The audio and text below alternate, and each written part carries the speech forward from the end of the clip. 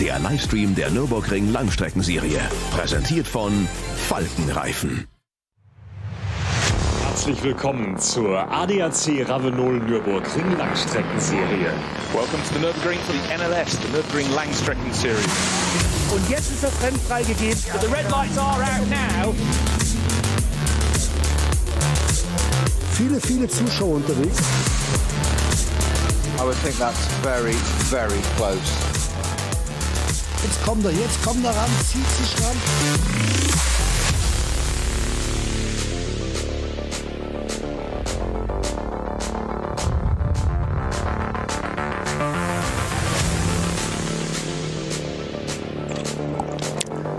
Hello everybody and a warm welcome to the Nürburgring for a first race in the NLS Championship, which continues after a thoroughly entertaining 24 hours of the Nürburgring last month.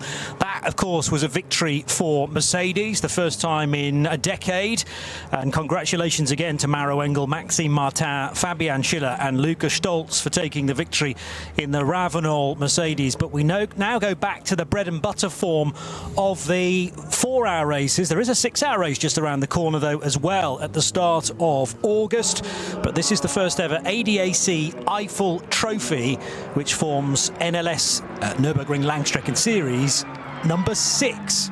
So we had 1, 2 and 3 over the first 2 months of the, first 2 months of the season, let's say March to April, and a couple of qualifier races, each of 4 hours. This then in total is the 6th 4-hour race. And it's a very good morning to Bruce Jones. My name's Johnny Palmer. It's going to be great actually to get back into the stride. I mean, also my mind is sort of in the 24 hours of Le Mans mode, because we were both there 7 days or so ago, but good to get to the green hell again, and a fabulous entry once more. Yeah, again, 110 were on the entry list, 107 went out and actually qualified. A few didn't get the whole way through, but yeah, packed full. Yes, reappraise. One thing that seems to be the theme of this summer through April, May, and now we are at the end of June. We're having a lot of hot races. Good to see the fans out there with the shades on and the hats to keep them protected, because they'll be out in the sun for probably 6 hours. You arrive before the race, a huge number of people on the grid. As always is a feature for the NLS. But at these points, it's for a lot of drivers not just to go about their racing, but to go about their racing considering how they get affected by the heat inside the cockpit. Does their performance drop off? Have they got the right amount of drinks? But of course, the other issue, the key issue, is what are your tyres going to be doing to you, or what are you going to be doing to your tyres, and how can you keep them sweet through your run? So that'll be a massive feature. And again, it's another reason why the Nürburgring Langstrecken Series is so adored by the tyre manufacturers. Brilliant circuit for testing tyres. We test them in the cold, and bear in mind NLS1 was called off because conditions were so cold and wasn't considered safe to go out on the circuit. But it's a learning process, and for a lot of the teams they have a huge amount of support from the tyre manufacturers for the very reason. But today we've got some different cars at the front. We've got the KCMG Mercedes on the outside of the front row, 2.8 seconds down from the fastest lap, Walkenhorst Motorsport, 2-driver lineup, Christian Cronjes and Mateo Villagomez. One of the very rare number of drivers from Ecuador competing on the global scene, and they're out front on the grid in their Aston Martin. So it's a real mix of cars. Actually, the grid goes Aston Martin, Mercedes, Porsche, Mercedes, BMW. So the first BMW down in 5th place, but of the 3 races that have been completed, there have been 2 BMW victories in NLS 2 from the Rover Racing team, Schubert Motorsport won NLS 3, and then a victory for Audi in NLS 5 last time out for Shearer Sport. So it's been really mixed around, and the other manufacturers will be very keen to get in to their act. But I would say, Johnny, yes, we've had the long distance races, we've had the Nürburgring 24 hours, a lot of us are working at the Le Mans 24 hours. Still one more to come next weekend, probably going to be a hot one, the Spa 24 hours. Speaking of working at the 24 hours of Le Mans, we are delighted to say that this kind of domestic race meeting has attracted a couple of drivers who were working very hard at the 24 hours of Le Mans last weekend. Indeed, one of them was winning it.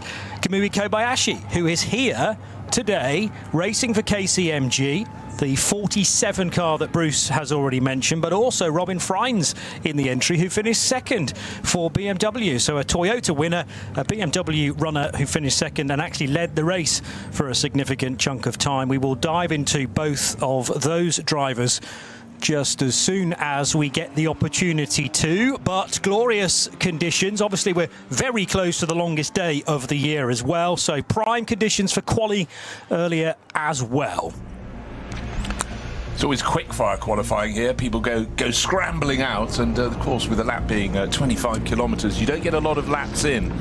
And an early pace was set by, in fact, the car we were just talking about. It was the 47 KCMG Mercedes that Kamui Kobayashi is driving.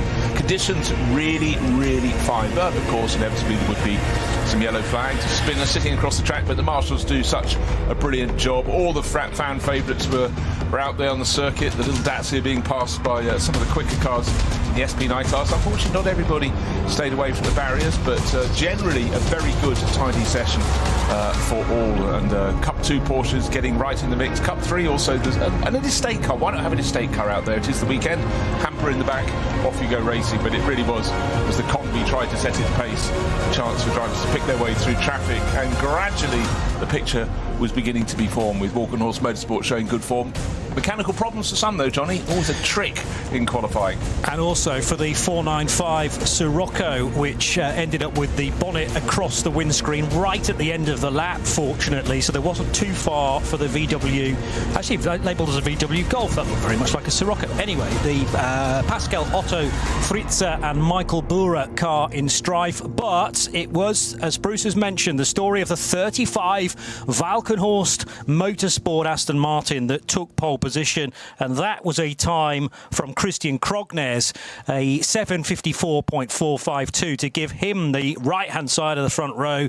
And Naoya Gamu did the fastest time in the number 47 car, Kamui Kobayashi's teammate. They're also joined by Nirai Fukuzumi, and then a Porsche. So we got Aston, Mercedes, Porsche, Mercedes. I know for a fact that it was Jake Hill that did the quickest time of 7:57.6, and the 44 Porsche's fastest time was set by Klaus Bachler on his final opportunity. That is a Golf 495. Apologies for misidentifying it, and it has reached the end of, well, one of the installation laps. We will be doing a rolling lap at roughly 20 to 12 local time because of the length of this circuit, although it's not quite as long as the configuration we were using for the 24 hours of the Nürburgring. Instead, we're using all of the AMG Arena.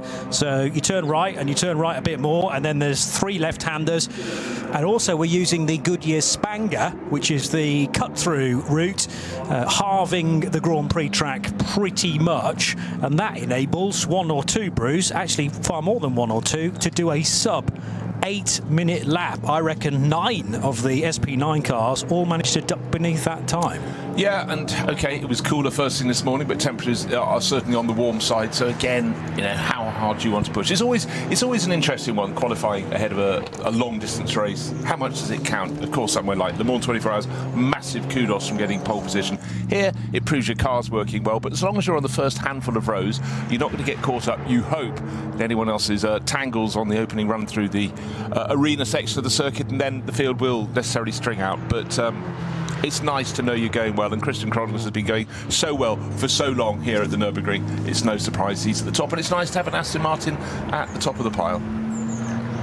So let's talk a little bit about Kamui Kobayashi. Straight away back into the race seat. I'm sure he's had a bit of room for celebrating over the last week or so. It was a tremendous result for Toyota, coming back with their new TR010 for 2026, which is a sort of revised version of the old car from last year. But Mike Conway might be on his way out from Toyota, possibly. There are some rumours, at least, and Nick de Vries also taking victory, just the only the 3rd Dutchman to take victory at the long history of the 24 hours of Le Mans. But Kobayashi says, well, his quote, business first, pleasure second, and he's got a job to do for the 47 Mercedes AMG GT3. So it's not a car from the Toyota family. I did wonder whether he may be at the wheel of a Lexus, but joined by some very quick drivers, fellow Japanese drivers in the 47 car, and the first job he's done, they qualified on the front row. Exactly, so that has to really augment their chances. But you look at KCMG, a team based out in Hong Kong. They have been such long-term supporters of the long-distance races at the Nürburgring. And certainly there's been this eternal fascination from drivers of the Far East. A lot of Japanese drivers come to race here. Chinese drivers are getting into it, and a rich history of drivers from Thailand come into play. There is something about endurance racing that just seems to really appeal to them, and why would you not come and do it here? Bear in mind, a lot of those countries, Japan's got circuits galore. China, they've probably built 3 new circuits since last week. Thailand is now getting a smattering of circuits, including the wonderful Chang International Raceway. Been there several times, that's got a lot to recommend it, but nothing anywhere in the world can come close to the Nürburgring Nordschleife, and that is why it has the draw. That's why they come to play. And for KCMG, they really are due a top result in this. They've put in some really strong runs, but you know, generally they're not the ones on the top step of the podium. So today, starting outside the front row, very good opportunity. 17 Dunlop Porsche will start from 8th position, so that was put there by Nico Menzel. He's driving with Sven Müller. For Schnabel, both sides of the garage, remember they have a Dunlop car this year and they have a Falcon Motorsports car this year, but unfortunately both retired in the 24 hours of the Nürburgring in the night. It was a big hit, I remember, for Dorian Boccalacci, who went headlong into the barrier. And what I don't know is whether this is the same car or they've had to source a new one. I mean, it's great, first of all, to have 2 completely different tyre manufacturers from the same team. When they were both Falcon, they used to have a BMW and a Porsche. There's something about Schnabel saying, listen, we can prepare kind of anything you want us to. They've gone for 2 Porsches, but on 2 very different tyre manufacturers. They're just hoping for a result for one of their cars today. They've got their bases covered. Yeah, much more of a head scratch, but it does seem to be in their modus operandi, make life difficult. But then again, when they were fully Falcon Motorsport, run by Schnabel, they...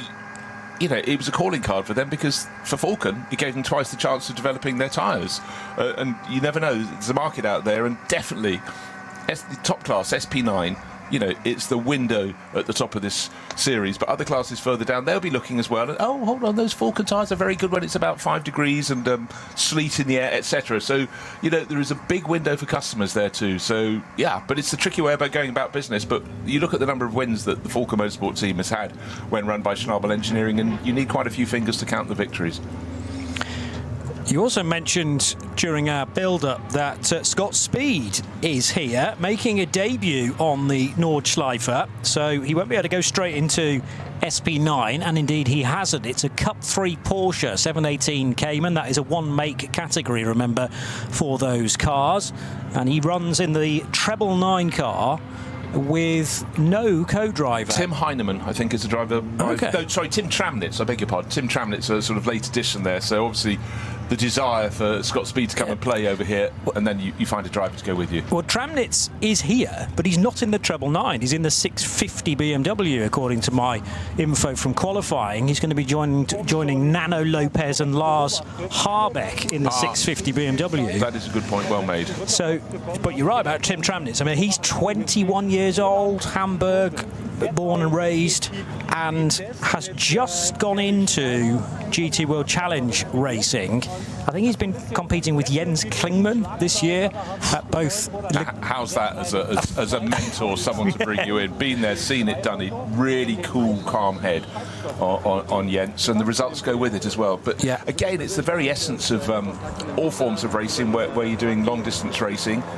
Is you've got the young guns coming in, but let's face it, if there are mistakes to be made and you're coming in hot, you're likely to make them, and it's the ones with experience, winning experience, and be able just to be a mentor in a way that you understand your young driver, and you've got to sort of ease their fears and sort of maybe suppress their desire to charge at everything. But someone like Jens, I mean, no wonder he's been a works driver for so long. He's just a very, very wide head. So yeah, young Tim Tramnitz, chance to see what he can do. But really this year, as you say, stepping up to GT World Challenge, it is a big step up, because the level in that is very, very high at the top, and you know the gaps between the cars are tiny. I think at Monza early this year they had best part of 50 cars covered by a second after qualifying. Really? Just completely bonkers. Yeah, well, his best result in the World Challenge, well, he's only been in 2 races so far, but I think it was 10th position at Ricard when he was sharing a car with Jens Klingmann, who is also in this race, just not in the same car as Tim Tramnitz, because Tramnitz needs to go through the preliminary getting your license around the ring, because remember that racing at the Nordschleife kind of ignores any other racing you may have done, even for Scott Speed, who must still be a platinum, I would imagine, being a super license holder, and his former Formula One experience. He's also driven in NASCAR as well. So he'll compete for Müllner Motorsport in the Treble 9 car. He qualified only down in 94th position. Yes. But he's not listed as having a teammate. So it's possible to do it. It is do possible 4 hours. to do. Maybe he just does the first 2. Who knows? But, he's here to gain experience. He's not here to necessarily think his heart's desire is to race in the Cup 3 category. No. And that is the beauty of doing it on your own, is that you're certainly not short of any track time, because he will have done all of qualifying as well.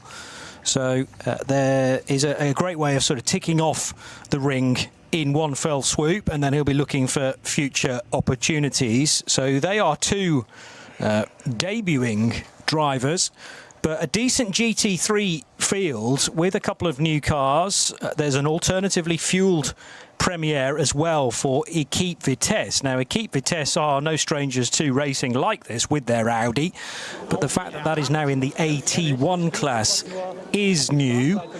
And it's been entered by, the number 11 car, the 11 Audi's been entered by Max Cruiser Racing, but as I say, Equipe Vitesse, which will be the number 18 car, is an addition to the AT1 division, and they are the cars that don't pit in the normal pit lane. There is a special lay-by, so as soon as you come into pit lane, you then immediately veer right, and there are some special tanks, some special fillers there that are completely different fuel, and there's LPG and others as well. I'm not actually sure what the number 18 car is running on this weekend, but I can tell you that it's Kari Schreiner, Andreas Ziegler and Roland Frosa who are driving the number 18 car. But yes, an impressive amount of GT3/SP9 cars, particularly bearing in mind there is sometimes a natural drop-off after the 24 hours of the Nürburgring, because it is so busy. The calendar is so busy in the GT3 world. You already mentioned the Spa 24 hours is what, next weekend? Next weekend, yeah. No, I mean, it really, really is. But actually, I've noticed over the last handful of years, as the star of the Nürburgring 24 hours just seems to burn ever more brightly, is the drop-off isn't as great as it used to be. Because I think an awful lot of people are going, hold on, we really did learn a lot in those races we did, as a sort of preamble to competing in the Nürburgring 24 hours. And I think they're increasingly going to keep it on as part of their regular season, alongside everything else, to come and do as many races on the Nürburgring Langstrecken Series as they can. They can see the benefit of being here. And just the very fact that Kamui Kobayashi, no time off for him. Robin Freitz, no time off him. Fresh off the podium, or maybe not so fresh, on the podium at Le Mans, and then up here, to get here to the circuit for Friday for testing, and then to get qualifying and racing. And again, if you're new to the NLS, it's got an extraordinary format. The racing is on Saturday, makes it unusual in its own right. Practice on Friday, but on the Saturday alone, you have qualifying first thing, bam, then it's the race. It's an incredibly simple format, and clearly the fact that we had an entry list of 110 cars, 107 of which were due to start this race, the proof is in the pudding. And as the grid begins to clear, we'll get to see the cars in all their finest in the sunlight here. They're doing something right, but a lot of the races have a long history. But this is the first ADAC Eifel Trophy. A lot of the other races are sort of the 56th Barbarossa Prize or whatever at the end of the season. So again, but different organising clubs sort of put their name to these events. But really, quite honestly, the Nürburgring just needs no introduction. It's just getting more and more usage. And the good thing is, I mean, think back to 1976 when the Formula One Grand Prix nearly didn't start. The drivers were in revolt. Because the perceived lack of safety as the speeds of the cars increased and so on and so forth. They did agree to race, and ironically poor Niki Lauda was terribly burnt in that event. So that was the end of Formula One at Nürburgring. Or was it? It was on the Nordschleife, but obviously in the mid-80s Formula One came back to town to use the modern iteration of the circuit. But the number of races still on the Nordschleife dwindled, but the NLS has revived all of that.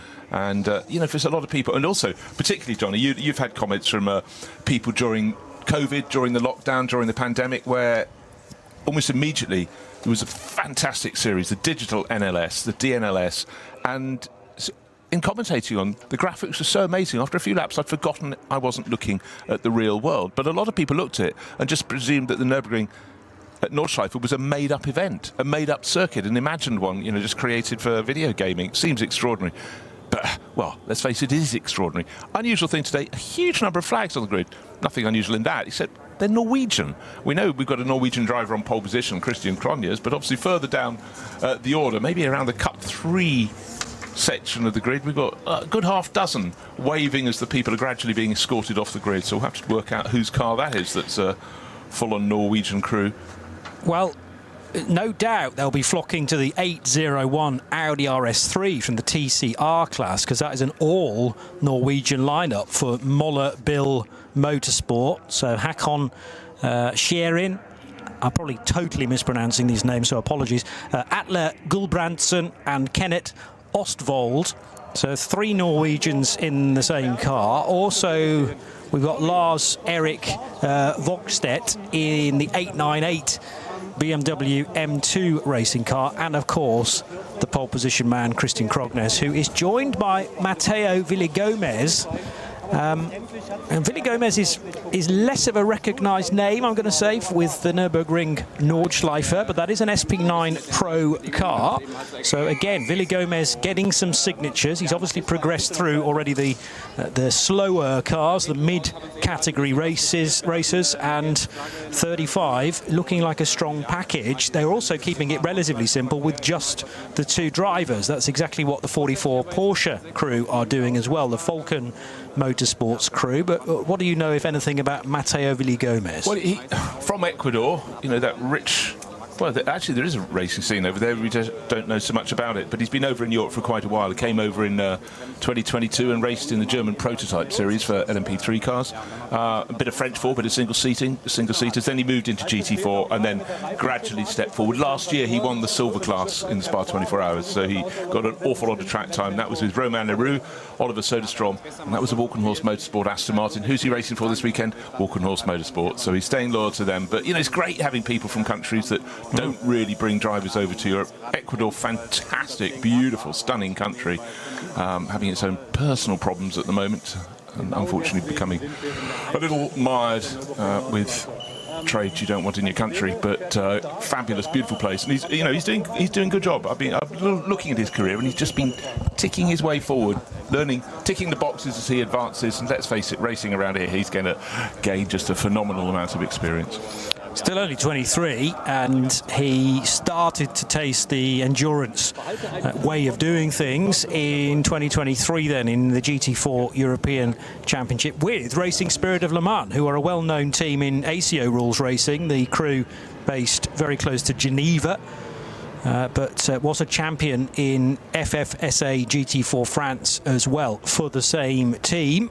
After only a couple of podiums, but that was enough through the rest of the consistency that he was able to produce in 2024. So excited to see how Matteo Villigomez gets on in the Aston Martin. He's certainly got a lot of experience alongside him in the form of Christian Krognes. Let's talk a moment as well about the 4th placed car, because, funnily enough, I've been in touch last night and this morning with a young man known as Simon Hill, because his son Jake, the 2024 British Touring Car champion, is again racing with Kyle Tilley, but neither of them have raced a Mercedes AMG before. So Jake, I think first time around the track in this car, in any AMG this morning, and he set the time, a 7:57.614. So thoroughly chuffed with that, or the whole Hill family, because it's put them on the Pro-Am pole.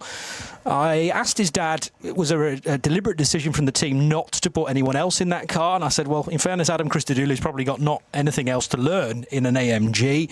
Kyle Tilley, the man from the southwest of England, from Somerset originally, although he's well recognised for racing in the United States as well, and of course his connections with Era Motorsport. But they've made a slight departure to pro sport racing, and that's a great first-time effort from Jake. As soon as I dialed up to see how qualifying had gone, I thought, I wonder how Jake did. Would he be driving? And there he was. And I think that's an astonishing effort. And I'm sure there was an awful lot of practicing on a sim or anything just to get that. But also in the Hill family, they'd have been doing that anyhow. That's what floats their boat. But, you know, really, really good outcome for that. But that's qualifying. Then he's going to have the experience of the race, because obviously qualifying, there'll be traffic. In the race, there will be traffic. Always the interesting thing for me is when the front-running cars, and bear in mind, we'll have 3 different grids of cars going away with a time delay between them.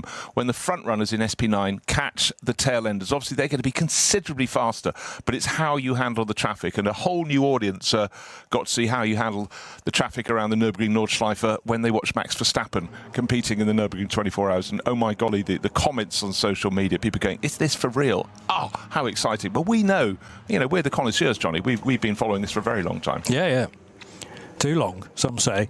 But I mean, you just never know with every race that happens every 3 to 4 weeks what you're going to get in terms of entry, in terms of which drivers are in which cars, because that tends to chop and change a great deal. The weather can throw a massive curveball at times. It is behaving today, though. A beautiful day in the Eifel region for the first ever NLS ADAC Eifel Trophy.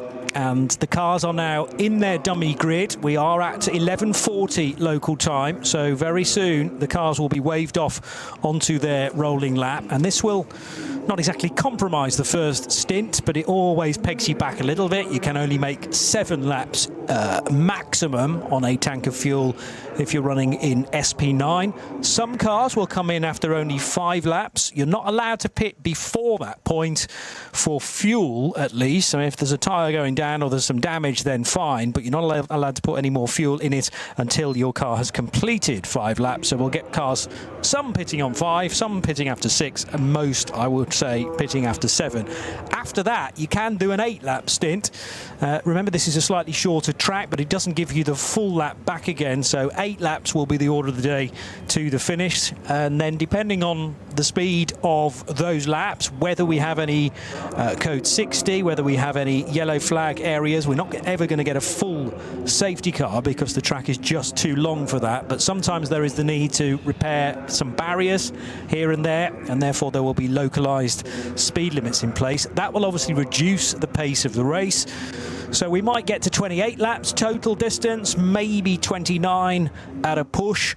And remember that the strategists on the pit wall will be trying to work out when the end of the race is going to happen to make sure that their cars are in the best possible position. But the great thing about qualifying earlier today is that I can't see a clear manufacturer that is a sort of the standout performer.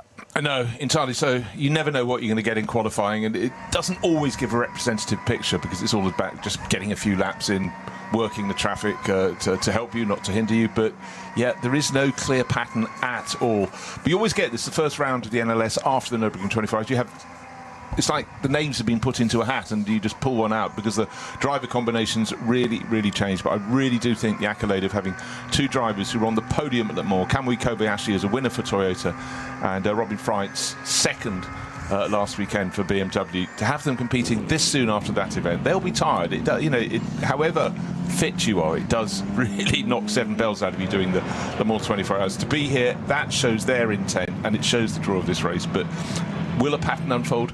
It may well do, but certainly today the heat is going to be an issue because it's going to make those tyres really work for a living. And we've seen this particularly from drivers not experienced. They go at it really hard early on. At the end of their stint, you see them falling back because they have just, you know, they've learned a lesson. Unfortunately, they're paying the price that they didn't get it right. So the car's using the full Nordschleife plus only a tiny bit of the regular Grand Prix circuit, as Johnny's explained. You go through the arena section at the start, which is effectively 4 turns, and just as you're starting to dip down the hill, you need to jink through a cut through in the barriers, and then you've got 3 more corners where you drop into the compression, rise to the chicane, and then you turn left to the green hell and beyond. That is the draw.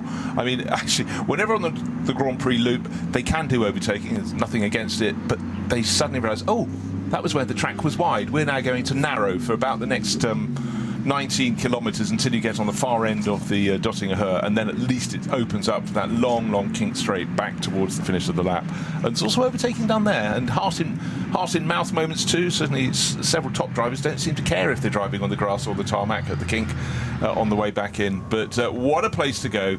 And you forget when you have races like this, you're talking about tyre temperatures in the soaring heat. You forget that a lot of races at the start of the season and the end can have snow almost over Nürburgring village. So again, same circuit throughout the year, but very, very different playing field. I was talking a short moment ago about the Equipe Vitesse Audi, which will start from 14th position for Kari Schreiner, Andreas Ziegler and Roland Frozer. I'm only going to mention this now because I've found the right bit of paper, and I'm fearful that it'll go missing if I don't talk about the alternative fuel for this GT car.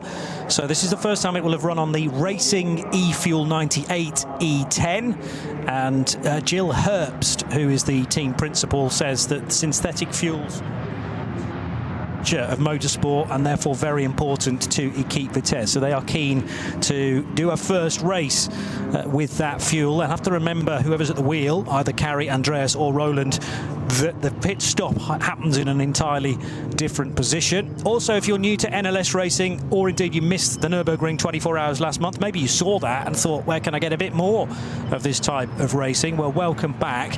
3 different grids, independent of one another, set off at 2-minute intervals, start the race, because we had 109 cars start qualifying earlier on today. Sadly, 2 of them did not finish qualifying.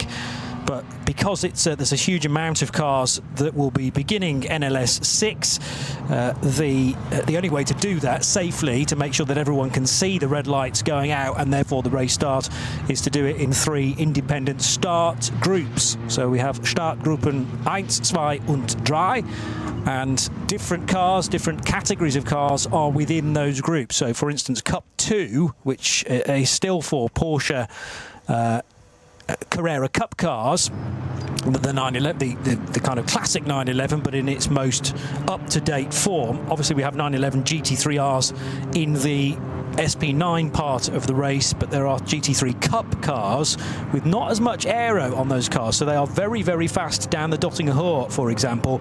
But the Cup 2 front qualifiers, indeed all of those cars, will start from the second group, as will the Cup 3s as well. Cup 3 very well subscribed this weekend, with as many as 17 entries, and it does feel like the popularity has maybe shifted to Cup 3 from the old days of Cup 2, and prior to that it used to be known as SP7, and now I'm typing in SP7 to see how many of those cars we have. There are a few actually, a couple of them in fact, from 27th place RPM Racing, and also the Hopfer Benedict car, which is for Jacek Pedix and a driver known as Marco Vittonelli, but it's one of those in the inverted commas, so that is a pseudonym, starting from 71st.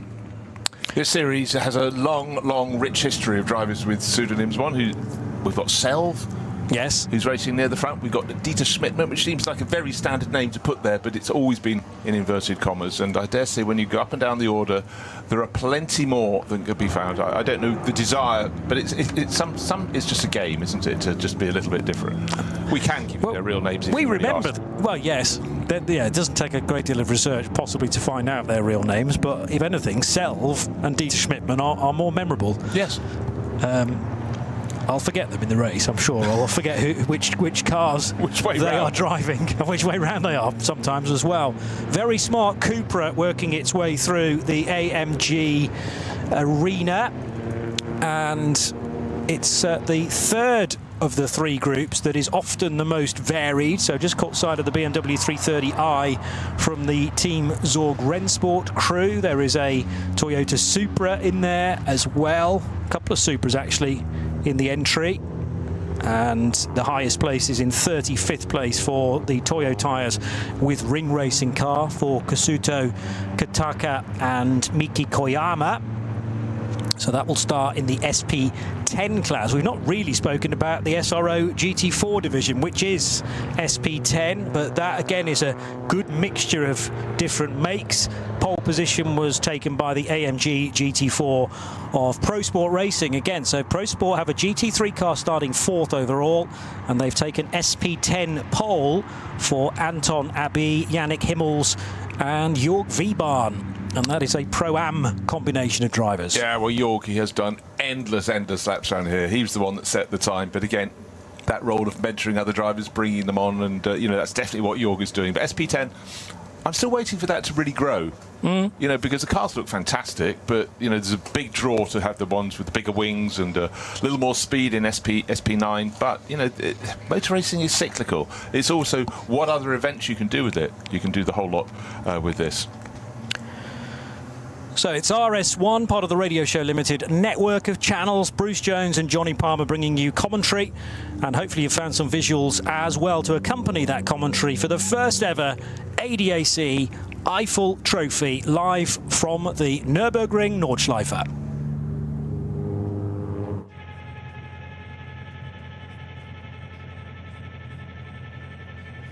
Einmal im Rennwagen über die Nordschleife.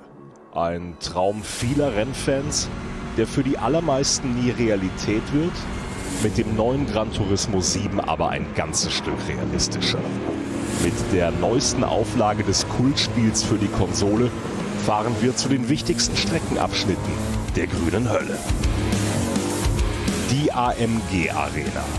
Erstes Nadelöhr nach dem Start und durch die unterschiedlichen Linien ein toller Ort für Positionskämpfe auf der Grand Prix-Strecke.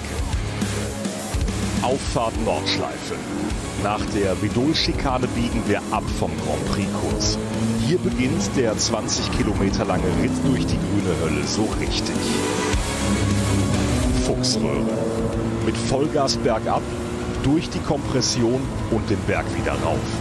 Wie so oft auf der Nordschleife, kein Platz für Fehler. Breitscheid, der tiefste Punkt der Nordschleife. Die Brücke über die Hauptstraße von Adenau ist ein Zuschauermagnet. Das Karussell, benannt nach Rudolf Caracciola, einem der ersten Heroen des Rings. Die alten Betonplatten der Stallkurve sind Kult. Brünnchen, der Zuschauer-Hotspot. Ob beim Rennen oder bei Touristenfahrten, ob bei brütender Hitze oder im strömenden Regen, hier ist immer etwas los. Die Döttinger Höhe. Windschattenschlacht bei 270 km/h und die Überholmöglichkeit schlechthin am Ende der Nordschleifenrunde mit dem neuen Gran Turismo 7. Und damit von der virtuellen wieder zur realen Nordschleife.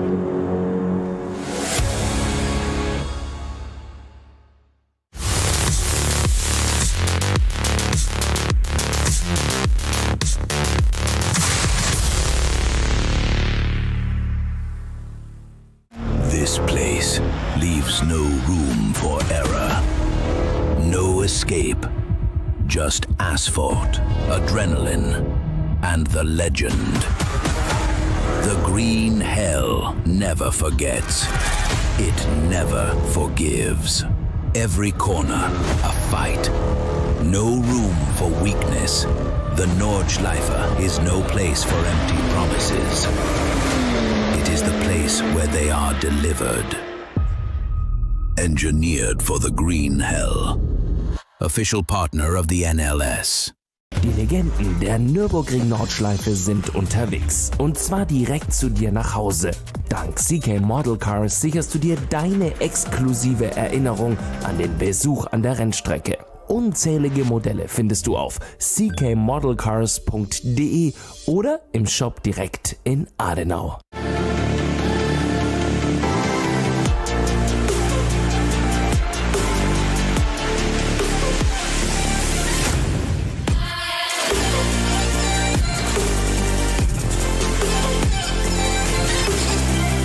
Falkenreifen.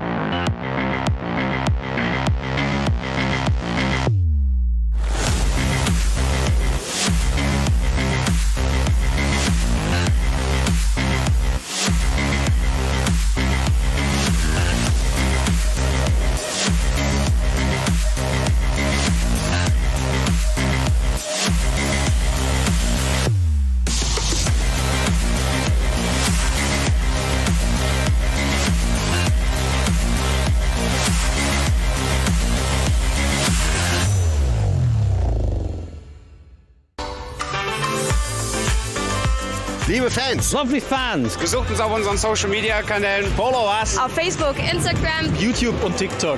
Willkommen bei der NLS.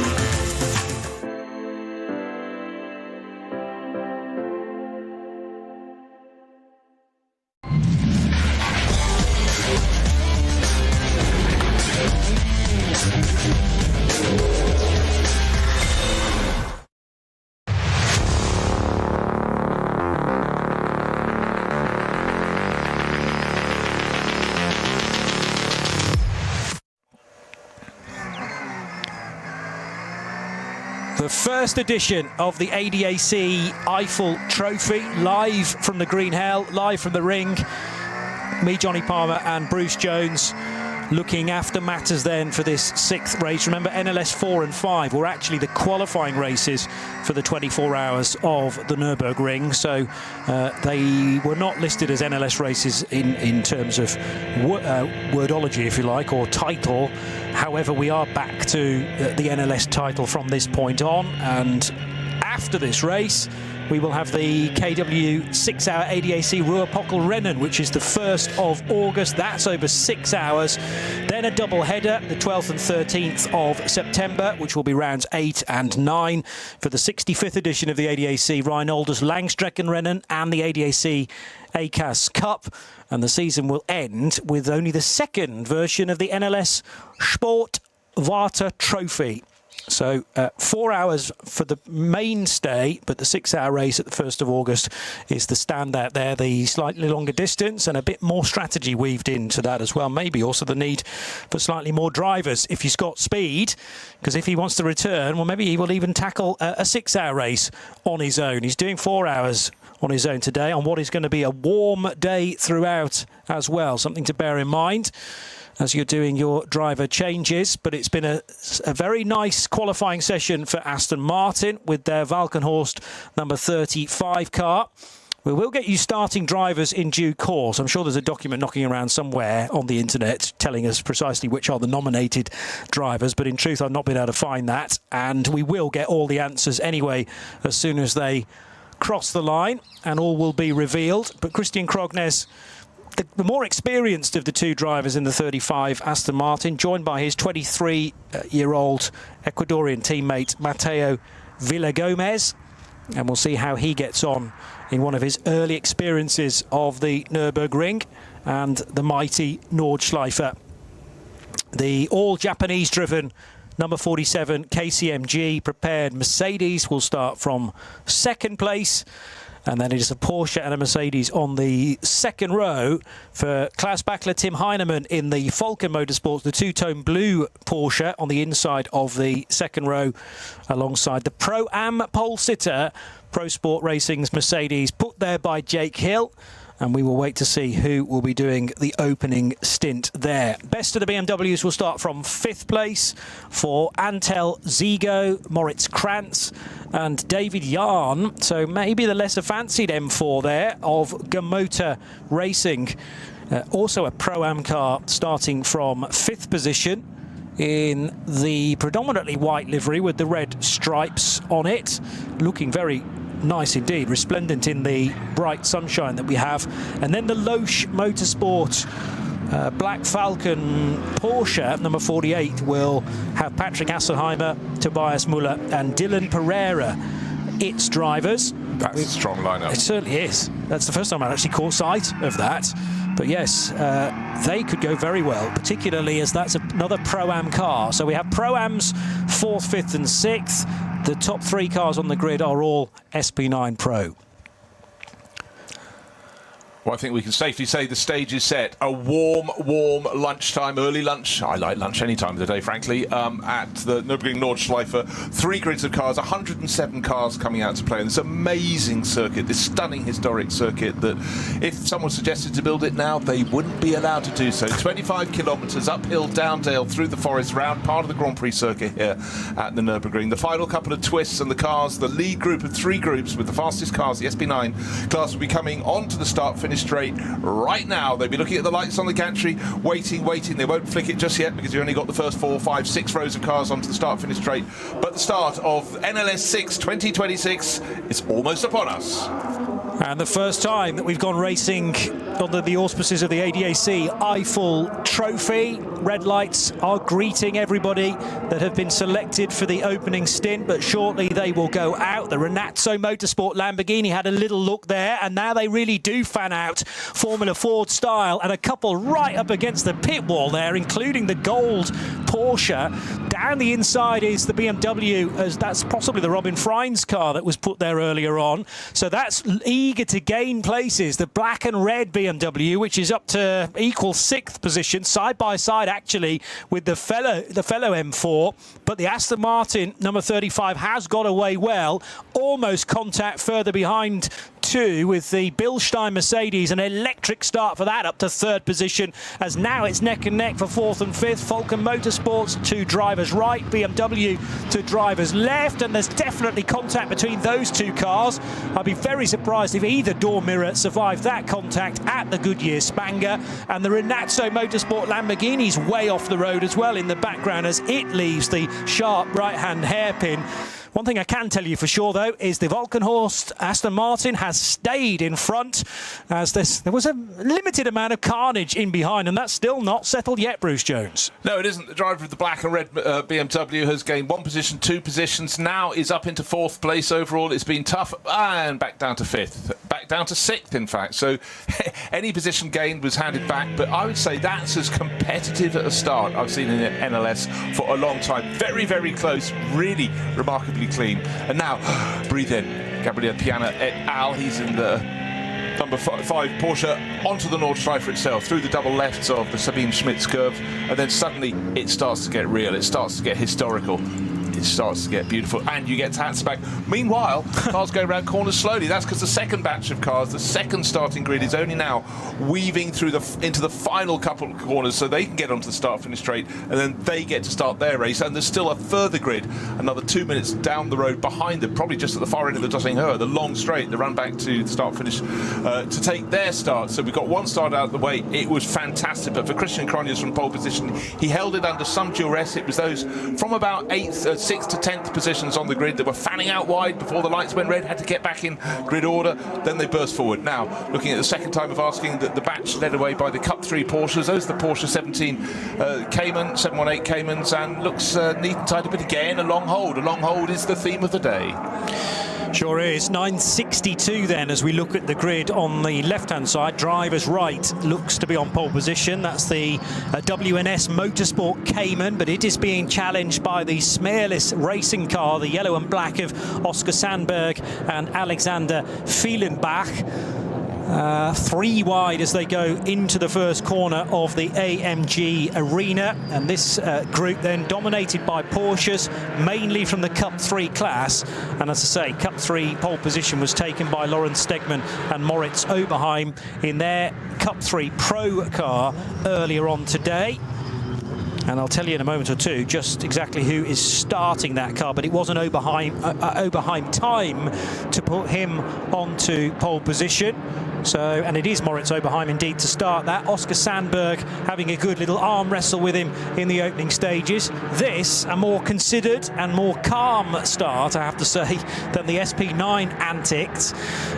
Let's just tell you who, though, is at the sharp end of SP9. Christian Cronjes starting the 35 Aston Martin for Volkenhorst Motorsport. Kamui Kobayashi, last weekend's 24-hour of Le Mans co-winner, along with Nick de Vries and Mike Conway. He's straight back onto the horse then, this time in a number 47 Mercedes from KCMG, and Kobayashi running second on the road ahead of Adam Christodoulou, who's moved up a spot in the 26 Pro Sport Racing Mercedes. Klaus Bachler for Falcon Motorsports was 4th as they left the scene and on to Hatzenbach, and then it's David Yarn and Dylan Pereira for Motor Racing and 48 Loesch Motorsports. But already the 3rd starting group is heading out of Tiergarten and Hohenrhein and onto the start-finish straight for the 3rd and final start from the last group of cars. And it's a significant one as well, probably about 50 odd in this field, maybe slightly fewer than that, but as they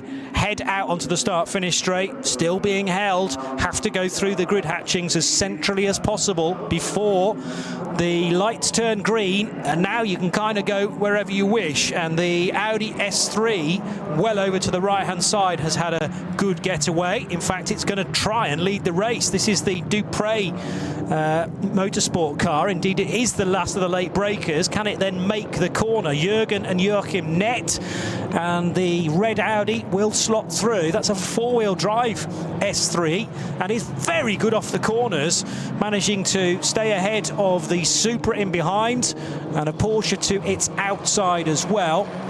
Also not that far away is the 470 Cupra, and 470 running in fourth position is the Cupra Leon for Tobias Young, Michael Eichhorn, Marcus Weinstock and Marcel Unlant. As now the Dupre Audi loses the group lead, Porsche back to the front, but again, good tussling and nice fair racing, Bruce. Yeah, really, really good racing, but that four-wheel drive Audi definitely has the grip in the corners, but the Porsche Caymans around it can brake later. They're slightly quicker in a straight line, so it's going to be nip and tuck around the circuit. But yes, three starts, all different. With the third group, they had the early flick of the lights. The other two, they held them for as long as they possibly could. Does it help? Does it hinder? Don't know. But what I can tell you is that Christian Cronjes is still leading from Kamui Kobayashi. We had expected Naoya Gamu to get in the car. I saw him up on the grid preparing his helmet, but anyhow, Kamui Kobayashi has taken over the KCMG Mercedes, and Adam Christodoulou is giving chase from fourth to third. He's gone in that yellow and blue Mercedes AMG, so they're right in the mix. And in fact, it looks as though Christodoulou is the fastest driver out there, but he's back in third position. We're going to step away from looking at the cars in the third of the starting groups and see what's happening up front. But I would say that was a really, really competitive start. Certainly challenges left, right and centre. You suggested there may be a door mirror that's been slightly twisted and tweaked. No doubt there would have been, but it was clean. No one went off the track, with the exception of the Renazzo Motorsport Lamborghini, who thought, let's try looking at the curb and the grass beyond. The only bit of contact I thought I saw, yeah, and there was definitely side-to-side contact, was the 44 Porsche of Klaus Bachler up alongside David Yarn's BMW, and they were brave to think they could go through Goodyear Spanger side by side without contact. I think the problem for Bachler was he mounted the curb on the right-hand side, and that then jolted his Porsche well left and into the side of an innocent BMW. Yeah, I mean, did David Yarn give a bit of a squeeze? Possibly, but I'd say he was the innocent party there. The other car just came across, deflected off the curb, and again the rise with little streaks coming off the cars on the opening lap on the charge up to the Vidal chicane, because side by side contact can get messy. But the race is super at the moment. Just the combination of cars. Mercedes, Porsche, BMW, Porsche, all in the mix, but they're not in the lead of the race. It's Christian Cronjes that's leading the Aston Martin, and now Kamui Kobayashi is being passed by one of the Porsches, and that's one with Klaus Bachler on board. That's the Falcon livery car. You know, it's such a livery that's been here forever and a day, but in behind, three abreast, why not, the Gamoto BMW, between a pair of Porsches. One on the outside is the Dunlop model, and another BMW is coming to the mix, and that's Robin Freitz. The black and red Schubert Motorsport car came from about 4 car lengths back. Johnny sat back in the commentary position, because that moment as a commentator you think, oh no, this isn't going to work, is it? But somehow it has. Aston Martin through in the lead of the race. Adam Christodoulou got into second place and is giving chase, but in behind it's that KCMG Mercedes that was second, has fallen to fourth. Now the Klaus Bachler Porsche has come past it, but the running down to the first corner of the second lap is almost as tight as it was for everyone from fourth place back to 10th as it was on the opening lap. This time though, no body damage. That was tremendous racing. It was Dylan Pereira who was out in the weeds, and he nearly lost the car just after Antonius Bucher. As down the inside now will go Nico Menzel on David Yarn in the big BMW number 23. Can't find a way through though in the Dunlop liveried car, the Dunlop Shod Porsche, and now nibbling at his heels is Robin Freins in the black and red car. Now, is that on Yokohama tyres? The beautiful thing about this is the different tyre manufacturers as well. And also the cars that are in those liveries. It really helps us. But I just want to note it in your diary for next year. The 20th of June is International Bash Your Car into David Yarn's BMW Day. two in a lap and what, 2 corners. Yeah. He's not been to blame for either. And then he had the moment when he was running along the Dottinger Her with a Porsche on either side of him, and in behind he'd have looked in his mirrors and there was coming Robin Freins, who was getting a treble toe. And again, when you first race on the Nürburgring Nordschleife, you think about the corners, you think about the ups and downs, but so many is getting out of Schaubenschwanz and getting onto the Dottinger Her and getting a toe. And when you get a multiple toe, it's astonishing. It seems to be a slow gain, but you get to the end of a straight and suddenly a car can gain 3 car lengths, and maybe that will put them into a position to make a move. Once you go onto the Nordschleife itself, the sort of the start of the Nordschleife, you're going towards Hatzenbach. It's more line astern, but it's also just setting yourself up for when you've got through the Hatzenbachs, but you really have no time to think. Those corners that come at you thick and fast, you're dropping down the slope. It's a gentle decline, but the curbs are really sharp there. And many a time, John, we've seen cars just get it slightly too close to a curb on the right-hand side and get spat into the barriers on the left. Super tricky part of the circuit. And then it starts to open out at Flugplatz. Pereira on the grass at the end of the previous lap, and what I wasn't sure of at the time was how many cars were alongside him. David Jahn's BMW was there, the 17 Dunlop car of Nico Menzel was there, and Robin Freins was perfectly placed to then gain the spot on Pereira, and he tried to get ahead of a couple of other cars as well that might have been delayed. Unfortunately, there is an early pit caller, and now this goes against my rule that you're not able to refuel a car, but that's because this car is not in the SP9 division. That is exclusively an SP9 rule, that fueling prior to the end of lap 5 is not allowed. Jahn now charging his way by the Mercedes of Kamui Kobayashi. So Krognes and Christodoulou have cleared off, and the new second place car I make as David Jahn and his BMW. No, Klaus Bachler is. There are 2 more cars in between. Klaus Bachler moved up to 3rd. Good spot. But David Jahn, everybody assault David Jahn Day. He sort of made of robust stuff, so he's now ahead of the KCMG Mercedes. Then it's a sort of Porsche BMW train, but just seeing Robin Freins starting to wake up into this race, it's almost goes, right, hold on, we've done them all, now we're doing this. Roll up the sleeves metaphorically in the cockpit and press on. But that's really impressive from David Jahn. He's in many ways, I remember seeing him about 10 years ago in Germany thinking, oh, this guy's good. Didn't seem to have the money, dropped away, and in recent years he seems to be back on board and he's lost none of his pace, but he must have been thinking, hey, racecraft has got a lot worse since I was last competing at this level. But the last couple of years he's sort of come back into the mix. But I'm really pleased to see him getting a bit of a charge on this morning. It certainly is, and the key thing, I suppose, is putting the car in a good position on the grid as well, so that you are ready to fight from the off, and that has been the case for the 35-year-old German. So he's pushing on. He was second in the runner-up in the ADAC GT Series, sharing with Kevin Estra in a Porsche for Team Bernard. Well, he did do all of the races in NLS last year, but that wasn't in the top level. He raced with Arne Hofmeister and Tim Scheerbart in the 921 Mühlner Motorsport car. I have a feeling that they did rather well in the championship as well. Yeah, lots of class victories for David Jahn and his teammates. Right, the car we saw in the pits, they weren't doing refueling or anything, they were clearing something out of the grille, so clearly it had been off on the dirt, but unfortunately that car's been pushed back into the garage. So for start driver Alexander Hart, I think the instruction get out the car will be coming, because there was a lot of smoke coming from the engine bay. So perhaps it went on the grass having been rear-ended. That's a thought at some point, but obviously the first thing you do is clear out the grille, see what's happening. But I'm afraid that might be the first retirement. Yeah, so that's the 900 Porsche from the Cup 2 division, an entry from Black Falcon Team Zimmermann. And Alexander Hart, as you said, started that car. Benjamin Heaters and Ben Kozlowski were due to drive, but it might be that they will have to sit out the rest of the race, unfortunately. And yeah, contact is probably the most likely scenario there.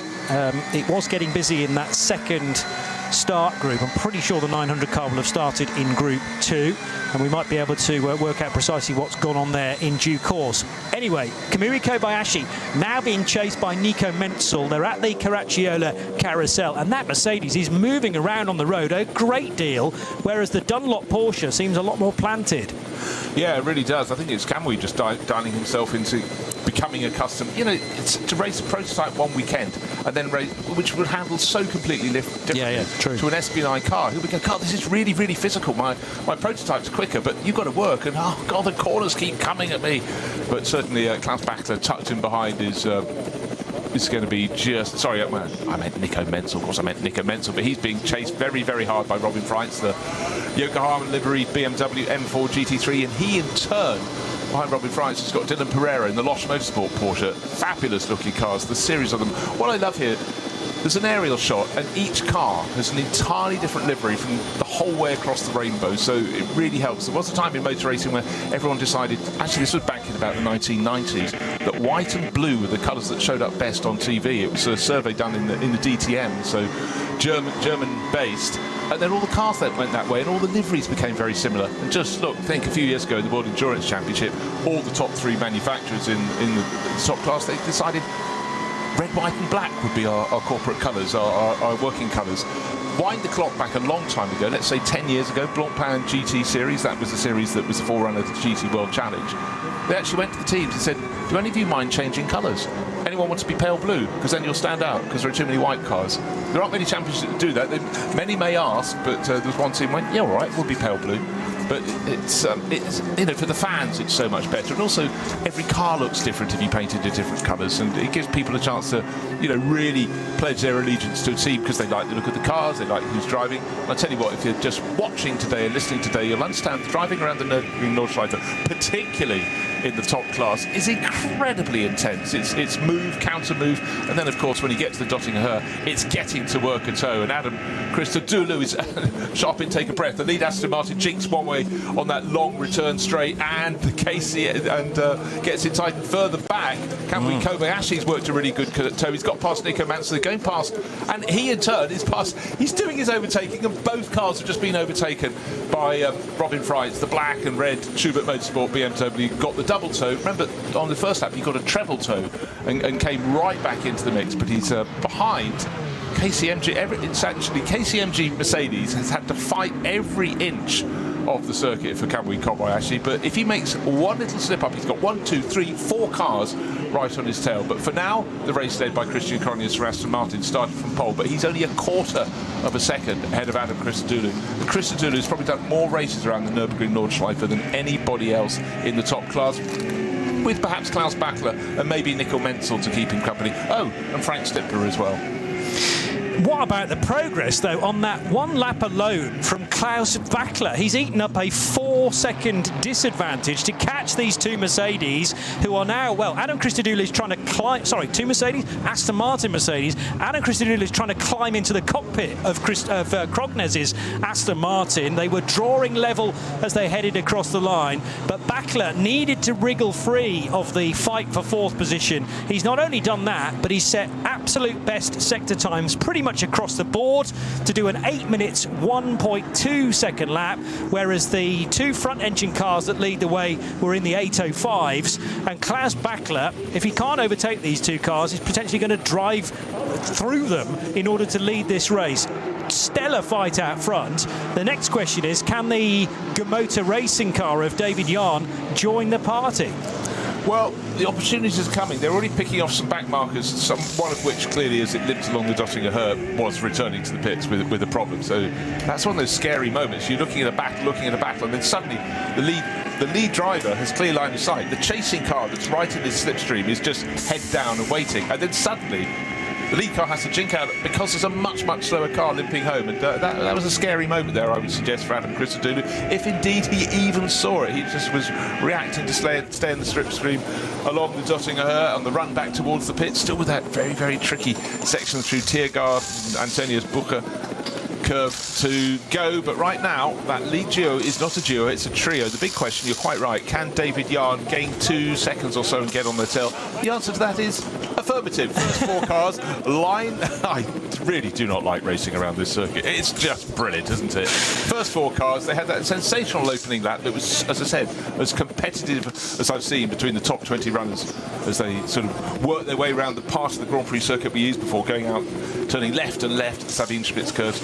What's happening in a straight line, using a toe, it's that man again, Klaus Bachler, getting closer and closer and closer to Adam Christodoulou, who is going, thank goodness this was a corner, I could nip across his bows and cut him off. At the moment, this is actually taking the pressure slightly off our race leader, Christian Cronjes, who's probably half a second clear, but as Klaus Bachler is trying to work out what to do with the yellow and blue Mercedes of Adam Christodoulou, David Yarn is just getting closer and closer. He's now just a car length off the tail of the aquamarine and darker blue Porsche. But we've got a slower car up ahead, and they're coming to a slow zone. They're having to literally hammer onto the hammer the brakes. That will give the likes of Robin Freitz and everybody else a chance to catch on their tail. So let's give you the order as they go along at limp speed. Christian Cronje leading in an Aston Martin. Adam Christodoulou right on his tail in a Mercedes. Then Klaus Bachler, the first of the Porsches, in third. Two BMWs, David Yarns and Robin Freitz, nose to tail in fourth and fifth positions overall. Sixth place is the KCMG Mercedes. That's, bear in mind it started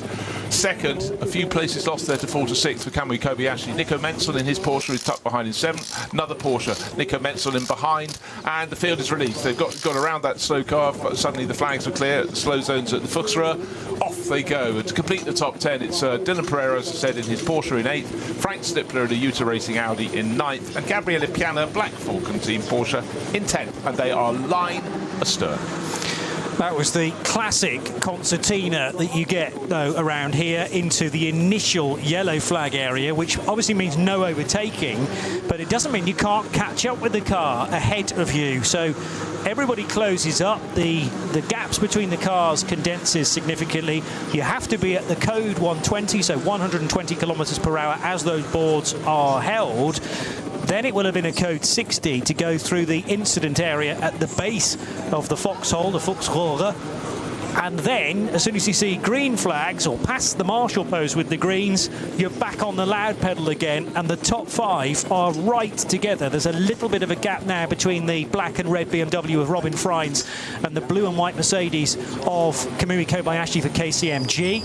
They head then through Breitscheid to one of the lowest points of the circuit and begin the climb to the awkward right-hander at Bergwerk. So they'll slow for that corner here and then let rip as they climb the hill through Klostertal and Kesselchen. Much of this is full throttle, assuming that there's not any traffic to deal with. And as I say that, there were a couple of cars from Group 3 that needed to be bypassed, but they are doing very much the sensible thing, staying on the racing line. It's not their job to get out of the way.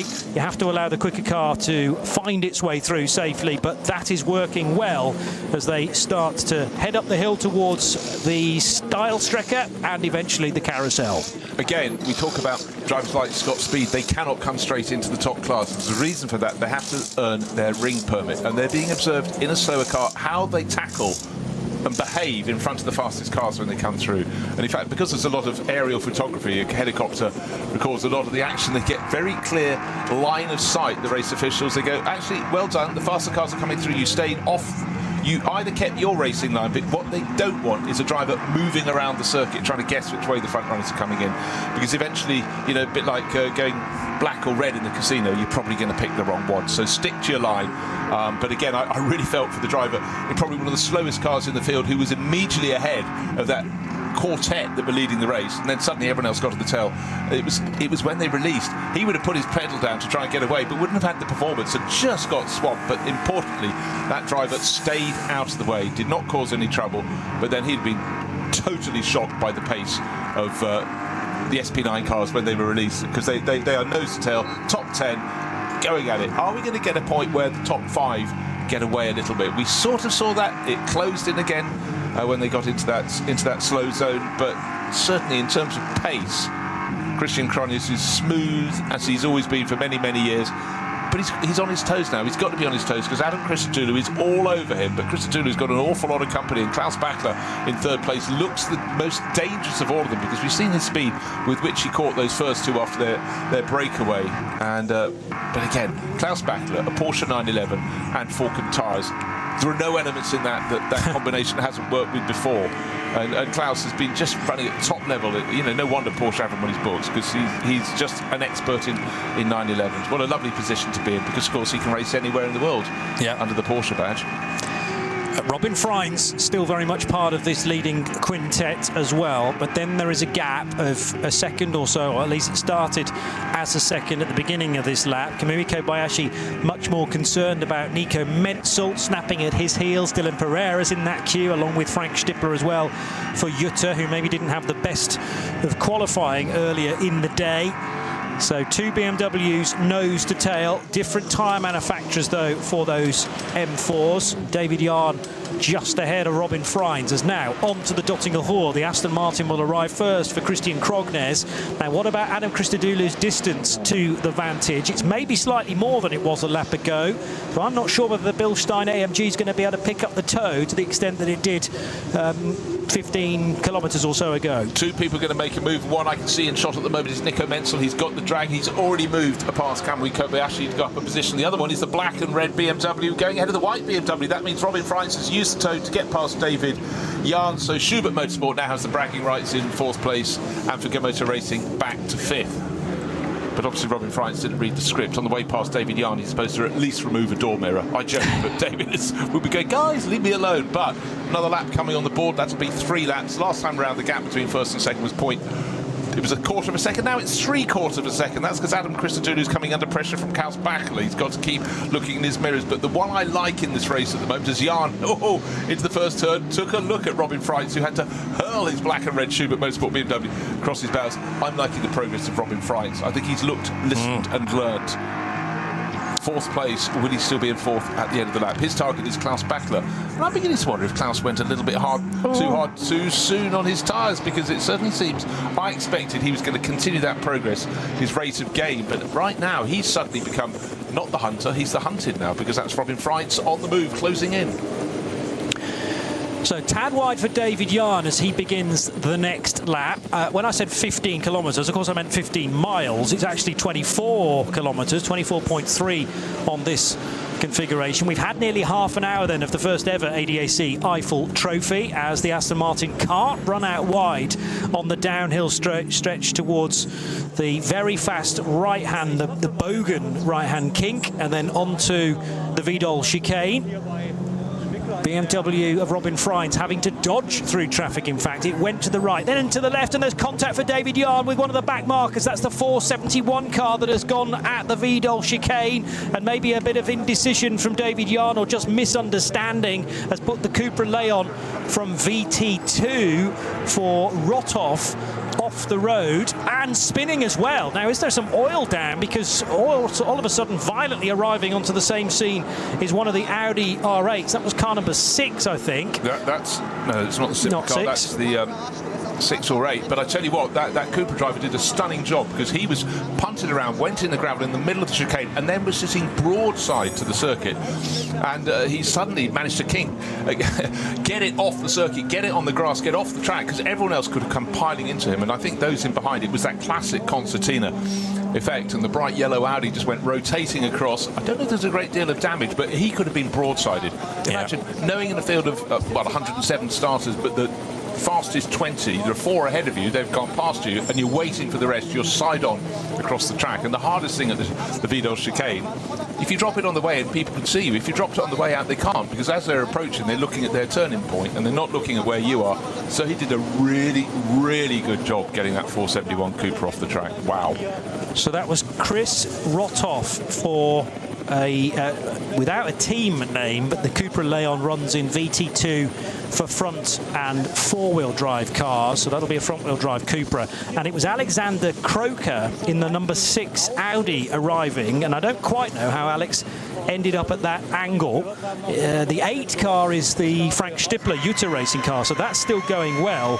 But an SP9 AM entrant is another Audi R8 LMS for Alex Croker and Pierre Lemertz.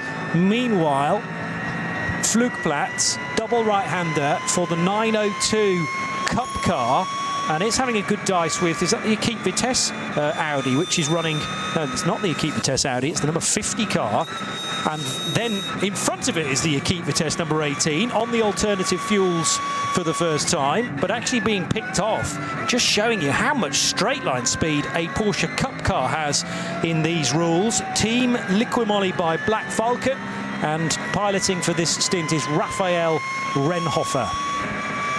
Yeah, that was a really, really interesting piece of footage there, just because we talk about it every round. Everyone just thinks SP9, they're the ones who are going to win. Invariably they do. But in a straight line, most notably, the Cup 2 Porsches are astonishingly quick. But Raphael Renhofer driving beautifully there, because he'd have a move you make on the Nordschleife isn't, oh, you know, I'll do a bit of overtaking. It's something you plan from a huge distance back, and then of course you're not just scanning to see which way the corners go. Still hard to learn, about 160 plus corners around the lap. It's also what's up ahead, what's slower, what's that car in front of me going to be doing as I come up on it. But the fact he picked off 2 SP9 class cars shows that Raphael going very well for the Black Falcon team. And actually, I was right that the first one was an Equipe Vitesse car as well, because the 2 Equipe Vitesse teammates are running nose to tail. So Arno Klassen doing the opening stint in number 50, and Kari Schreiner is in car number 18. And they were right together heading for Schwedenkreuz.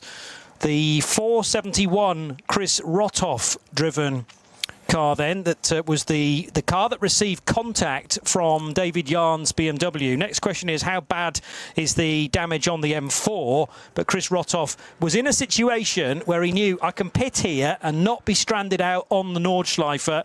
It looks like quite a lot of work is being done by the team, front left and rear left though. Yeah, I think it was side-on contact, but he did, again, I'll just reiterate, he did such an amazing job to be suddenly sitting broadside across the track, not even facing the traffic as it comes towards you. He knew he had to get off the track. He got onto the grass on the far side, and as soon as the gap, he cut back across the track and went to pit in. But basically, he was given a shove, left-hand side of his car. The left front was a braking point, a turning point.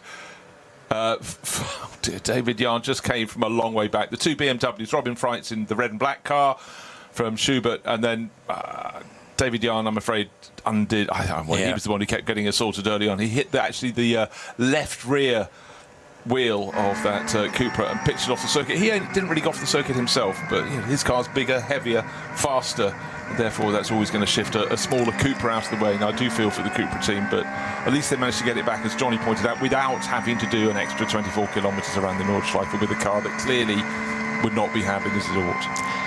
And I now think I've realised the reason why Alex Croker spun at such high speed. So much gravel across the road there. And in fact, those that arrived on the scene straight away, like Nico Menzel's Dunlop Motorsport Porsche, did incredibly well to A, find the gap, and B, find any sort of grip on that part of the track coming out of the Vidal chicane, because they didn't quite know where the cars were going to go next. The gravel was strewn left and right.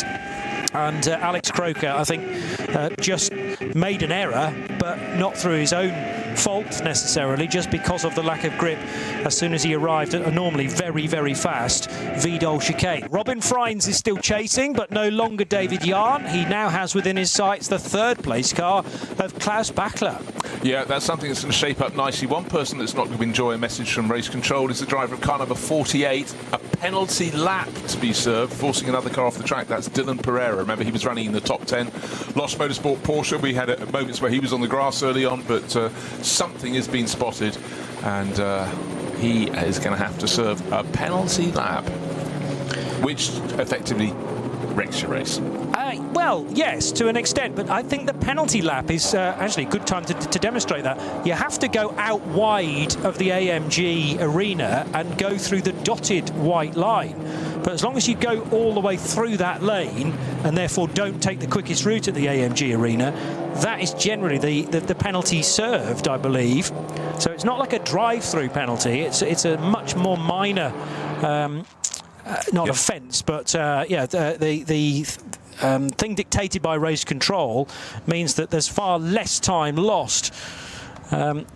It's used in bike racing a lot as well, so I wonder whether we can catch the moment that the 48 car does that. I'm sure our directors will try their level best. Well, the contact was with a fellow Porsche racer. It was with Nico Menzel's Porsche. Remember, in the early laps of the race, we had them sort of 3 abreast and getting very, very close and slightly on the grass and slightly not. So there may well be a moment, but the moment that we've been predicting may be about to happen, because Robbie Fries is right under the tail as they run in 3rd and 4th positions towards the end of the lap. Christian Cronjes turns in the penultimate corner, turns him out of it. Adam Christodoulou giving chase, but Bachler this time has held on, but certainly very, very close from Robin Freitz. Top 4 cars will be covered by little over 2 seconds after 4 laps of racing, but it's still Christian Cronjes led every lap of the race. The real racing has been in behind him, and that is because Christian Cronjes is doing such a good job in the lead.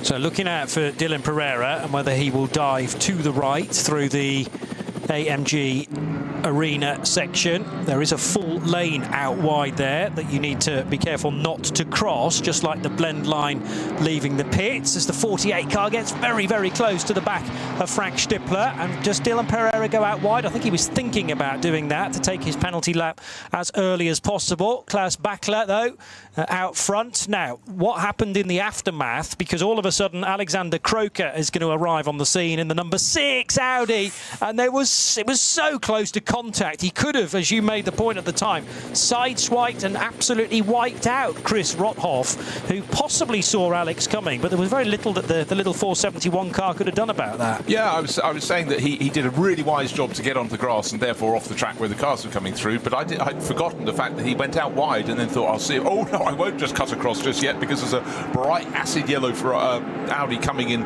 rotating across the grass in front of me. Right, I tell you, there could be a change. I thought it was going to be Bachler being passed by Robin Freitz, but as they go to the Sabine Schmitz curve, he's dropped Freitz by about half a second. He's all over the tail of Adam Christodoulou, but we all know the second you get to turn through the 2 Sabine Schmitz curves and you go out into the country, then life gets harder. There is so much gravel on the track just there as the tail end of the top 10 comes rushing through. Gabriele Piana in Black Falcon Porsche, he's in 10th. Dylan Pereira, that's the car that's got the penalty lap, and Frank Stippler's now gone past him. Frank Stippler due to racing Audi, and he in turn is all over the tail of Kamui Kobayashi. So little by little, Kobayashi's gone from 2nd to 3rd to 4th to 5th to 6th, and now in 7th place. And now he's got a challenger in behind in the form of Frank Stippler. There are no tricks at all at Nürburgring Nordschleife that Frank doesn't know. He'll find a moment, and surely he'll move up in that due to racing Audi.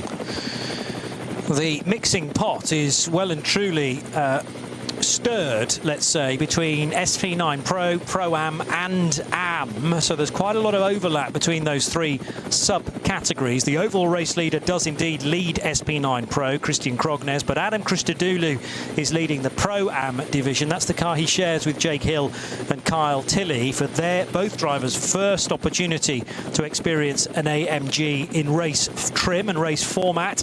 SP9 Am, led by Gabriele Piana. Now, he is a winner in the past of the 24 hours of the Nürburgring overall, so certainly no slouch.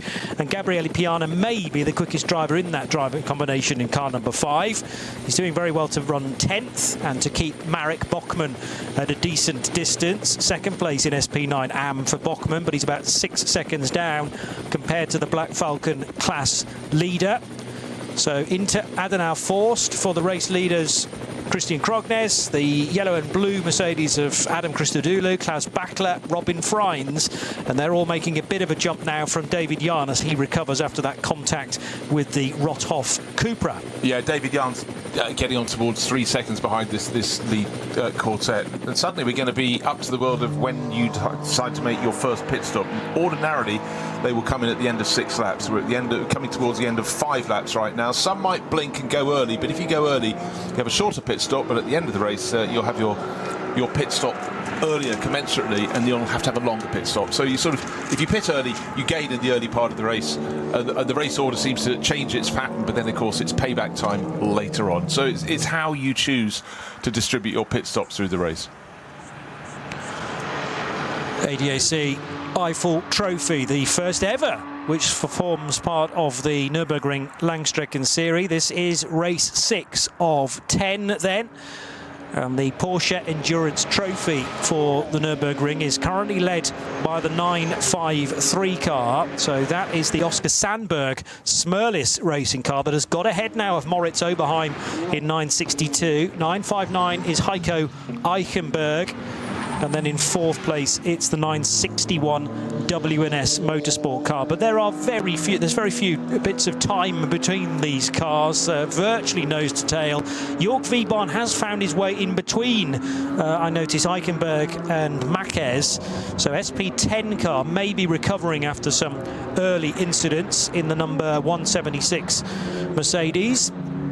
But the Porsche Trophy Nürburgring 4 718 Caymans was always going to deliver some high stakes competition, and with 17 starters that is not disappointing. In Cup 2, the leader in that part of the race is the 902 car, which is Raphael Renhofer. Well, he was managing to get by a couple of Equipe Vitesse Audis not that long ago, just before Schwedenkreuz But Martin Rump is involved as well in the 904 car. And then in third position, 921, is the Bednarski-driven Mulner Motorsport car. A few cars back, actually, because in between them are one or two cars from other classes. But it's been a good getaway so far for Renhofer in the team Liqui by Black Falcon Porsche. He's almost 6 seconds ahead of the Estonian Rump in his Mulner Motorsport car.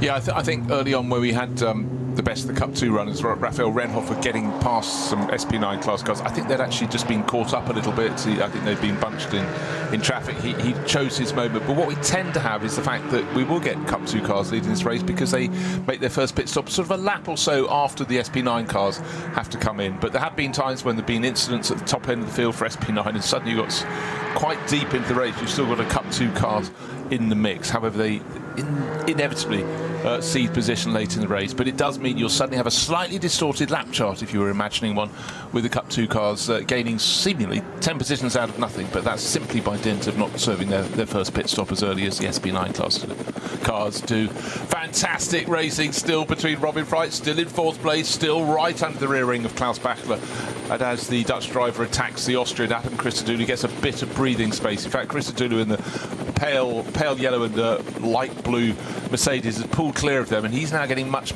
closer to our race leader Christian Cronjes. About 9/10 of a second was the gap between first and second. Certainly not 9/10 between Klaus Bachler in third and Robin Freitz in fourth. More like about a third of a second. And still the black and red BMW attacks. Yeah, clearly they've done maybe a bit of setup change on that BMW because it didn't feature too well in qualifying, but I also did make the point that it might have been the situation after traffic for BMW number 77 on the Yokohama tyres. Certainly it's got a good run this time on the Falcon Motorsport Porsche of Klaus Bachler, within 3 car lengths of it on the Dottinger Ruhr.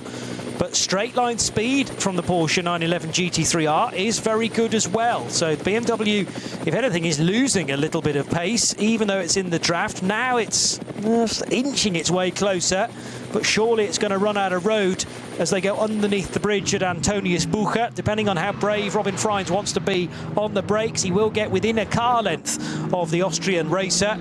And in fact, the two race leaders aren't that far away either. Intervention vehicle to successfully negotiate as well. That was being indicated to the drivers by white flags. This might be Robin Freitz's best opportunity, though. Down to the first corner again, Bruce, right on the tail of Bachler. Yeah, he made a much better exit from the final corner. Bachler was actually starting to haul in the second place Mercedes of Adam Christodoulou. And the move comes. Late dive, but too late because Robin Freitz dives down the inside but doesn't do a lot of braking, and then he goes straight on, eventually gets the grip to turn in, and at that point fourth became third, became fourth all over again.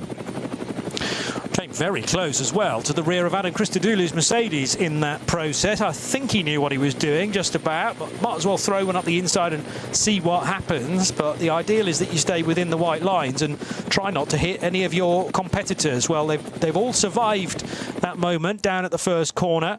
We are 42 minutes in to the race, and much earlier on in the lap, the KCMG Mercedes of Kamui Kobayashi was either nerved into a spin or he lost it himself. That was at Bergwerk, and doing battle with, now, was that an Audi in behind him at the time? Frank Stippler was in behind him in his Audi. Yeah, the 8 car. Okay.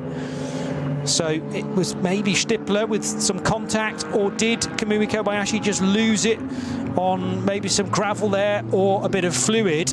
I'd like to be able to describe that to you again to be sure. There has been a change, however, between David Jahn and Nico Menzel, and Menzel is now up to 5th position in potentially a damaged BMW for Gamota Racing after its clash with the Cupra just at the end of the Vidal chicane. So still plenty happening, and we're a good probably 17 minutes or so away from the end of these first stints. Remember, these are going to be shorter because of the rolling lap and the amount of fuel that you do burn through, even though it's at a much reduced pace. And now all of a sudden everybody has to get off the gas because there is a restriction at the end of the Hatzenbach, and not for the first time. Alex Croker, thank you, has another spin coming out of the Vidal chicane. So that's car number 6 again. Oh, yeah, it was tight between Robin Freins and the rear of Adam Christodoulou's Mercedes, as Freins almost uncontrollably trying to bypass Klaus Bachler at the first corner. He certainly struggled to make the corner, and Adam Christodoulou, had there been contact there, wouldn't have known a great deal about it. Now Christo, as he starts to launch the Mercedes out of the latest Code 60, almost caught Christian Krognes napping there, but the Aston stays in front. Yeah, Robin Freins appears to have actually fallen off the tail of that lead battle. He may be just out of camera shot. Christian Krognes has always just had that little buffer. It's slowed up again, where we just came into that slow zone. He had to hit the brakes, everyone else bunched up behind. So every time Christian Krognes, this super successful Norwegian racer on the Nürburgring Nordschleife, just ekes out a bit of an advantage. There seems to be a slow zone or something where everyone else closes onto his tail as they go, and it's often how drivers in front react to the slow zone, because of course there is a speed limit there, so nobody should gain anything. But on the way in and on the way out, you often find a car can lose a valuable time. But right now, it's Christian Krognes leading from Aston Christodoulou by half a second.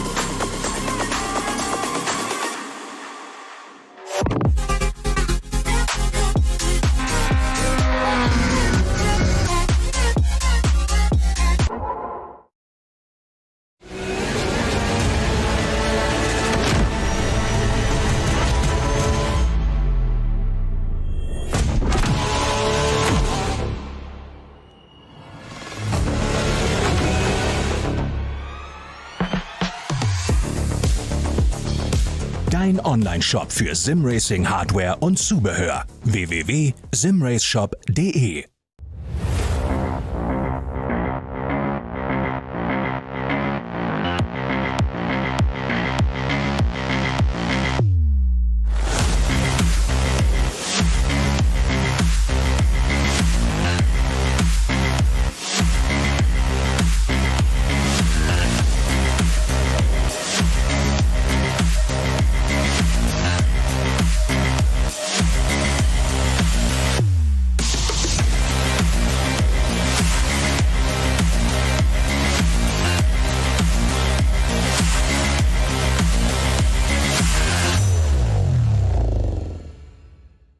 This place leaves no room for error.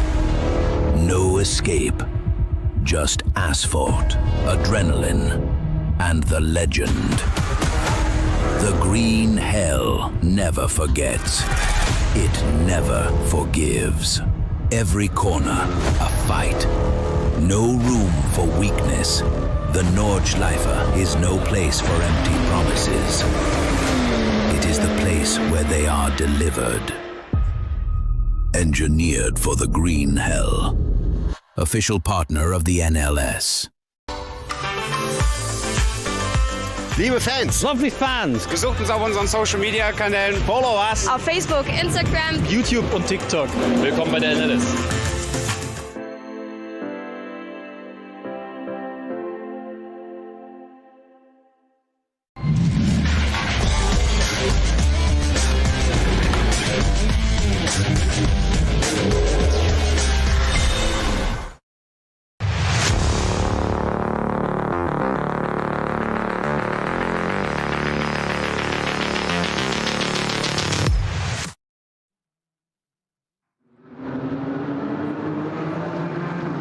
News just in from race control, and it is that the number 23 car of David Yarn was at fault with the incident with the Cupra at the Vidal chicane, number 471, so that is going to be a drive-through penalty. There's also damage to a Porsche Cup car which has come into pit lane.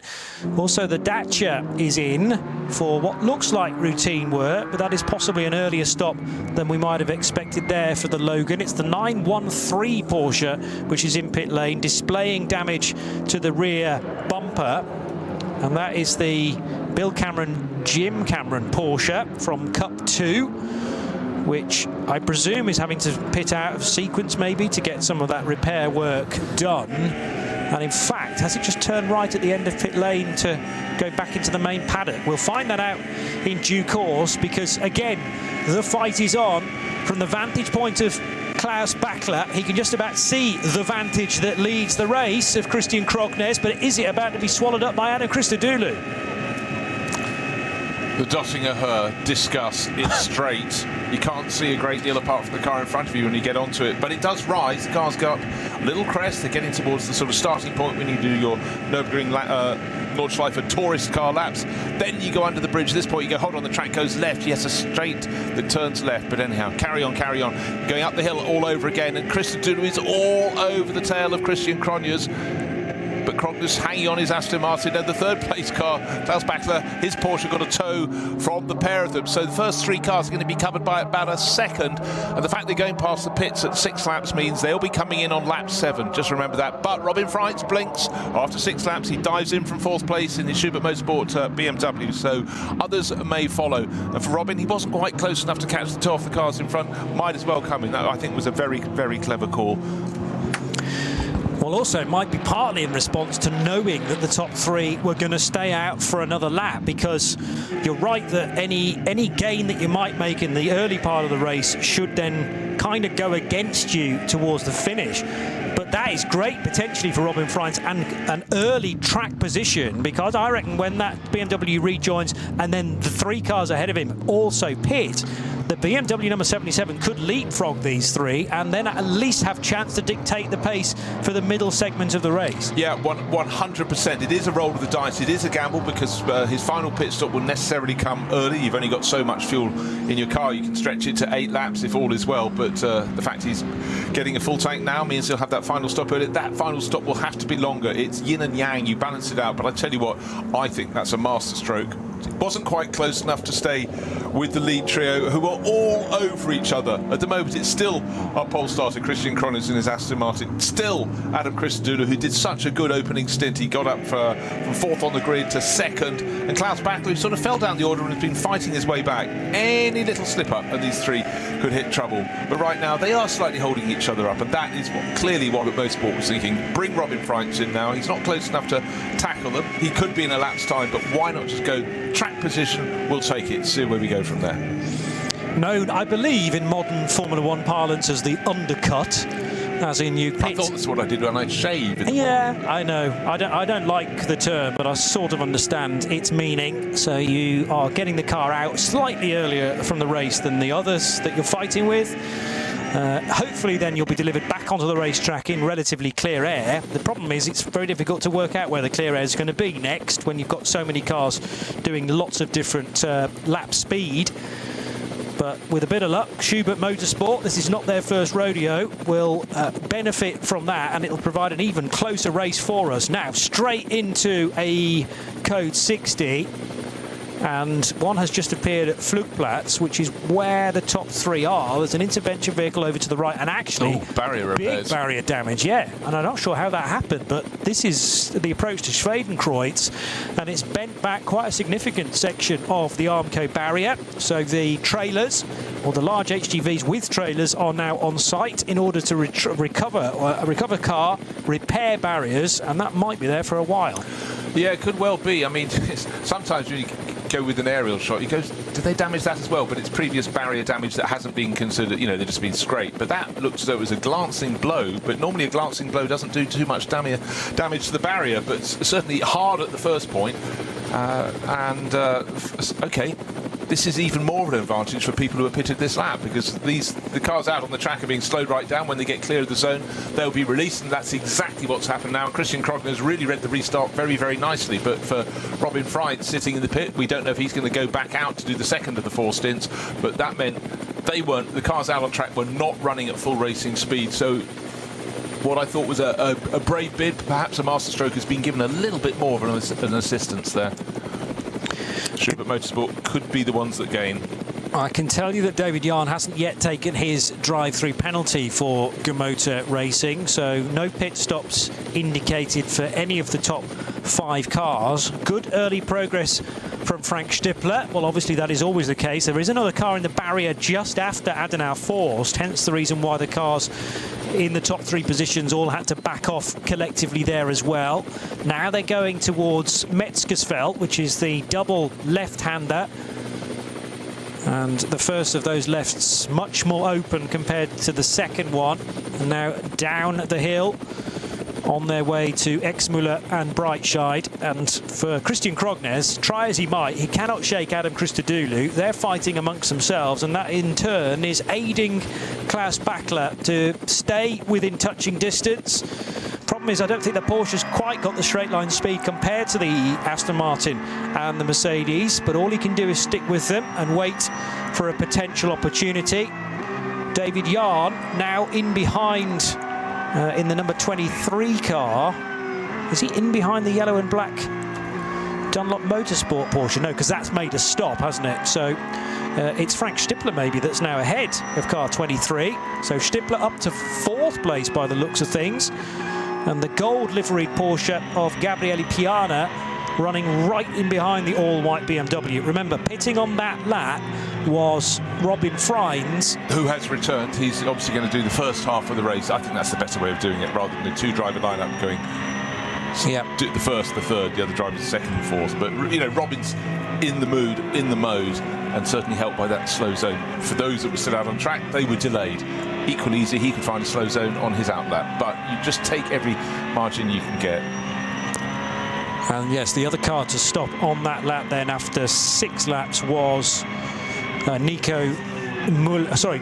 It was Menzel exchanging the race seat for Muller, Sven Muller, in the number 17 car. Dylan Pereira still right behind Gabriele Piana. So that is another change as well, with Piana able to get ahead of the Luxembourgish racer. And Piana making good progress in this, the pro stint of an SP9 AM driver lineup. Conditions perfect, racing pretty close to that as well. Of course, we had the moment with the poor Cooper being given a whack with 2 laps, or 2 out of 3 laps, the bright yellow Audi spinning at the very same point on the exit of the Vidal chicane. We've had a little bit of barrier damage, but they're working on that now, and the crews are just super efficient. They've got a large number of vehicles with new sets of barrier ready to go along to the scene of a contact with the barrier, remove the old panels, check that the uprights are correct, and bolt it on. It's something they know they're going to be doing at some point during any round of the NLS. They may get away with it occasionally, but other times you can get double doses. And the bizarre thing is that so many races that are in full dry conditions, which you think would be perfect conditions, you actually have more people overstepping the mark than when it's sort of streaming and wet, which are other conditions also available here on the Nürburgring Nordschleife. A wonderful day today. For me, I'm just looking to see where Robin Freund will be after that pit stop. He ought, with all rights, plus the assistance and help from the slow zone that trapped and delayed the cars that hadn't pitted on the same lap as him, he should definitely be in front. The question will be where, how much in front? That's the question we'll find out fairly shortly in about the next, I don't know, 5 minutes or so. 33 Audi making a stop for Kay Kramer Racing. Michele Di Martino doing the opening stint for the SP9 AM runner. They were 5th prior to that stop. And I assume everything's going to plan for Kay Kramer Racing. Now, the question is, what happens with David Yarn's drive-through penalty. He's going to have to pit at the end of this. Gabriele Piana, meanwhile, is trying to get ahead of David Yarn, and there was a touch there to the rear left corner of the BMW, really unsettling the M4. That could have been a huge incident on the way towards Flansgarten. They're now at Ice Curver, but yes, Piana putting his nose down the inside where it was not wanted, and David Yarn not fully expecting that. Now the Stefan Beloff S and the run towards the Kleiner Carousel. That's actually given David Yarn a bit of a jump, actually, out in front. He's going to have to pit at the end of this lap, as are everybody else that hasn't yet made a stop. And then the next time around, I fancy, David Yarn, or maybe a new driver in BMW number 23, is going to have to make another call to pit lane straight away for that drive-through. And there's another slow zone out on the circuit, so again, that's going to be helping Robin Freitz. It's not his part of the circuit, it's hitting the cars at the tail end of the top 10, who are going to be coming in at the end of this lap. They're waiting to get to the Dottinger Höhe for that long blast back, but they've got to slow. There are course officials at the side of the track, and a car has clearly hit the barriers, or actually it's pulled up to the side of the track as they go onto that long return straight. But a move coming now from Klaus Bachler. He's ahead of that, and he was all over the tail of Adam Christodoulou. These cars are about to dive in the pits. They've got the last 3 squiggles at Tiergarten to get through, and then they'll be diving into the pits. So Christian Krogner started from pole. He's going to be coming in from the lead of the race, probably stay on board. He's in one of the 2 driver lineups. In he comes, first 3 cars. Krogner's, Christodoulou, Bachler, Aston Martin, Mercedes, Porsche, into the pit lane. So it becomes a race on pit road to an extent, because these are all timed pit stops, remember, and timed according to each of the 3 cars doing a 7-lap stint entering. However, Robin Freins only did a 6-lap stint, and how much time has he been able to gain on his outlap versus the 3 in-laps for Krognes, Christodoulou and Bachler? More cars about to make a pit call are David Yarn's BMW, Frank Stippler's Jutta Racing Audi, but Stippler is ahead of the BMW, and this gold Porsche, Gabriele Piana, who again gets very, very close to the tail of the BMW, just in time, I hope, to go down to the speed limit required in pit lane. Dylan Pereira will pit as well from 7th position, and therefore the next car due across the line will be Robin Freins. Can he get ahead of all of these cars as they are parked in pit lane for the first time? I think absolutely has got to. They had a couple of slow zones in their lap, and that none so far have affected Robin Freitz. He has a shorter pit stop because he pitted. Remember, he was in 4th. With it, the top 4 cars were covered by 2.5 seconds, I think, maybe slightly less. So with the shorter pit stop time, he'll emerge into the lead of the race, and I would think he could be as much as 10 seconds clear with that helping hand. And think how many laps you'd have to fight away to get to the top if you had no interruptions for you or your rivals. So I think this has been a bit of a gift for Robin Freitz. But we will see. He's still around the lap. There could still be some more slow zones facing him. There's a slow-moving vehicle on the along the Dottinger Höhe. So that means all attention. But the cars coming along the Dottinger Höhe also appear to be running at a bated pace. So just looking, tracks clear at Hocheichen. That was a while ago. Well, we'll see, but I still think it's a position that's a position of comfort for Robin Freitz in his Schubert Motorsport BMW. Now, don't be confused and think that there is an additional class in NLS6 for karts. Might be quite fun, I suppose, but it looks like that whole quadrant where the old Formula One garages and pits are and were has been turned into a kart track for this weekend, so that's a lot of fun. I assume for the youngsters who aspire to be on the full-size Nordschleife in years to come. Frankly, I think they should be saving that money and spending it on buying painted metal signs from the shops alongside to give to their parents or grandparents. I'm just putting a bid out there. There's some cracking books there as well, which you were able to leave behind for the majority. Oh, it hurts. It hurts. I love old books and I love old models. I love many things in those shops. But if you do visit the Nürburgring Nordschleife, give yourself half an hour.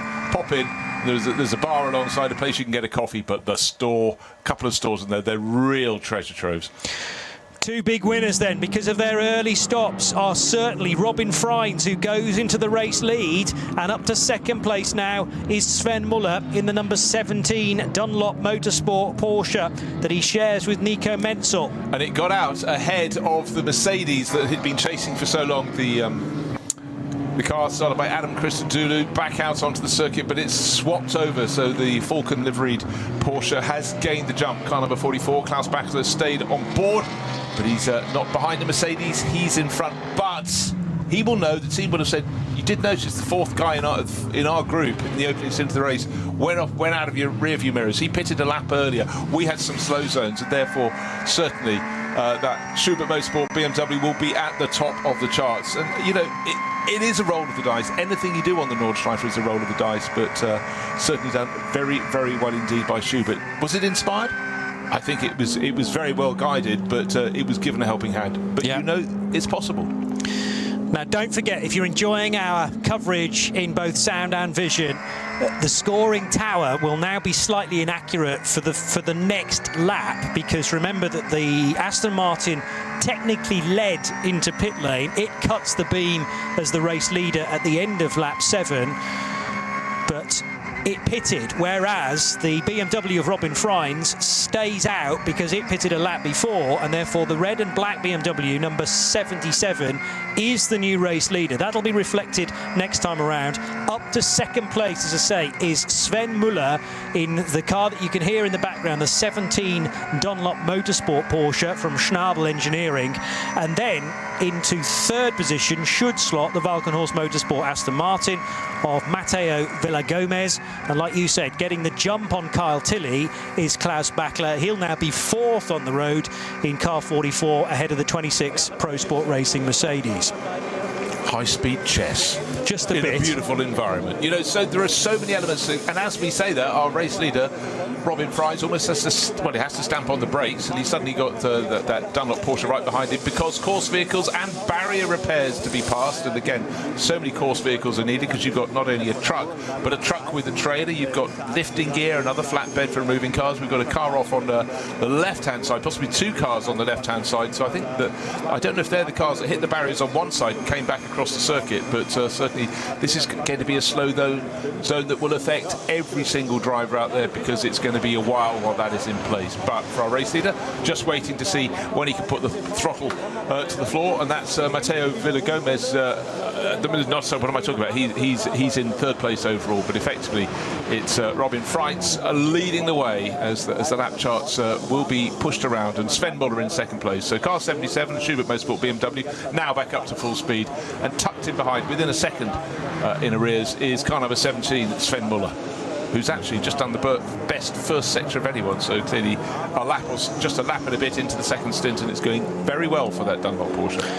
The other car to look out for the time being is Robin Cherzinovsky in the 919 Cup 2 class lead, because he hasn't pitted at all yet. We did mention that the Porsche Cup cars can go a bit further on fuel, and the Klick Versicherung.de entered car is sort of matching the pace now with Robin Freins and Sven Muller. I wonder whether actually the 919 is the race leader currently, by virtue of the fact that it hasn't stopped yet. We'll check that, but certainly Cherzinovsky was ahead at the start of lap 8, ahead of Freins and Muller. But I would expect Cherzinovsky to have to pit at the end of 8 laps. SP9s can't do 8 laps during their first stint. Aston Martin up against Porsche, so Klaus Bachler jumping ahead of Kyle Tilley. Remember, that is an SP9 Pro-Am entered car, the Pro Sport Mercedes, so we wouldn't expect it to be able to keep pace with the SP9 Pros all the way through the race. Absolutely nose to tail then for the net lead in SP9, and it'll possibly stay as a net lead all the way to the closing stops, about an hour or 65 minutes out from the checkered flag at 4 o'clock this afternoon. Aston Martin bouncing all around the road there, having to deal with one of the intervention vehicles. It's hard enough keeping your car on the island racing around the Nordschleife, trying to carry your speed, not scrub momentum, avoiding back markers. But course vehicles, it's something that is so unusual in most racing circuits to have them out on track very much at all, because simply tracks are safer, the barriers do what they need to do. But here, not only do they come out because there are moments, but it's the fact you don't have much line of sight for a lot of the circuit, and so you have to be absolutely on your toes. And so for the Ecuadorian racer Matteo Villagomez, again, it's a learning process. He had to react, he did react, but you simply cannot ever afford to back out of stuff like that. It's really, really very tricky indeed. Remember again, on the bottom of the screen, the graphics are slightly askew because of the early pit stop for Robin Freins, promoting BMW number 77 to the lead of the race as things stand. But it's useful to know that the Aston Martin's having a good fight with the 44 Porsche, just to know how those cars that pitted after 7 laps are. Their trajectory is appearing towards the end of the lap. They're down in what's called 12th right now, is actually the car leading SP9 on the road. And the correct order will be established at the end of this lap, so probably in the next 4 minutes or so. Yeah, I think the big problem is that the graphics are run at the end of the first racing hour. If they could do it the equivalent of a lap later, so say at 10 minutes past the hour, then you'd get the accurate picture of who is in the lead of the race on the track. But just to remind you, by pitting on lap 6, you get a shorter pit stop. Let's just give you an example. Your pit stop has to be 374 seconds. If you pit on lap 7, you save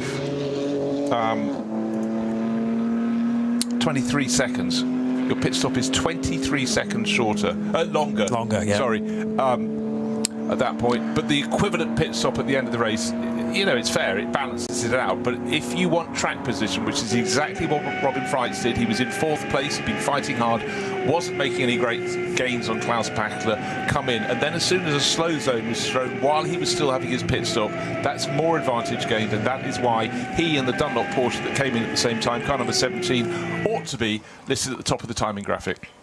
And they will be. What happened a moment or two ago between the Aston Martin of Matteo Villagomez and the Porsche of Klaus Bachler? Villagomez spat out from the carousel up wide, and that opened the door for Klaus Bachler to get ahead and effectively take the net race lead. Once all this unwinds, the Austrian is definitely ahead of the Aston Martin Vantage. Did that just before this current slow zone as well, which sees a car off to the left and sadly in the barrier. That looks to be Porsche shaped, maybe a Cayman. Yeah.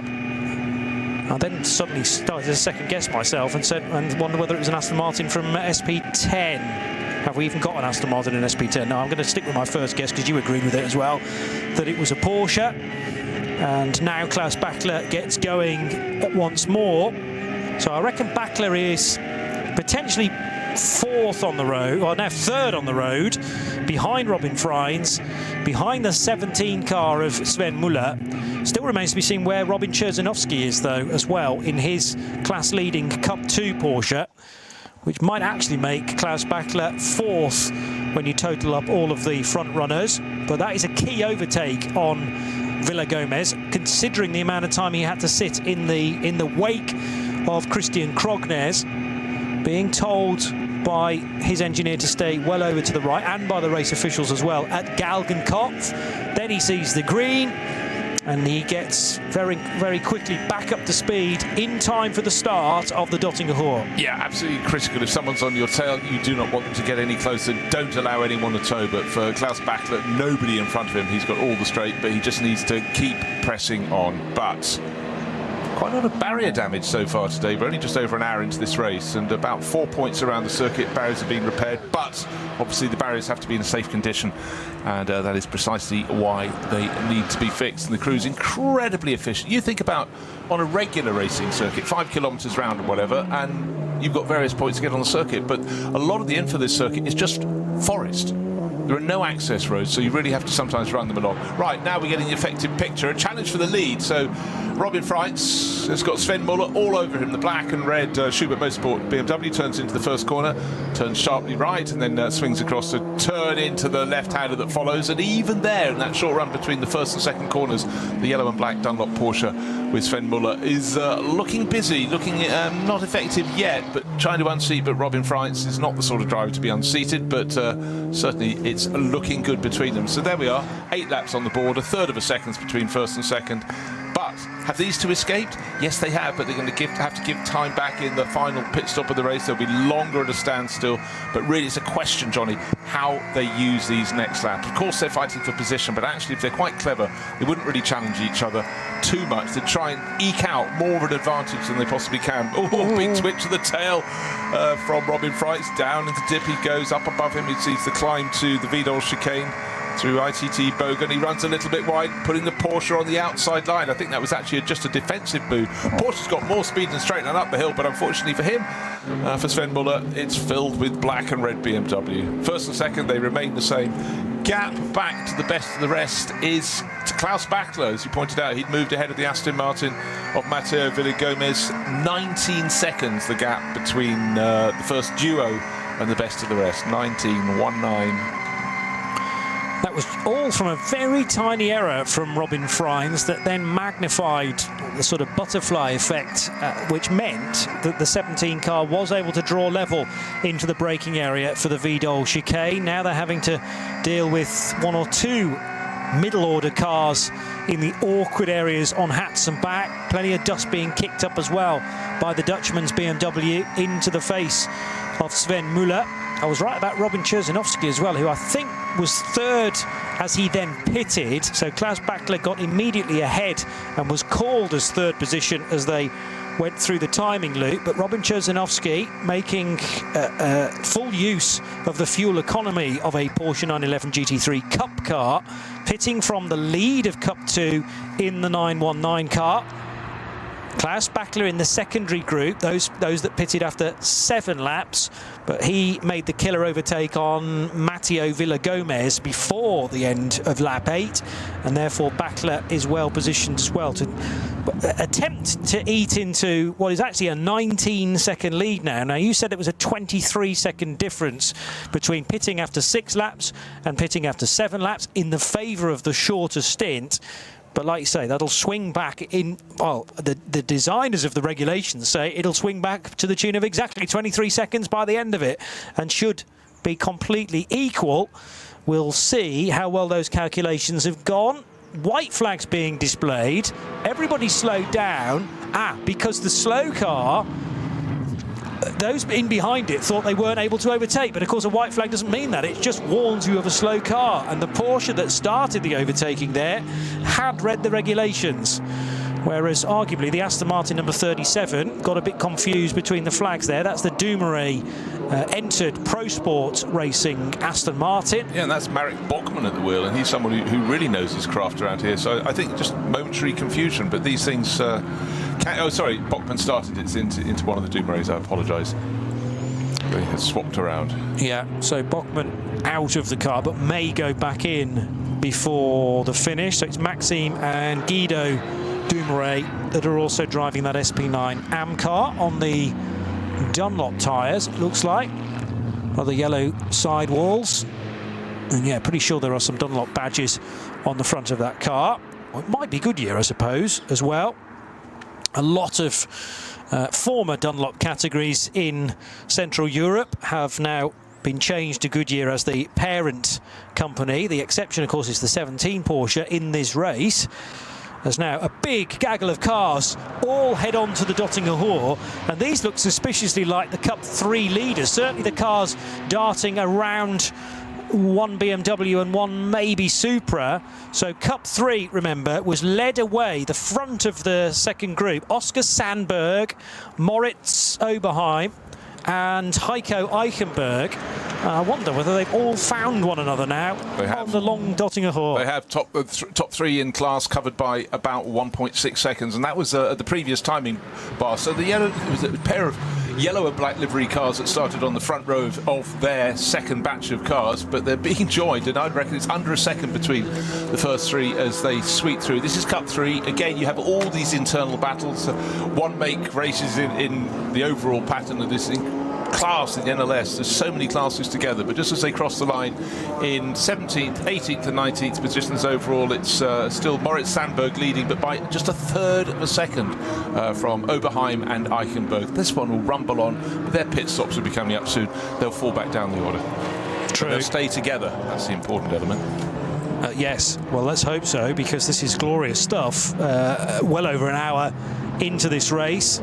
So the 953 car, which is the Smerlis entered machine for Oscar Sandberg, just ahead of Moritz Oberheim, and there's the blue and white 959 of the chasing Heiko Eichenberg. He's sharing with Calvin de Groot of the Netherlands, and that is a 959 Cup 3 Pro entry. Pretty sure all these are pros, actually.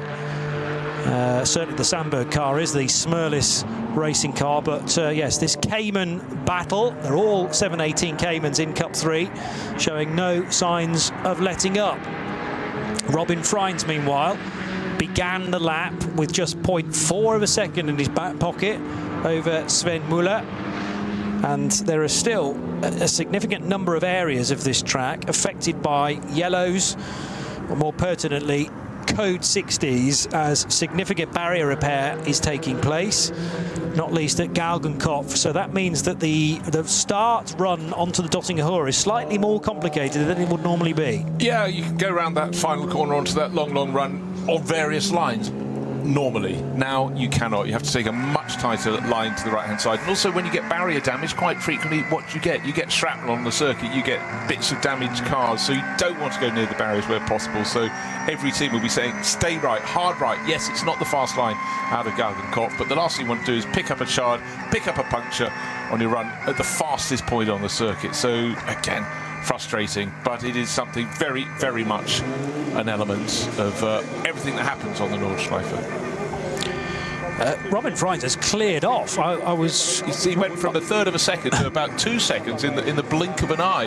I was starting to wonder whether actually Sven Muller had got ahead of him, but so was I. That's not the case. The blue and black BMW is way out in front now as he heads for the Stefan Bellof S and the Kleiner Carousel, whereas Sven Muller just having to try to stick with the BMW as best he can, but he's also mindful of who may be behind him. Klaas Backler's not really catching at a huge rate of knots. We will be able to tell you lap times at the end of this one. Now, this is a chance for Sven to claw back some of that ground lost to Robin Freins as they go into the caution at Galgenkopf.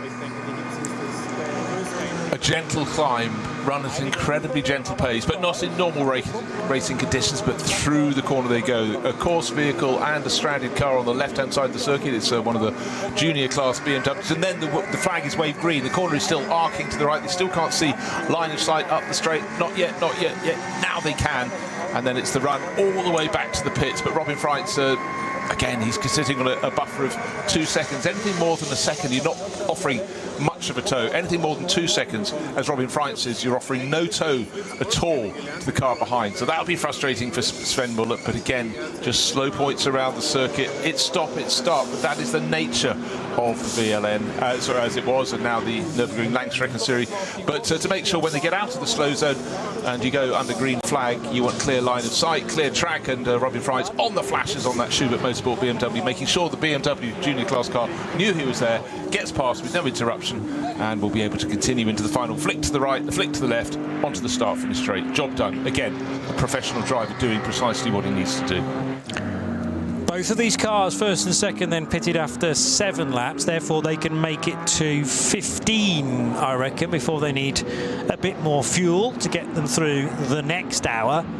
So that's now 3 laps ticked off within this stint. Are you sure? I had them listed as after 6 races. Oh no, you're right. Yes. Yeah. Sorry, getting confused with the stints later on in the race. So it was 6 laps and 7 laps for the other cars in the next batch. Yeah, fine. So therefore, it will be 16 laps.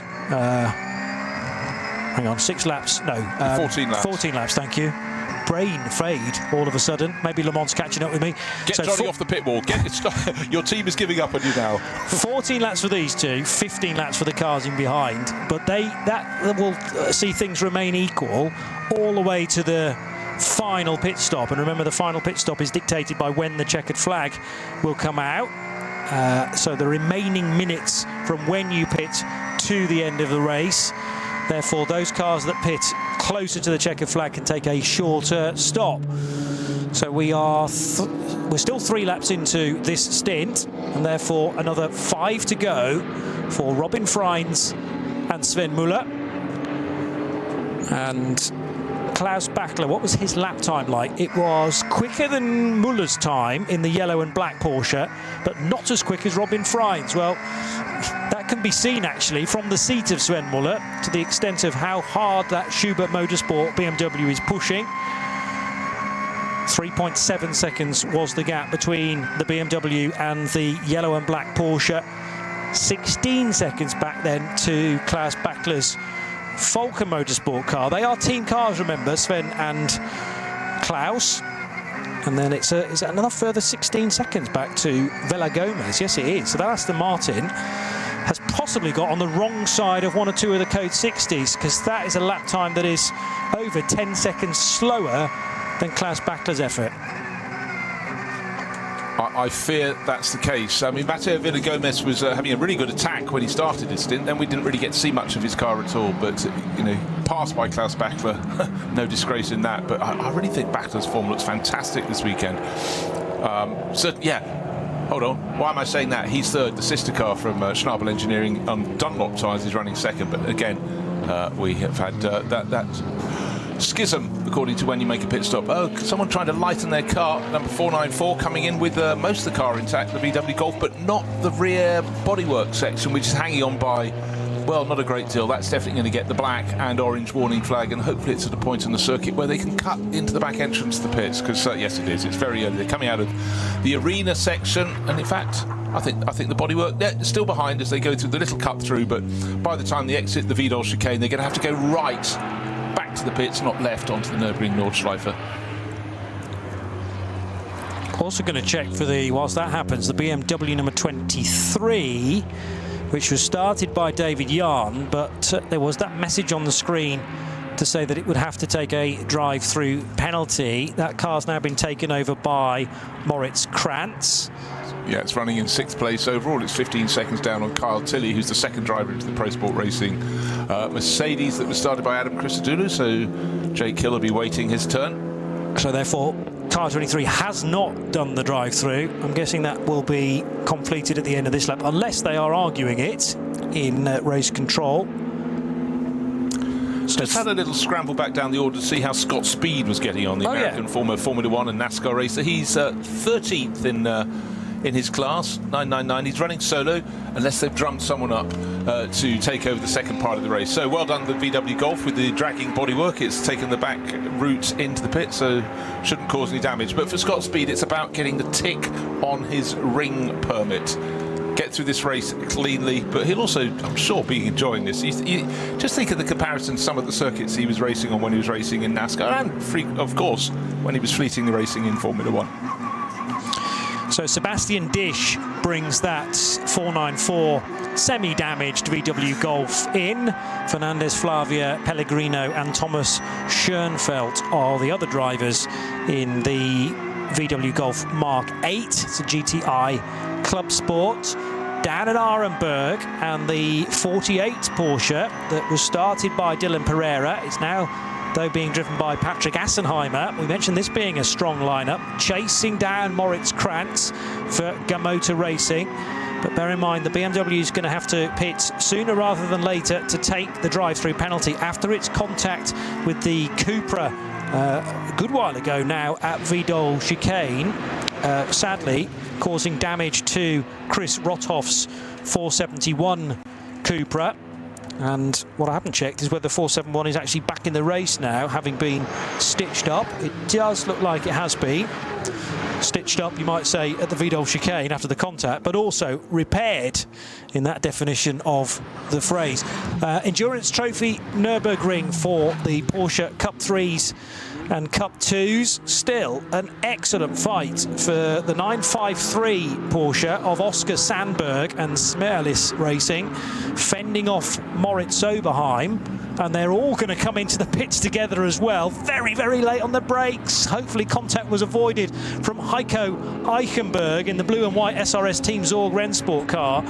But this is totally, I mean, all-out racing after nearly an hour and a half worth of it, and prepare for another 2.5 hours of relentless stuff from Cup 3. That's one of the reasons why Cup 3 has become so increasingly competitive. In years gone by, you're quite right, Johnny, that Cup 2 had the larger fields, but certainly those 718 Caymans are very, very popular cars. And the thing was, it would be a TV director's favourite who'd go, right, anything happening at the front, let's just go to Cup 2 or Cup 3, because you just knew there'd be a fantastic scrap at the front.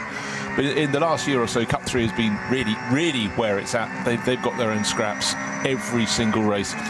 So, Robin Freit's leading the race for BMW, for Schubert Motorsport. His margin, nearly 3.8 seconds, but certainly the Dunlop Motorsport Porsche, Sven Muller, is hanging on in there. And in fact, it looks to my eye as though he's actually gained a few tenths around this lap. Beautiful sunny day on the Nürburgring Nordschleife. And our race leader just up in front, it's losing a little bit of time. He had to pick his moment as to when to pass one of the backmarking cars. He does it cleanly, gets past the BMW M240i, and the BMW driver, very good indeed. I'm not talking about Freitz, I'm talking about the car he's just passed. Indicator on, making it absolutely clear which side of the circuit he's putting his car, so the faster SP9 Charger of Sven Muller could come on through. Clarity of intention is so vital from the drivers in the midfield order cars, but when the front runners are coming through, they do not have to keep out of the way. They just have to be consistent in where they are. It's a hard process for some drivers to learn, particularly if it's streaming wet and you've got limited visibility. But I'd say that's why this racing just looks so exciting, multi-class. And when the front runners go through, they sweep through. The performance difference is huge, which makes tidy driving all the more important. And suddenly a slow zone, and Sven Muller in second place is all over the tail of a Cayman. But importantly for him, actually, I think he's gained a little bit of ground as they went into the slow zone, because Robin Freitz is one car in front of the interloping Cayman. They're just going through Galgenkopf now and waiting to release, but I would suggest that was a little bit of a gain. And the Cayman driver, very good, he's saying, when we get released from the green flag, I'm going right, I'm staying right, out of your way. But already at this point, Robin Freitz has floored the throttle on his BMW for Schubert Motorsport and got the lead back to where it should be, north of 2.5-3 seconds. But certainly a tidy exit from Galgenkopf for Sven Muller in the Dunlop Porsche. Bear in mind, there's still 16 seconds or so of clear of Klaus Bachler, but that was 19 a few laps ago, so I'm really thinking this could be a race for Bachler.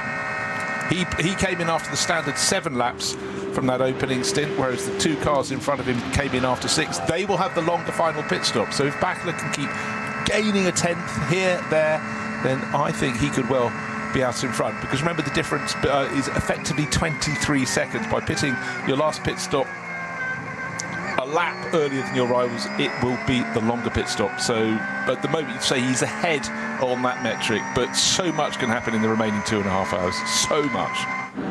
Every credit to Peder Saltfeld then in the Smurlish Racing Porsche that tucked in nice and tightly at Galgenkopf. Don't get that Smurlish Racing car confused with the one that leads the Cup 3 category. That's the sister car, number 952, for also Christian Kraus and Fidel Leib later on in the race. But the Cup 3, top 3, completely together, and now with 3 different drivers as well. So 953 is now in the hands of Fielenbach, and that is Alexander Fielenbach, who takes over from Oscar Sandberg. And then we have Stegman and De Groot in the 962 and 959 Porsches in Cup 3. What I don't know is in what order did they actually leave pit lane? Were there any changes there at all? Because, well, for sure, 959 looking very racy indeed on the brakes, and that was every credit as well to Heiko Eichenberg. He's handed over to Calvin De Groot, his Dutch teammate. Now, is this the Mitsubishi Lancer that we were talking about at the start of the race? Oh yes, taking on fuel. It looks bog standard from the front, but in fact in combi format, as they call it in Germany, or a state car, it wasn't a big seller. I mean, you think of this model of the Mitsubishi range, you think about rallying, you think about so many things from the Galant. But it's nice to see something different, and it's becoming really quite a rich tradition of the Nürburgring 24 Hours, and certainly the NLS, to have cars that are estate cars, something different. And I tell you what, for the fans, you know, it was lapped up. We saw what BMW achieved with its, well, it was called the M3 Touring. It was an M4 GT3 with an M3 bodywork on it with that estate shape. It just made people smile. And the fact that it was so quick, 4th overall, you said, Johnny. And of course, after Nürburgring 24 Hours, a short while ago, the car that finished 2nd, the Lamborghini, that got a penalty, so everyone else moved up a place or 2. But very, very much in the mix, the M3 Touring. during the 24 hours. And this Mitsubishi, don't know how long it's been racing, but it does look great. That's car number 333. Yeah, certainly grabs the attention, running on Hankook tyres. So yet another tyre manufacturer to add to the long list that have a presence at NLS6 this year. NLS6, not a new thing, but certainly the ADAC Eifel Trophy, which is the title of the race, it's the first ever edition, in fact, of that. Sorry, I got a little hot under the collar there. It wasn't a Galant, I panicked. A Mitsubishi, it's a Lancer. The Lancer CT9A to give its nomenclature, but here it's the pink combi. I think that makes it much simpler for the fans. But, you know, something different, great to have it. SP3T leader is the Schmickler Performance Porsche 982 Turbo. So that in the sky blue and white colours at the AMG Arena. And heading out of that corner and down towards the Goodyear Spanger then. Good to have that car in the entry as well for Achim Valver right now. Claudius Karch co-driving at certain points as well. In fact, it might have been Karch who started that car. They may be flip-flopping through the course of the 4 hours. Right, I'm having the metaphorical crumpling of a sheet of paper here because Klaus Bachler, instead of being 16, 19 seconds down, thereabouts, he's 34 seconds down. He's lost out. He got the wrong side of a slow zone that clearly the first two cars, the BMW of Robin Freitz, the Sven Muller Porsche from Schubert Motorsport and Dunlop Motorsport respectively, they got through, the slow zone was thrown, and it's caught Klaus Bachler. In the blink of an eye, he's lost about 17 to 18 seconds. That is huge. It could easily go the other way, but that is a big swing, making the decision to come in after only 6 laps for their first pit stop. All the better for cars 77 and 17 that are running first and second. That's the Schubert Motorsport, BMW, and the number 17 Dunlop Motorsport Porsche. Course vehicles still out at various points around the circuit. Barrier repairs still at various points around the circuit. But it's when you get a slow zone and a rival does not have to have it because they've either gone through or it's cleared before they get to that point that you really get this huge swing of a pendulum. And I guess over the course of several seasons it all averages out, but that doesn't matter a jot because all you care about right now if you're on the track is this particular race. Also a chance to catch the number 100 BMW 325i. There is a class exclusively for these cars, and this is Henning Hausmeier, who shares with Oliver Frieser in their number 100 325i. So that car, I think, in the lead of its class. No, it's second, I beg your pardon, of the 325i's. And there are at least 3 in the race. No, more than that, 5. Sadly, the 5th placed one didn't get too far at all. There were, though, 109 starters for NLS6, the ADAC Eifel Trophy. And that is the total number of cars here this weekend, even though only 107 officially qualified. The officials did allow the 2 non-qualified cars to take the race start, the 477 VW Sirocco and another BMW 325i, car number 112 from Team JS Competition. Robin Freitz and Sven Muller separated by a small margin at the start of this lap, but Freitz is certainly looking the quicker of those 2 cars. They were the massive beneficiaries then of maybe no code 60s on their lap, or fewer of them. That's the Mitsubishi Lancer that we were waxing lyrical about not too long ago. This looks like an outlap, Bruce, for the treble 3, and it's going to struggle to get to the end of the Grand Prix lap. It's not going for a land speed record. Safe to say the pink-nosed Lancer estate car, a flatbed is in front of it, but nowhere near it because it doesn't look as though it's got any motive power. Coming up the rise to the Vidal chicane at walking pace. Yeah. No idea what's wrong, no visual keys to that, but it has to get through the chicane. Actually, can you take the escape roads to go past the chicane and then rejoin? But anyhow, that is a car heading back to the pit, so the novelty of the Lancer estate car may not be with us for much longer. Can't tell you what's wrong, apart from the fact it's not running at anything close to racing pace. Just taking a look at what's happening in SP10, haven't really considered that very much since the start of the race. 31st and 32nd position overall for the first 2 cars, but they're covered by 3 seconds. Leading the class is car number 170, Toyo Tyres Supra. That's Toyo Tyres with Ring Racing, to give it its full name. It's Kutaka, and he's been chased by Jörg Wiebar in the Pro Sport Racing Mercedes in that SP10 class car, which is effectively for GT4 runners, but going very nicely indeed. I'm just a bit concerned whether they were able to get any fuel into the Lancer. They were clearly filling it up, but is that now a fuel pickup problem, or it was a tank issue, as in the nozzle may have gone in, but was it deploying any fuel into the belly of the Mitsubishi Lancer? So it had been going absolutely fine to that point, but now Eugen Weber is going to struggle to get the car back to the sanctuary of pit lane. It runs in SP3T, that car. Robin Freins is in the longest of the 5 sectors currently, and still not that far away from the chasing Sven Muller car, because also there was a gain from Muller at the end of the previous lap, a gain of about 2 seconds. Frantic work begins then down at the treble 3 gang. Remember that so many teams sharing garages, sometimes you get as many as 6 cars all in the same garage. So what you don't want is dramas for you and your fellow runners in the same space, because it becomes a real premium after a little while. SP10 third place car is the Vasilescu driven AV Racing by Black Falcon BMW M4 GT4, but still keeping my eye out for Robin Freins and Sven Muller. They will be on the Dottinger Hohe right now, the long straight towards the end of the lap, and there are 22 more minutes to go before we reach half distance in NLS6.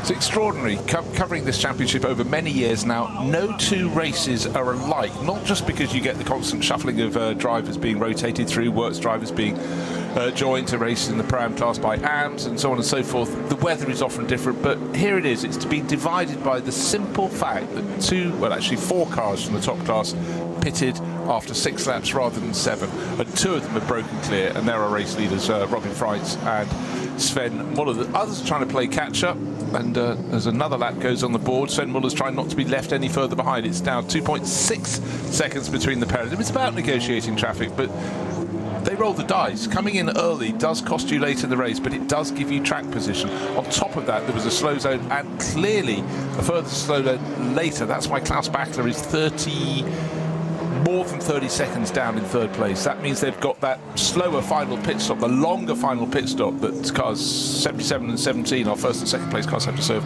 They've got it covered off.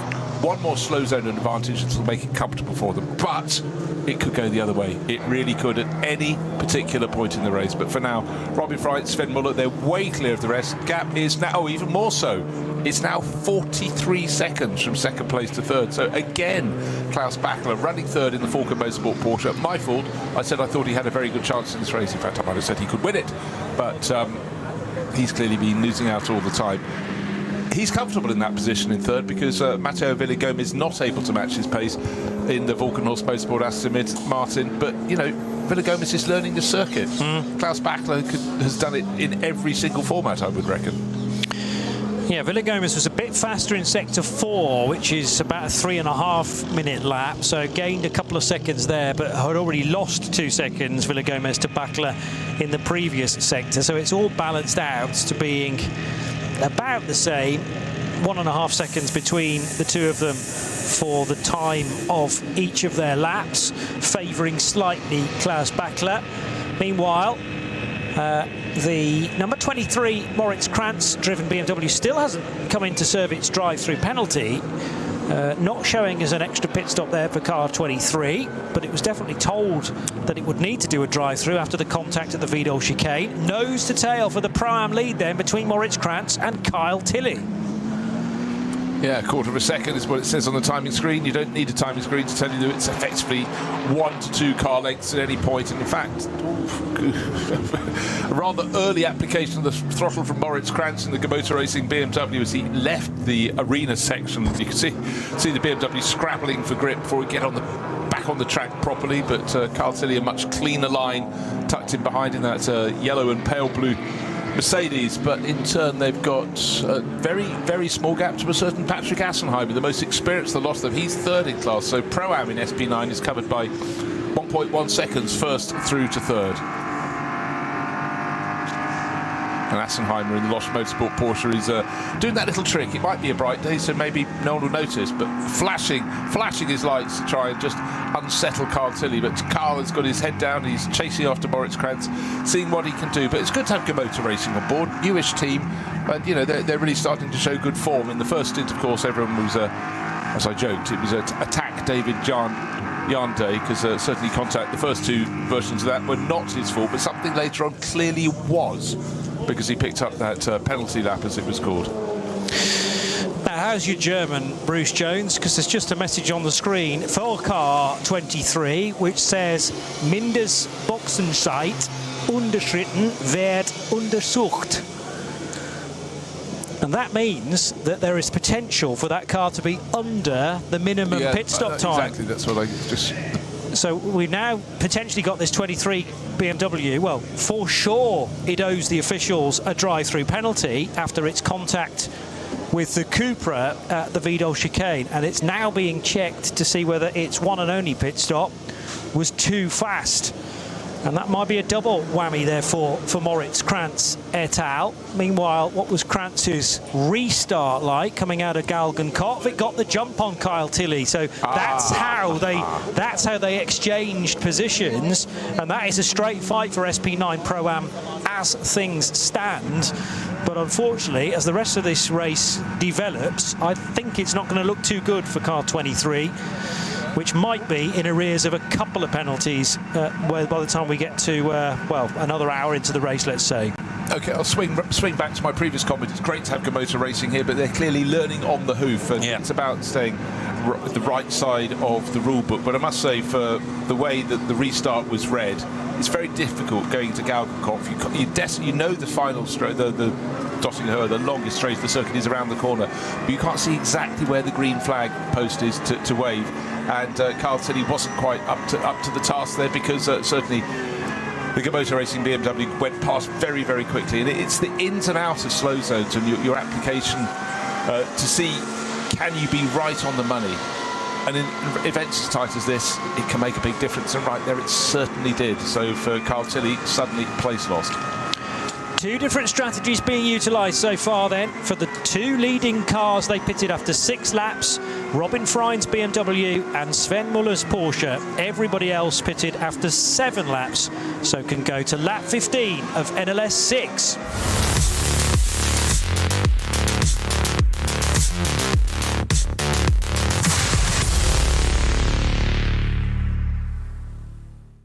This place leaves no room for error. No escape. Just asphalt, adrenaline, and the legend. The green hell never forgets. It never forgives. Every corner, a fight. No room for weakness. The Nordschleife is no place for empty promises. It is the place where they are delivered. Engineered for the green hell.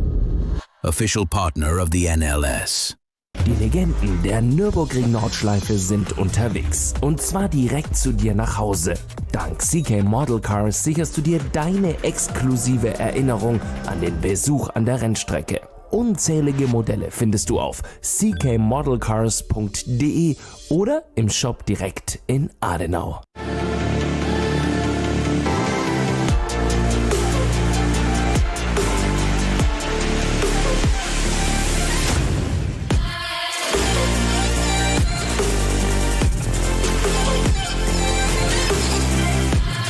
Reifen.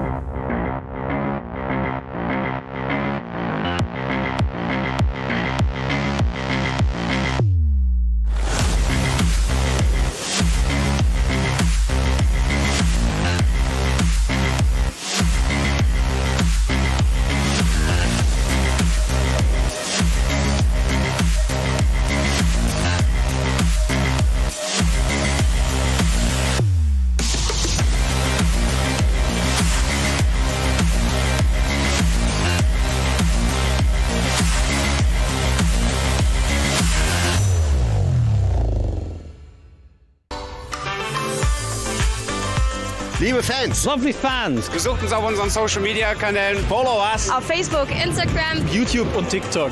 Willkommen bei der NLS.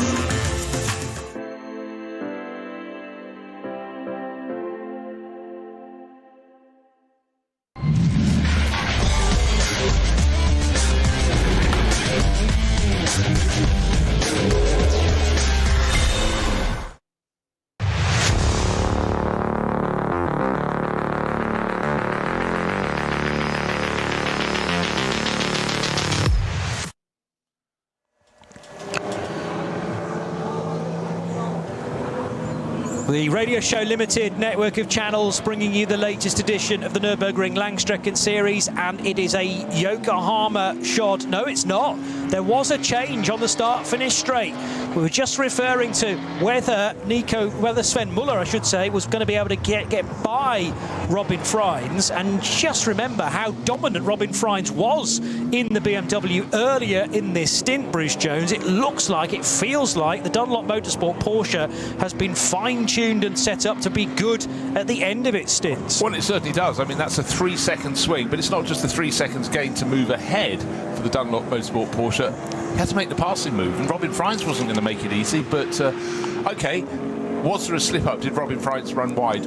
Unlikely. Was the traffic that maybe gave him half a chance? But a 3-second swing and a place change is something huge. Got to see if Robin Freins maybe has a slight problem, or is it simply it's a hot day and the Dunlop Motorsport rubber seems a little bit better in these conditions on the Porsche than the Yokohama rubber is on the Schubert Motorsport BMW. But a change that I wasn't expecting, because whenever they've been together, Freins, remember, was fighting higher up the order early on, and the Muller, or initially the Menzel-driven Dunlop Motorsport car, got into the pack at the front with the first 4, but we had the slow zone. He caught onto the tail of it. Since then, it's been working, but that is a big swing, unexpected swing, and be really interested to see where the move was actually affected. Was it into the first corner?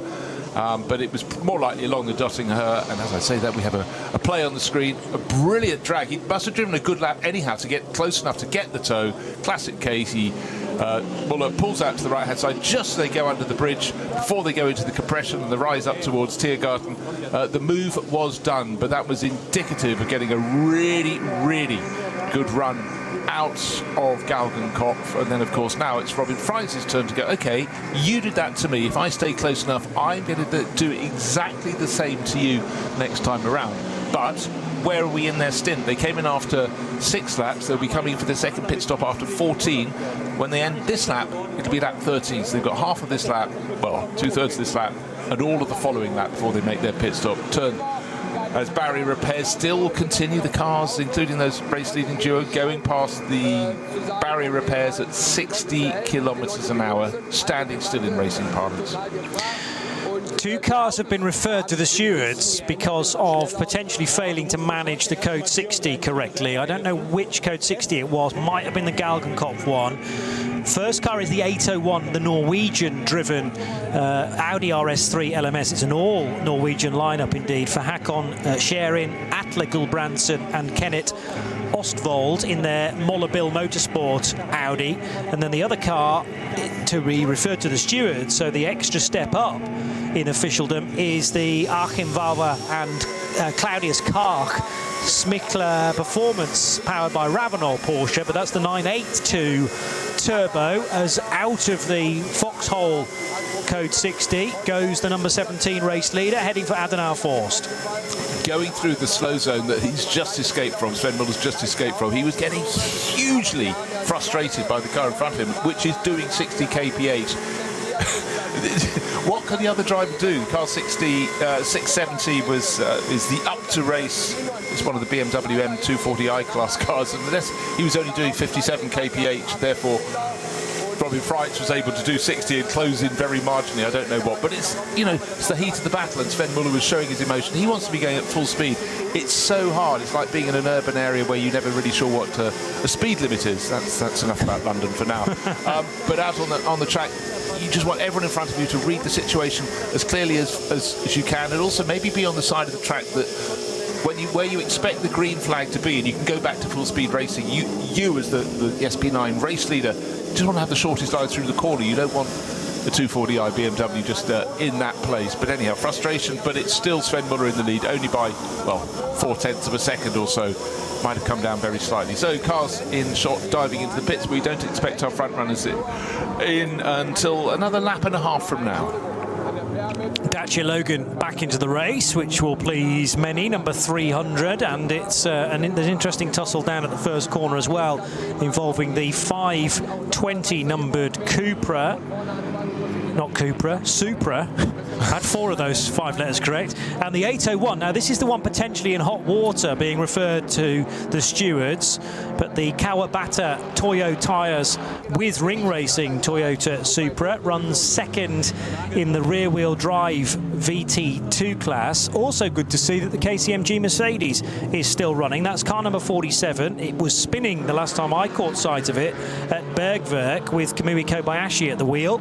Well, there's been a change of driver now, and Nirai Fukuzumi has taken over. So Fukuzumi in for the second stint. That car, though, is down in 13th position. Yeah, and it's a minute and a half down on the next car ahead of it, which is Dieter Schmidtmann's AM-class Renazzo Motorsport Lamborghini. So it's really, I'm afraid, at this point for them, overall they're 4 3/4 minutes down on the race leader. So it's just continuing for experience, well, and also the pleasure of racing at the ring. But for KCMG, as I said, they've been supporting Langstrecke races for forever and a day, really. Now, it must be a good decade. And, you know, as I said, they often show good form, but, you know, results continue, by and large, to elude them. But today, nothing there could be done. I'm fairly sure that it didn't go in the barriers on its own in the early laps of the race. And for the gang, frustration. But I'm sure their pit stop was a bit longer than planned. They probably had bodywork repairs to do as well when that one came in. But for Kamui Kobayashi, glory at Le Mans one weekend victory, outright victory for Toyota. And here, a little bit of frustration, but hey, it's still quite a good place to be frustrated. Very beautiful, brilliant circuit. A perfect lap around here is apparently possible, but I don't think any driver that has come here through the decades can necessarily claim that they've had it, and certainly by extrapolation you can't have a perfect race either. And Bergwerk's always an awkward corner as well, especially if there's a little bit of traffic in and around. It remains to be seen what's going on with the 23 BMW of Moritz Krantz. Yes, it's leading SP9 Pro-Am, but it still has the potential of a couple of penalties hanging over its head.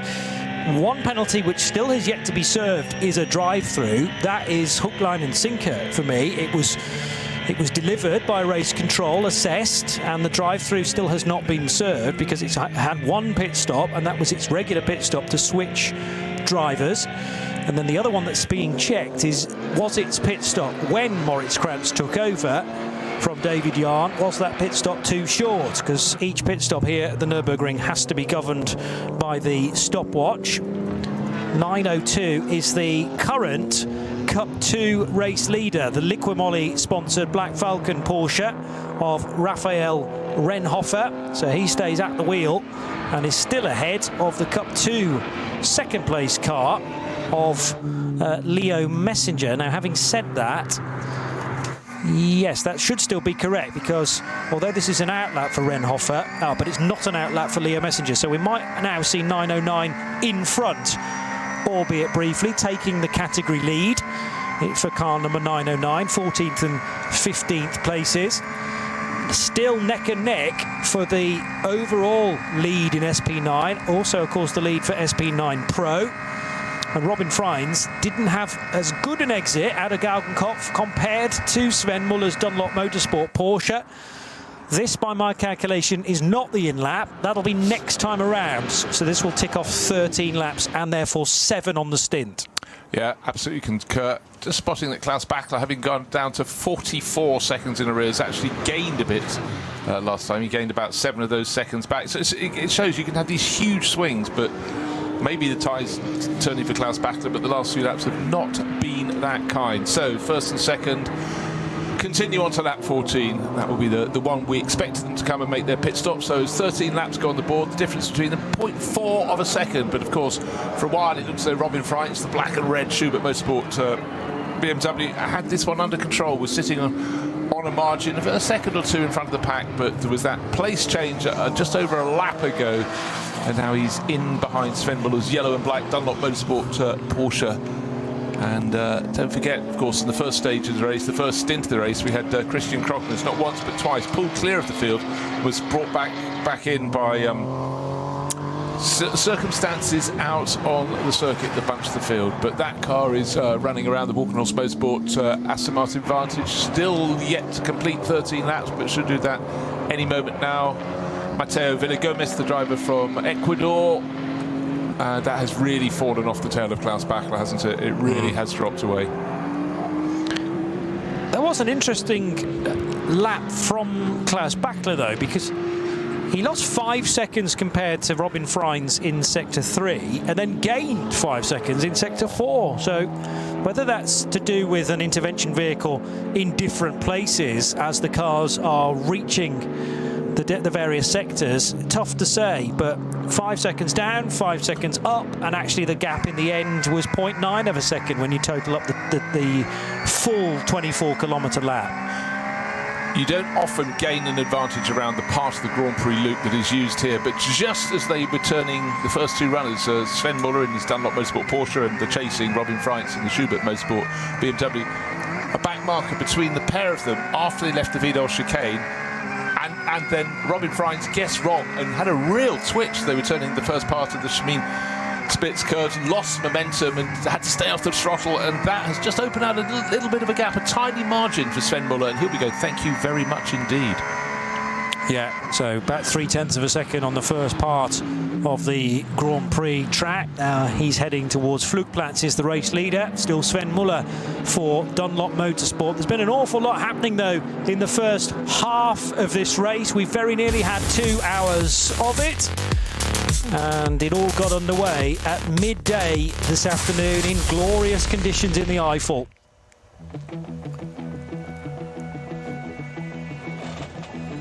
So at the head of the order, a good mixture of SP9 Pro and Pro-Am cars as they qualified.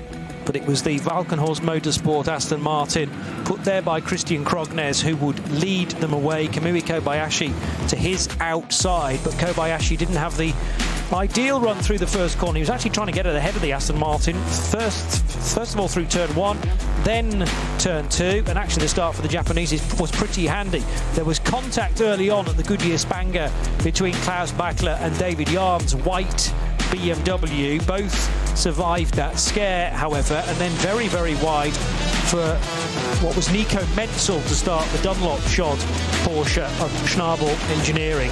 Cracking fight, which continues at the head of Cup 3, involving 3 differently entered Porsche Caymans, and it is still the Smurless car of now Fielenbach doing battle with the De Groot SRS Team Zorg Rennsport 718 Cayman. 3 abreast towards the end of the second lap, which saw Dylan Pereira with 2 wheels, if not 4 wheels, on the grass. He was rather forced wide by David Yarn and Nico Menzel collectively. An awkward moment for David Yarn when he tagged the back of a Cupra as well, which sadly spun the 471 of Chris Rothoff. Rothoff was able to pit, but his Cupra brought a lot of gravel onto the racetrack at the Vidal chicane, and that meant a violent spin for Alex Croker, nearly cleaning out the then stricken Cupra on the grass.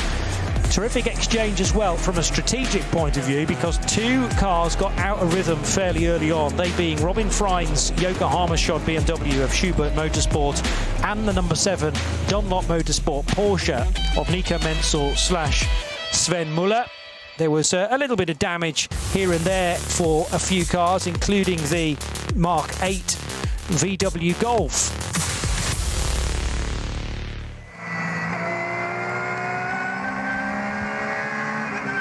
The 17 car of Sven Muller and Dunlop Motorsport then. This is now an in-lap as he climbs the hill out of Breitscheid. There was a big squirm as he vaulted the curb, though, there, coming out of that tricky left and right-hand sequence. Down through the box in preparation for Bergwerk as well. And what you can't see, oh no, you can see actually, because there's an inset picture. Hopefully you're enjoying our coverage in both sound and vision on RS1, part of the Radio Show Limited network of channels. Robin Freins is right with Sven Muller as they climb through Klostertal and Kesselchen. Yeah, keeping that pride going. It's a really, really tough battle. I've seen a message I've never seen before up on screen. Car number 506 being pinged for unnecessary driving. Okay. Under a code 60, referred to the stewards, and for the reference, that's the GT Tyres Motorsport by WS Racing BMW 228i. Unnecessary. That does sound as though the ruler is about to come down across the knuckles. There's going to be some form of punishment, I'm sure, to go with that. But add it to the lexicon of things you see on screens from race control. It's a two-horse race at the moment. Absolutely. BMW versus Porsche. Well, we've had many of those races across the decades here, but by dint of that first pit stop coming after 6 rather than going the full regular 7 laps on the opening stint, I thought at the time it was a masterstroke. I couldn't have predicted they'd have been given not 1, 2, possibly 3 gifts in getting clear of slow zones before their rivals, who are racing as hard as they can, came onto their heels. So Klaus Bachler, who is leading the charge from behind, but he's 38 seconds down on a race leader. And as I've said, if you have an earlier final pit stop, it's a longer one to the tune of around 23 seconds or so. And that's huge, but it's not as huge as the 38-second deficit between our race leader Sven Muller and his chasing teammate, albeit with a different livery on his car, Klaus Bachler, in third. So I've done the maths, Johnny. I think I'm on the right side of the law. Yeah. No, fully agree with that. Also, we can't quite give you an answer as to why Mateo Villagomez's pace has descended to quite the extent. I'm sure he was caught in a code 60 somewhere on that previous lap to have shed 19 seconds in a single lap. And the car in behind him, who is Moritz Krantz, doing a 9 minutes 20, so 10 seconds quicker than the Valkenhorst Aston Martin. But Villagomez certainly not showing the general speed of Christian Krognes, and why would he? Because he's still pretty new to this Nordschleife Lark. The one battle that's potentially going to change, and it might even change after the checkered flag, depending on how late Motor Racing want to leave these potential penalties. But Car 23 leads Pro-Am. However, it's got to do a drive-through, and it's maybe going to be pinged with a further penalty as well for being under the minimum pit stop time. So that battle in Pro-Am is slightly false at this point in time. Therefore, Patrick Assenheimer looks to be well placed in the number 48 Losch Motorsport Porsche. Jutta Racing's Alexei Veremenko in number 8, sharing with Frank Stippler, is in the 926s last time through. So that's matching those around him. But remember, Pro-Am involves, yes, some pro drivers in the rotation, but also some Pro-Am or AM drivers. So non-pros, gentlemen drivers. And here is the 47 KCMG Mercedes. Just done its second pit stop. So it has gone in earlier than you'd expect. It did its first pit stop after lap 5, therefore 13 was when it would come in.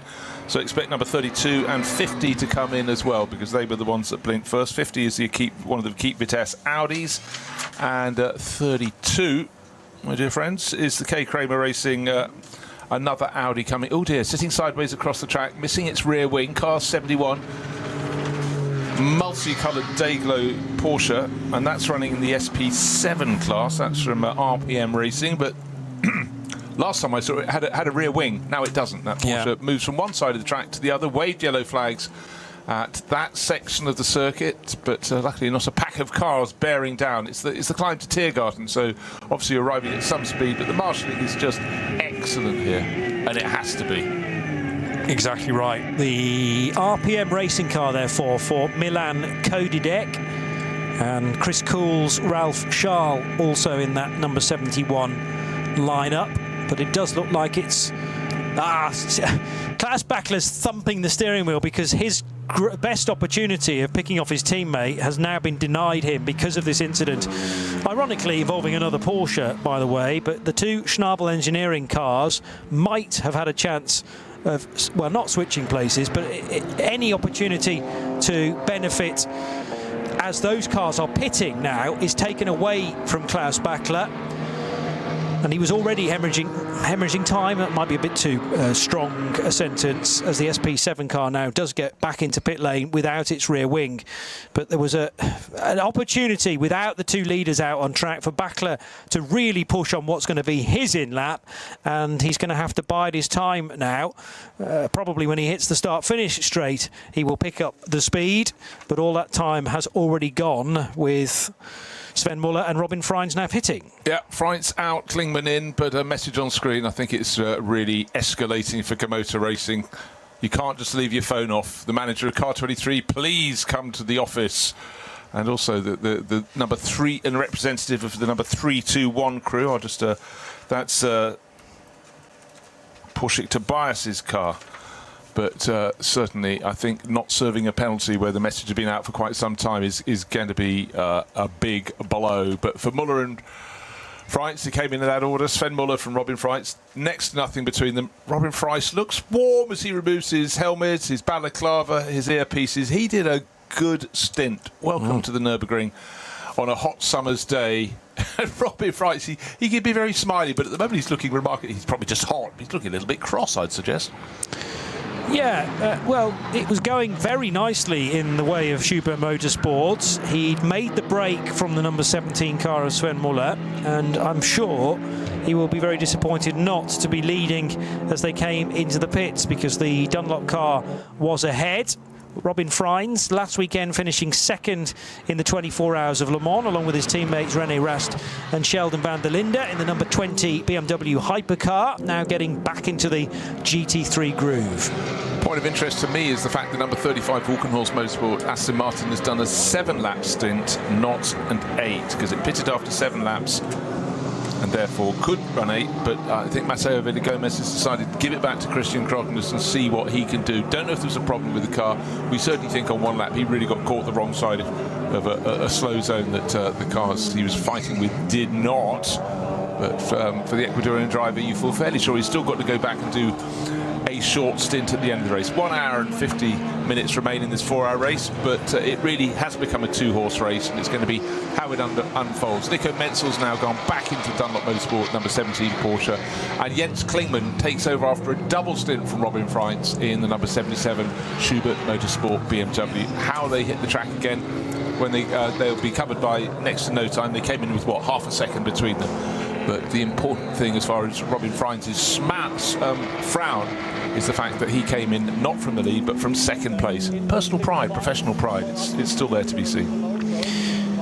Good tussle between Mike Stursberg in the number 5 Porsche that was started by Gabriele Piana. That's the Black Falcon entry, and on his tail is the Hankook competition car of now the driver known as Ricardo, and he shares with Michael Christensen and Yongkyum Kim. So there is a strong spin for the Equipe Vitesse Audi. Is that the 50 car or the 18? They both look, it's the 50 car, 5-0, and that will get back onto the straight and narrow. But that car in turn was also having a good fight in the early stages with the sister car, which is the 18 and the alternatively fueled Equipe Vitesse Audi R8. And that spin for the 50 car happened not far away from the race leader needing to go through the Vidal chicane.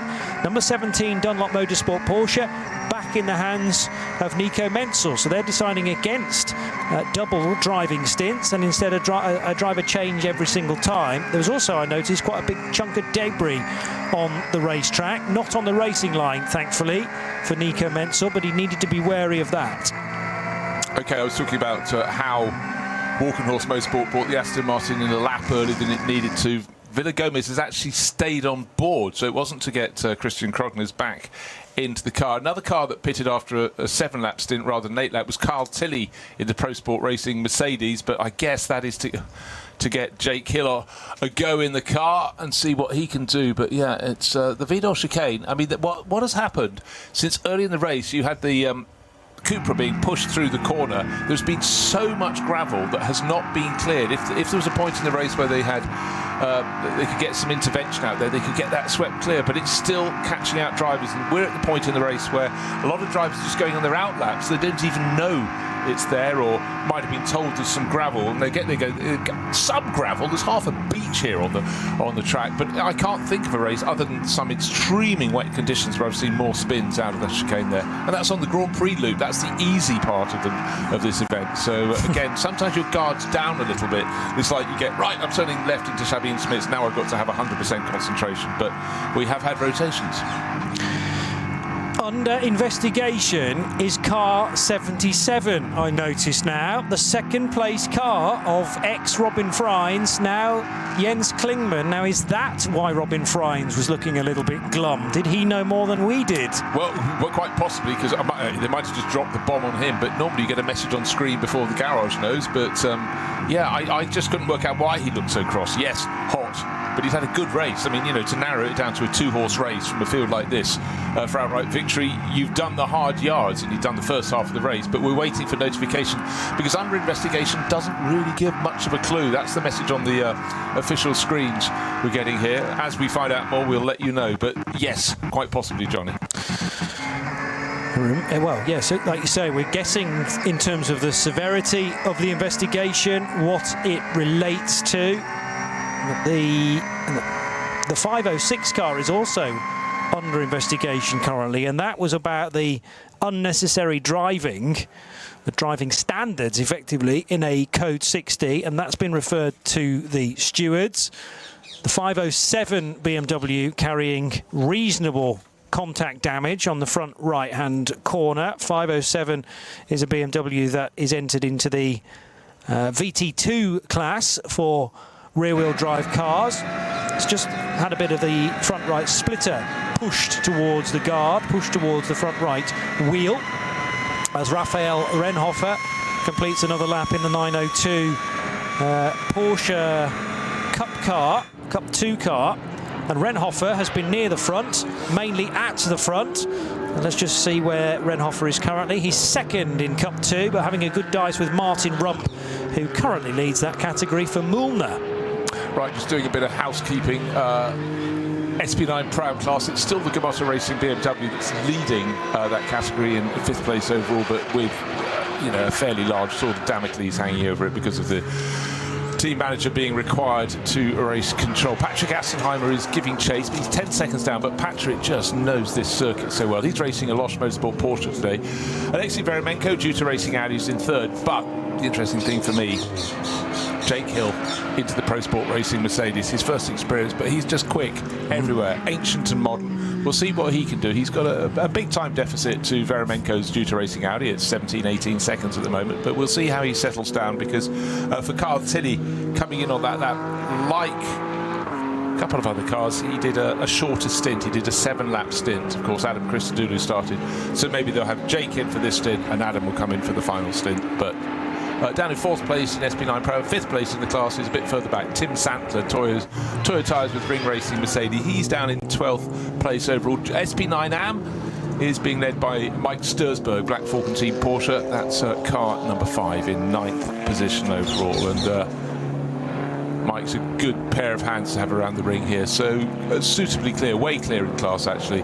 The best in rest in SP9 AM. In fact, you have to look back to the Dumoulin Aston Martin down in 33rd position to get the car that's second in SP. No, you don't. I've jumped past a couple higher up. Sorry, I've jumped past Dieter Schmidtman. Don't know how I missed him. Longest name on the timing screen. His Renazzo Motorsport Lamborghini is second in SP9. Just 2 places and albeit nearly 50 seconds behind the Black Falcon. Stursberg pedalled 911, which is car number 5. But out front, gap between Menzel and Klingmann, Porsche and BMW, 1.6 seconds, but we really need to see them at a timing interval around the circuit to see if Klingmann is gaining or losing in that battle for the lead.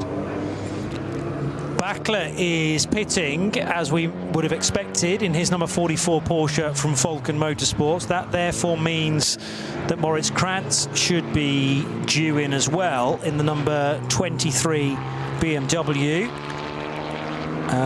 Patrick Assenheimer in car 48 is doing the having pitted after 7 laps initially, now doing the more standard 8 laps, and therefore Jake Hill on his way for the pits as well. This will be an in-lap for the British racer. This will actually... No, he's just gone in. He's already come in. Car. Because they pitted a lap early. Beg your pardon, yes. Yeah. But I'm reading delayed messages from his dad, that's why. And it's throwing me off track. Come on. No, Simon was bob on, and then I went and missed the stop. So Hill in after 7 laps, wasn't it? Did you say? Carl Tilley did 7 laps. Yes. And then, where he might ordinarily have gone to 8. So that puts... You made that point at the time, I'm just remembering now. Yeah, okay. Puts Jake in. Anyhow, interesting times. But Assenheimer is the one I'd be looking for because he's got so much experience on the ring. He's 6th overall. I think that car, regardless of what happens to the Motor Racing, BMW that's leading SP9 Pro-Am will pick its way up to lead that class. Motor Racing come in now. Car number 23 into the pits and possibly onto the naughty step. Who knows? And then we'll see what unfolds. Yes, the message read Jake in, end of this lap, in the car, not into the pits. That's where I've got confused. Anyway, so Carl Tilley only did 7 laps. That's interesting. Now, is that the same reason why they got Villa-Gomez out of... Mind you, Villa-Gomez didn't get out, did he? Didn't get out. So he pitted after 7. Yeah, I don't understand. And we wondered whether Christian Krognes was going to go in to just increase the pace of the car. Because if it could do another 16 laps, which in theory it ought to... Well, actually, on today's pace, it's not going to do, but... yeah, maybe they think they can get away with 15, so do 7 laps in this stint, like the previous stint for Villa-Gomez, and then 8 laps for the final stint to hand back to Christian Krognes so he can use his speed and experience. But it was sort of a lap shorter than I thought for both of them, for Villa-Gomez and for Carl Tilley, but Carl has handed over to Jake Hill, whereas Villa-Gomez has stayed back on board. Are they seeing something on the data or the car placement around the racetrack where there's a little hole somewhere where they can gain some real estate, gain some road position, I wonder, both at Pro Sport with their Mercedes and at Aston Martin Valkenhorst Motorsport with the number 35 car. We'll wait and see. So the top 6 on the road have all pitted, and they were due for stops at the end of lap 15. Klaus Bachler, the net leader, therefore. Moritz Krantz in the number 23 car. Now that could be another driver change because they've still got Antal Zigo to cycle through, the Slovakian racer for Motor Racing. And then it remains to be seen how many extra penalty stops that 23 car is going to have to make. Meanwhile, Cup 3 dicing continues down at the first corner. 9.59 is the Dutchman, De Groot, under a lot of pressure again from 9.53. And that is the car driven by Fielenbach. And they're about to be monstered by a rejoining Tim Heinemann, I should say. So Bachler out, Heinemann in to the Falken Motorsport Porsche. Yeah, and Heinemann clearly not wanting to waste any time at all. A couple of Cup 3 cars, I have to get past them. I have to get past them right now. He's got a GT4 class car there for an SP10 car up ahead of him. He wants to pick those off before he goes into the dip, up the rise to the Vidal chicane, and certainly before he gets the section where they turn onto the Nordschleife itself. But Heinemann doing a good, tidy job, as you'd expect. Just looking for changes. One thing I think I need to highlight is the fact that Martin Rump has had a sensational run to lead Cup 2. It's the class for the Porsche 911 GT3 Cup class. He's leading for Müllner Motorsport by 55 seconds from the driver Renhofer, who's been running so strongly in that car. But, quite simply, the pace of the Estonian driver Martin Rump, it doesn't matter where I see him race on the planet, he is good. But that has been a sensational run for him, because that is such a comfortable cushion to have. 9 times out of 10, it is with Müllner Motorsport as well, and Martin Rump has chiselled an opportunity with, and he's highly thought of within the Belgian squad. The Bilstein-sponsored Mercedes is now going to whip across the line. That's the number 26 car then, with Jake Hill now at the wheel, still early on in his stint, having taken over from Kyle Tilley. And then it remains to be seen who does the final stint. Maybe back to Adam Christodoulou in car 26. They're targeting a Pro-Am victory, and will allow the timing screen to reset to give us a rightful position for Jake just as soon as everyone else has completed their outlaps. But he is well positioned. Tim Heinemann in the number 44 car now having, well, his teammate won the race to be the first of the pit stoppers at the end of 15 laps. But obviously he's now going to drop down the order by 4 minutes or so, or 3 minutes or so. One thing that's always intriguing in this multidisciplinary field is when you get some older cars. For years we had the Opel Manta with the Foxtail. Eventually that's been put to one side for Volker Strycek and the gang. But there's a BMW 318i, absolute time warp. It's running in the production class, which is actually V3, if you must know. But it is a walk back in time. It's there in the sort of classic BMW racing livery, white background with the BMW racing colours on its flanks, but you know, you could be back in the early 1990s with that. But you know, it's still going well and it's still being driven nicely and kept out of the way. But again, there really is something for pretty much everyone when they come to an NLS race.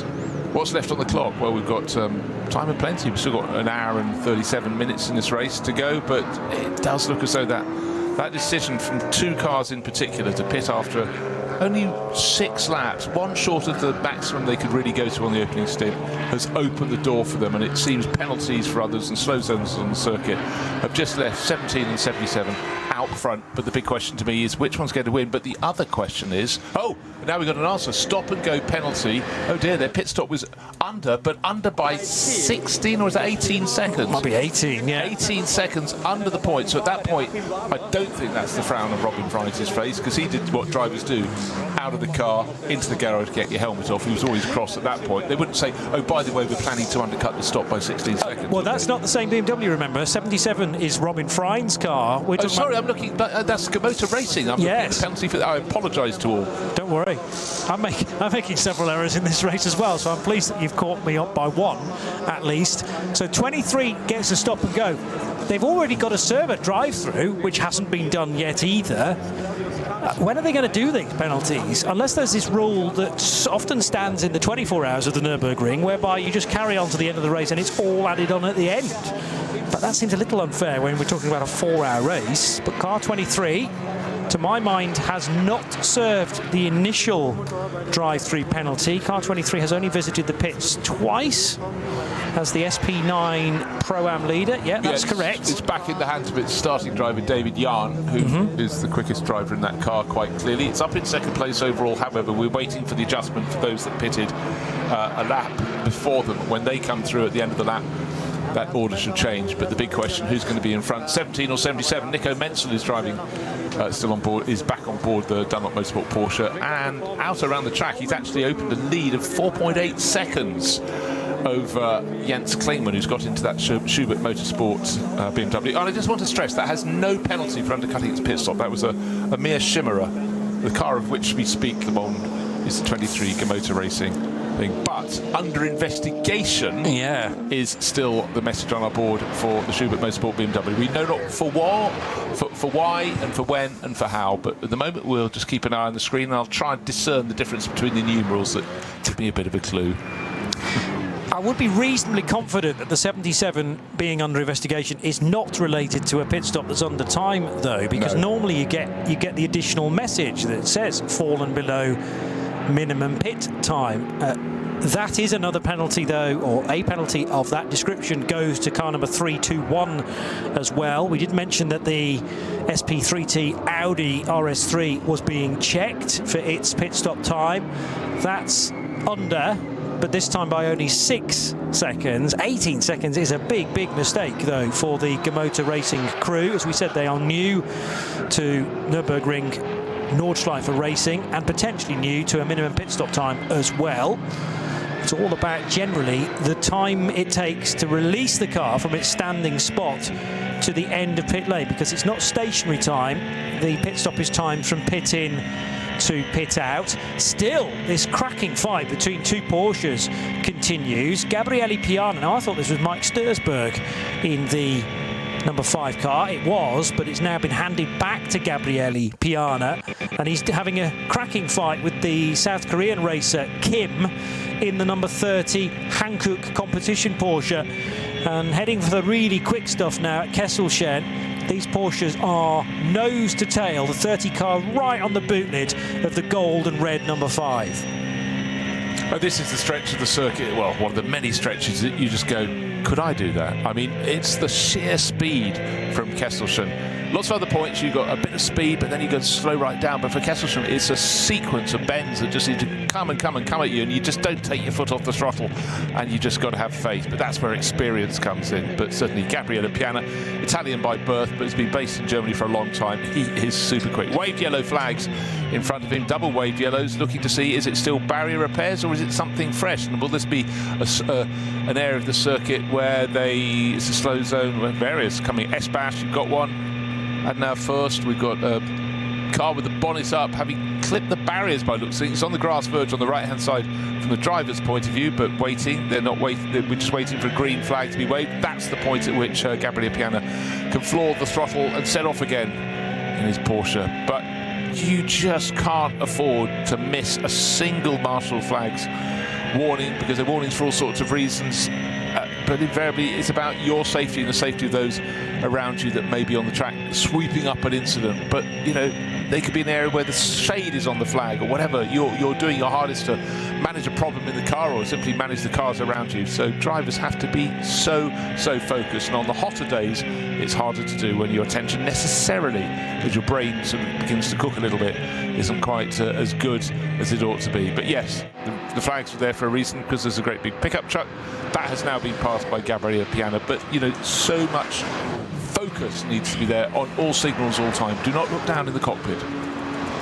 No, because that could be the last error that you make before sliding off and hitting the barrier pretty hard or tripping over a fellow runner. Cracking lap this time, it looks, for Calvin de Groot, who leads Cup 3 in 9.59, and that's the biggest gap I've seen so far for the SRS team Zorg Rennsport 718 Cayman. He's really made the break from Alex Fielenbach's 9.53 Smurlis racing car. So de Groot, I don't have an age for Calvin, but I sense that he's pretty early on in his career, maybe early 20s or younger than that. Not done a great deal of kind of top-notch racing, although he is, I was just looking up, a champion in the next cup, is it called? The Next Gen Cup. Oh, in the States, it's what we used to call Indy Lights in the old days. Oh, okay. I do know exactly what that is. So he's been a champion of that in 2024, then seems to have gone missing on my stats in 2025, but now is running in the GT4 European Championship at Pro-Am level. So yes, single-seater star and champion, turns Nürburgring specialist potentially, but he's not done a great deal of NLS racing, unless he did all of last season. I'll check that as well. Sometimes NLS 2025 disappears off my radar briefly. He's doing the GT4 European Series this year. Yes. So he's doing that. He's getting experience in that. He obviously did the 24 hours of Nürburgring. I found him. Okay, so he did do NLS 2025, pretty much all the races as well. But that was in a BMW 330i G20, again for Zorg Rennsport. When you talk to the Next Gen Cup, I confused it with the American racing scene. It's something that happened in Germany. And okay. I think I now can picture it. I think these are little space frame cars. Yes. Effectively a small saloon style. I was getting a bit concerned that I hadn't identified him in something as big as the Next Gen Cup. Let's have a look. I found a website. Oh no, it's going to throw me a load of cookies at the same time. So I'll get to that eventually about the Next Cup for Calvin de Groot. Now, it looks like there's been an exchange of position between the Hankook competition number 30 Porsche. Is this how Gabriele Piana got ahead? They were drawing level. The 5 car on the inside of the number 30 Porsches, identical machinery, tried on the one side, then went down on the inside of Bergwerk, and as they left that scene, the 5 car was ahead of the number 30. So that was an exchange of position. Are they both running in the same subcategory of SP9? Well, no, the 5 car is an SP9 AM class leader, and the Hankook competition car is actually a Pro car, number 30. But the AM getting ahead of the Pro. You wouldn't necessarily have thought that, but of course, it depends who's at the wheel of any of these cars at any one time. I'm keeping my eye on the gap between first and second. Remember, it went out to 4 and a bit seconds. Well, Nico Menzel is now 3.8 seconds clear of Jens Klingmann. So Jens settling into his run in the Schubert Motorsport BMW. But I'd say at this point in the race, with just under an hour and a half to go, it's looking pretty good now for Nico Menzel and the gang for Dunlop Motorsport. But the fact of the matter is, the driver in third place, originally it was Klaus Bachler, remember, in the number 44 Falcon Motorsport Porsche. It's been handed over to Tim Heinemann, but it's he's 51 seconds behind the second place BMW. And with that final pit stop coming up, whether it's 23 or 25 seconds different, it doesn't matter. They've got that margin times 2. When I say them, I mean Nico Menzel lead the race in the Dunlop Motorsport Porsche, and Jens Klingmann, the Schubert Motorsport BMW. They are so far clear. Inspired choice to pit after only 6 racing laps, come in a lap ahead of their rivals. Then the traffic worked for them. Slow zones confronted their rivals, and they're sitting on this buffer. But the speed they've been driving at, I would suggest they'd be at the front anyway. They just seem to be the most comfortable in the conditions. But what do? They got themselves into track space, track position, and they really today have made it work in a way that you really don't see that often. Yeah, it's rare to be able to get that kind of an advantage. I will say, with a slight caveat, that some gaps can close in the final stints. However, we were expecting something like a 23, maybe a 30-second disadvantage for that secondary group, and it's closer to a minute now. So it would have to be one heck of a swing, one heck of a maybe code 60 to slow down Nico Menzel and Jens Klingmann in their Dunlop Motorsport Porsche and Schubert Motorsport BMWs respectively. And therefore that call to get the cars in after only 6 laps, compared to the majority of the rest of the runners in SP9 that pitted after 7, has been a good call. But you could only say that with hindsight, really. It could have gone either way, and it's just that the code 60s to this point have fallen in the direction of car 17 Porsche and car 77 BMW. At the start of this lap, the gap was 4 seconds or so that could still alter. But you mentioned it being a 2-horse race, probably about an hour or so ago, and things really haven't changed from that situation. Quick look at the penalty screen again, and still a stop-go penalty of 18 seconds is listed for car number 23. Anything else that's going to affect front runners? Nothing, not really. No, not at the moment, but there's still the investigation for car number 77, the car in second place, the car driven now by Jens Klingmann. It's the black and red Schubert Motorsport BMW, 3.8 seconds down, but still there have been barrier repairs. In fact, the first barrier repairs were halfway through the opening stint of the race, and I don't think there's been a clear lap for any single driver since then. They're doing it as fast as they can, but as I said, I think there were about 4 different points on the circuit, certainly 3. There were concurrent works on the barriers. So in terms of people looking to boast at the end of this weekend, saying, hey, I did a lap in 8 minutes and 1 second, that's quite unlucky and unlikely at the moment, I'd say.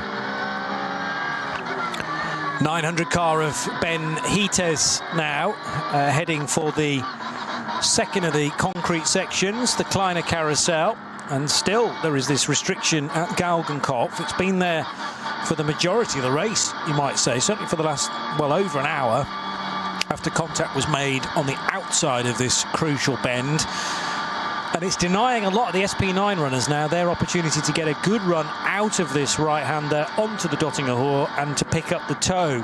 The toe you do eventually get, but it's much further down the Dottinger Hohe, because now the Benjamin Heates driven car can start to accelerate. In front of it, although not on the same lap, is the Jens Klingmann driven BMW, the Yokohama shod car. So Klingmann on the lead lap, trailing the Nico Menzel yellow and black Porsche by still about maybe 5 seconds. We'll time that, of course. The timing system will grab the exact distance between these 2 cars at the end of the lap. I actually think that the Porsche that leads has actually got even more time in its hand now compared to the chasing BMW, which has just cleared the Pro Sport Racing prepared and Dumoulin driven Aston Martin. That's the number 37 car, heading for Tiergarten now. But the Yokohama BMW has cleared it in time. Yeah, did that very nicely. Right, the Next Gen Cup. It's a 100% electric junior touring car cup for young male and female drivers, racing an LRT NXT1, which is a fully electric race car based on the Mini Cooper SE, engineered and built by that Swedish team, Lestrup Racing Team. So there were races around Europe.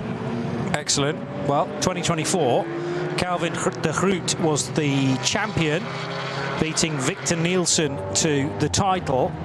And he then did a full season of NLS in 2025 in a BMW 330i, so has stepped up another level to now race in the Cup 3 Porsches. And as I say, he was grabbing my attention because 959 has made a bit of a break from the other runners in for this stint, Alex Fielenbach and Lorenz Stegman. So whereas those three cars, 959, 953 and 962, came into the previous pit stop absolutely together, nose to tail, the gaps are starting to increase now. And that's not the only gap that is increasing, because the lead gap between Nico Menzel and Jens Klingmann, it was about 4 seconds after the pit stops, went just below 4 seconds. It's now 7 full seconds.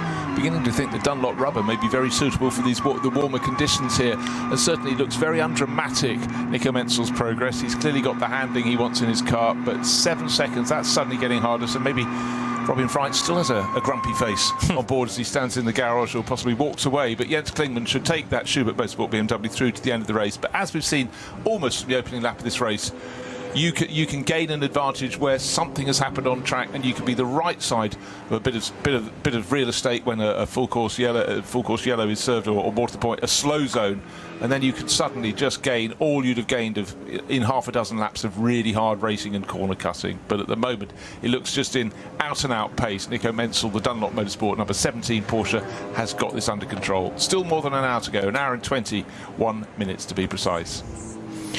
Tobias Muller was right on the tail of the Dacia Logan ahead of another restart out of a Code 6. They call them restarts. It's not a safety car, of course, or a full course yellow, but it's the closest thing we might have to that. And the benefit of a localised Code 60 allows the rest of the racetrack, 24 kilometres or so, to still be action-packed.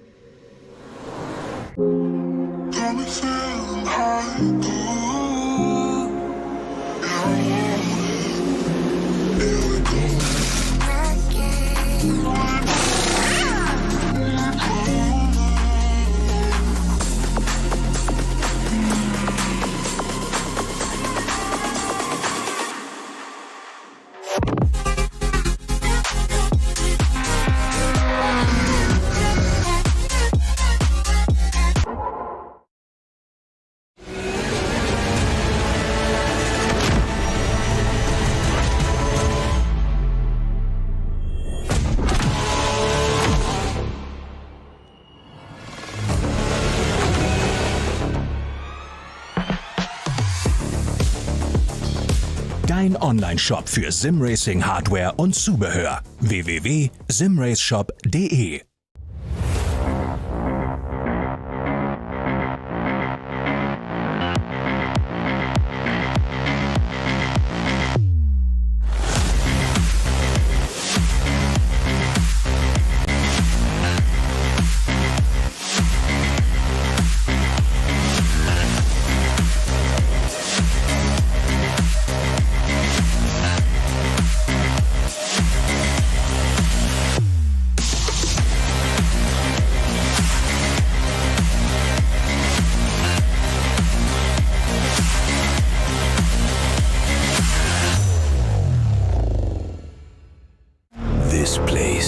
leaves no room for error. No escape, just asphalt, adrenaline, and the legend. The green hell never forgets. It never forgives. Every corner, a fight. No room for weakness. The Nordschleife is no place for empty promises. It is the place where they are delivered. Engineered for the green hell. Official partner of the NLS. Liebe Fans, Lovely Fans, besucht uns auf unseren Social Media Kanälen. Follow us. Auf Facebook, Instagram, YouTube und TikTok. Willkommen bei der NLS.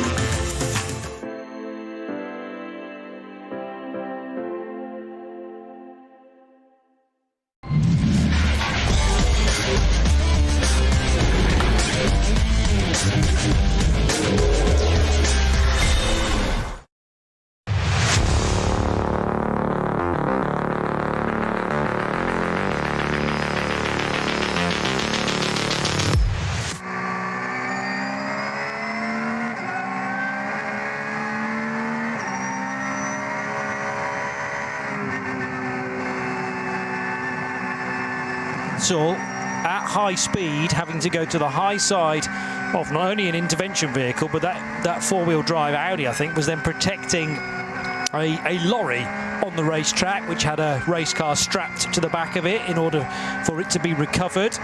So it wasn't yellow flags. You were able to overtake, or legally able to pass those cars, but the white flags were out nevertheless. I'm just interrogating the antics of car number 23, the Gamoto Racing BMW, and actually now spotting 2 extra pit stops. So it made a stop at 1 o'clock, which was its standard fuel stop, I reckon. Then at 12 minutes past 1, it did actually come in, by the looks of things, to serve its original drive-through penalty. So we missed that first time around.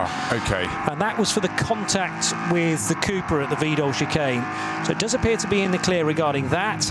Then it made another stop at about 20 past 2 for fuel. And since then, it's just been in again to serve the extra 18 seconds that it owed according to its minimum pit stop time. And that's been the more damaging one for car 23 and David Yarn, because from the lead of SP9 Pro-Am, it has now dropped to 4th position. And that means that Tobias Muller for the 48 Losch Motorsport Porsche crew now lead Pro-Am, running 5th on the road.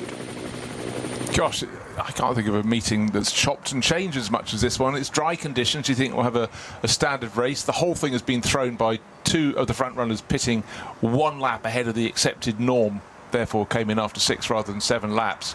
The race stints thereafter, not including the formation lap to get to the grid, can be 8 laps, but 17, the Dunlop Motorsport Porsche, 77, the Schubert Motorsport BMW, separated by 7 seconds now, but it just has worked for them. It was other periods on track when they were in the pits and others had to slow that they really gained the main chunk of what they need. And when they get to their final pit stop, it will be a lap earlier than all of their rivals. Therefore, it'll be a longer pit stop. However, they have gained more than enough to cover that off. They had a shorter first pit stop, a longer final pit stop, but in between they've gained so much time they could fit in 2 final pit stops if they so chose. Yeah, it's just been a steady increase of that advantage over the course of the last couple of hours, really. Now 2:45 in the afternoon. The race scheduled to finish at 4 o'clock, maybe just afterwards, depending on where the race leader is when the checkered flag is being unfurled, or at least prepared.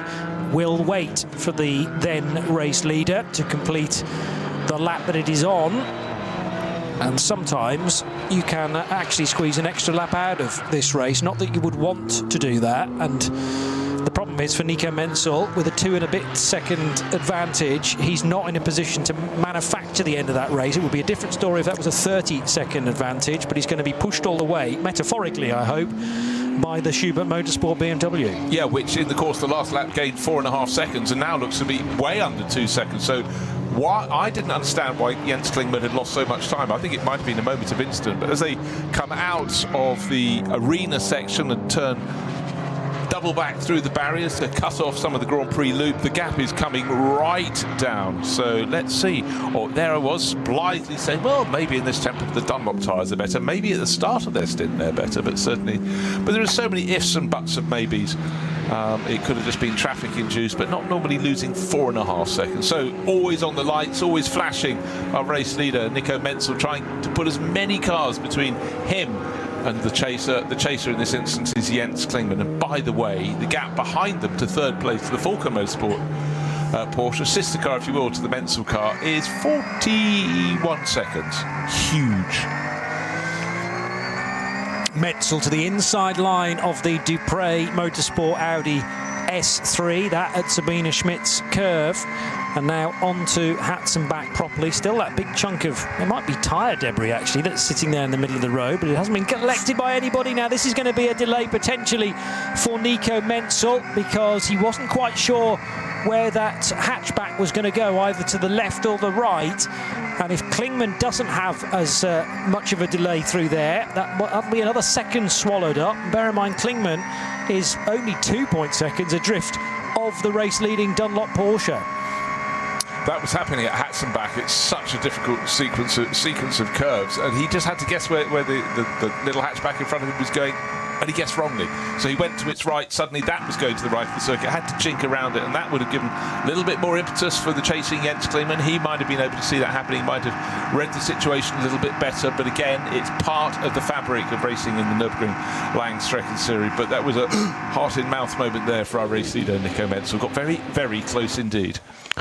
Sure was. And David Yarn, meanwhile, is getting very close to the Selv-driven Jutta Racing Audi, driver known as Selv, S-E-L-V, and the all-black, well, with the gold, conjuring up Lotus Formula One cars, perhaps, of yesteryear, now going over the start-finish line. And the other Audi just up ahead is not on the lead lap, but you could not be closer in the respect of David Yarn, virtually pushing that Audi across the start-finish line. It's one of the Equipe Vitesse R8s as well, which might pose the BMW a problem, no, but that car does the rightful thing of staying out of the battle for, what is that, third and fourth positions in SP9 Pro-Am. So Jake Hill in second in Pro-Am, and Tobias Muller in the 48 Loesch Motorsport car. The Porsche currently leads this subcategory. So David Yarn with some catching up to do. I do reckon he's got rid of both of those penalties, as in he's served the two of them. We still have the third and final driver to come in BMW number 23, who is Antal Seago. And that will be done, well, when this car comes in to make its final stop within the next 20 minutes, let's say.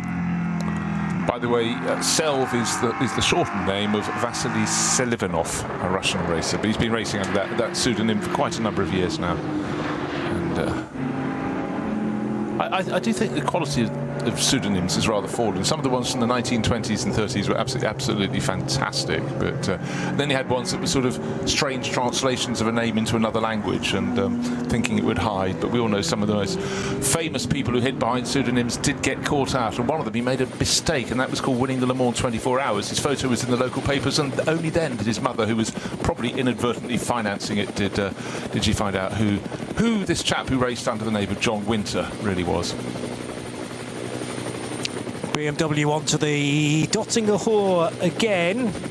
No, totally misidentified that from the overhead shot, but the 23 car still going strongly. We'll have one of the Toyo Tyres Supras now to deal with. This is, I don't know, forced perhaps. It does test my track knowledge when I start to see completely different angles. No, it's later on in the lap than that. Bear with me, folks. An hour and 9 minutes still to go. That might have been the bridge for Flugplatz, actually. So the racetrack going over the public road. Double right-hander. Yeah, I think I've placed it now. So it's early on in the lap after Hoch-Eichen and Flugplatz. Then there's the parking area, sometimes for stricken race cars to drivers right just before Schwedenkreuz. He'll go dive bomber GT4 Mercedes in the process, will David Yarn. And Arenberg here with the huge gravel trap. There was a segment of the 24 Hours this year where that gravel trap just called in cars one after another. And 9 times out of 10, the large gravel trap does its job, but sometimes cars do make the barrier. Laurens Vanthoor did so big style 2 years ago during the qualification process for the big race. So this car then running in 4th position now in SP9 Pro-Am, 3rd position, having just got ahead of the Jutta Racing Audi of Selv. But the overall race lead is still in the hands of Nico Menzel, number 17. What's the gap back to the BMW of Jens Klingmann is the next question. We will find out in the next few moments when those two cars arrive at the start of the Dottinger Hohe. Yeah, I just remember last time around the gap went from 7 seconds down to just 2.5 seconds, actually 2.25 seconds. So again, it could be happening, but it's about whether Menzel can make sure Klingmann isn't close enough to get a tow along the Dottinger Hohe, or conversely Jens Klingmann to see if he can get a tow. One gap that's gone out rather than down, I'm afraid, for fans of Jake Hill, is his gap to Tobias Muller. So Jake Hill for Pro Sport Racing, Mercedes, 2nd in SP9 Pro-Am, but he last time round, instead of being 7 seconds down, he was 11.5 seconds down from class leader in the Losch Motorsport Pro-Am car. That's Tobias Muller. So Tobias going very, very nicely indeed. Yeah, the 28-year-old from Euskirchen, mightily experienced though around this place. First Nürburgring 24 hours, I reckon, was in 2017, so he's almost had a decade of experience around here, beginning in a Cup 5 BMW, then moving swiftly the next year onto a Cup 3 Porsche with Mühlner Motorsport. So currently driving with Black Falcon and the 48 Losch Motorsport sponsored car, sharing with Dylan Pereira, who was 4 wheels on the grass during his opening stint. Patrick Assenheimer, who's driven AMGs in the past as well, but now with the GT3R Evo. Pit lane speeding, discuss. Well, let's not discuss it. Don't do it. 32nd penalty for car number 508, which is BMW 330i, and that's entered by MSC Adenau. So most of their labours have just been undone. But I must say, the pit lane here, with 110 cars entered, 109 starting the race, is always going to be busy, but even more reason to make sure you adhere to pit lane speed limits. Now, into shot, out of shot, unless my eyes deceive me, came Nico Menzel. They did not. End of last lap, the gap had come down from 7 seconds to 2.25. It's much bigger again because he's already on the start-finish straight. There's clattering the curb. Jens Klingmann goes to the final right-left flick. It looks like it's going to be closer to 10 seconds. It really cut across in front of the VW Golf. Not happy at all with its progress through the final sequence of corner. A little bit cheeky, but the gap has gone out by 8 seconds. It's now 10 seconds from first to second, but I would say that was a slightly grumpy driving. In fact, it was a Hyundai, that an i30N that he chopped across, but from Klingmann, a driver with that much experience, I don't really see much point in that. Frustrated perhaps with how much of a delay there was at Tiergarten. Is that the Jutta Racing car now off the road? The Audi, it is, of Selv. So he began the next lap, remember, doing battle with David Yarn's number 23 car, and this has happened somewhere in the second sector, just trying to identify particularly where. It might be Hatzenbach with the near crowd, which has gathered significantly, and yes, confirmed by the early stage of Hatzenbach, so well spotted, Johnny. And with thanks to our directors looking after us as well, making sure that we can identify the relevant places on the track. This has only just happened because Selv and Jutta Racing began this lap actually side by side with the 23 BMW. I've got the gap at 900ths of a second. Yeah, and effectively the car is facing at 45 degrees to the barriers, but unfortunately with this nose towards the oncoming traffic, so it's you know, a big turn. Left a bit of debris on the track. The marshal's doing a very, very good job. The course vehicle part just past the spun Audi. The driver Selv is over the barriers on purpose. and they're running back up the track to clear any debris. So contact before, through, during that corner. Just actually as the Hatzenbach begins to and there's been a big ding in the barriers. So on the left-hand side of the circuit is he be coming down the slope. You'd come from Sabine Schmidt's curb. It's just starting to turn to the right. Actually, we can identify the corners. They've written them on in chalk for us. It says Hatzenbach, some of the sort of regular graffiti, but it's early in Hatzenbach. But how that happened, do not know. Did it happen? Absolutely. And so for Juta Racing, who are having one of their better outings here, that's very, very frustrating indeed. Yeah, excellent opening stint from Frank Stippler. Alexei Veremenko didn't really put a wheel wrong either. Admittedly, not going to have the pace of Frank Stippler, but who does at the end of the day? And then Selv was doing battle in SP9 Pro-Am.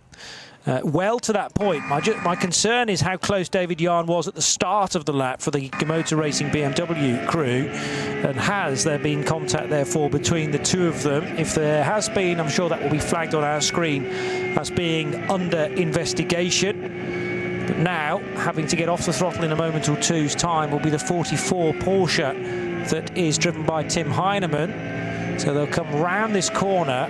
And no, we're already past the scene actually where the Juta Racing Audi has left the track, because now Hoek Eichen and the slight rise between Kittelbacher Hohr and Flugplatz, and Heinemann has a long think about a move down the inside of the Aston Martin, which is not on the same lap as car 44, and he's able to get safely through. Yeah, neat, tidy. Oh, but another car is taken to the outside of the circuit. It's deep in the gravel. It's trying to pick out where that is. Arenberg. It's Arenberg, and it's gone the whole way round into, hit the barriers, went off to the left-hand side of the circuit as the corner went to the right, has binked off the barriers and then slewed around the corner. It's a family car, 3 corns on board, KORN, Porsche 444 Cayman. Looks as though it's possibly missing a front right wheel even in all of that. Or is it where it's just sitting with a shadow across its nose as the nose is down in the gravel, but it's not to get back on the track?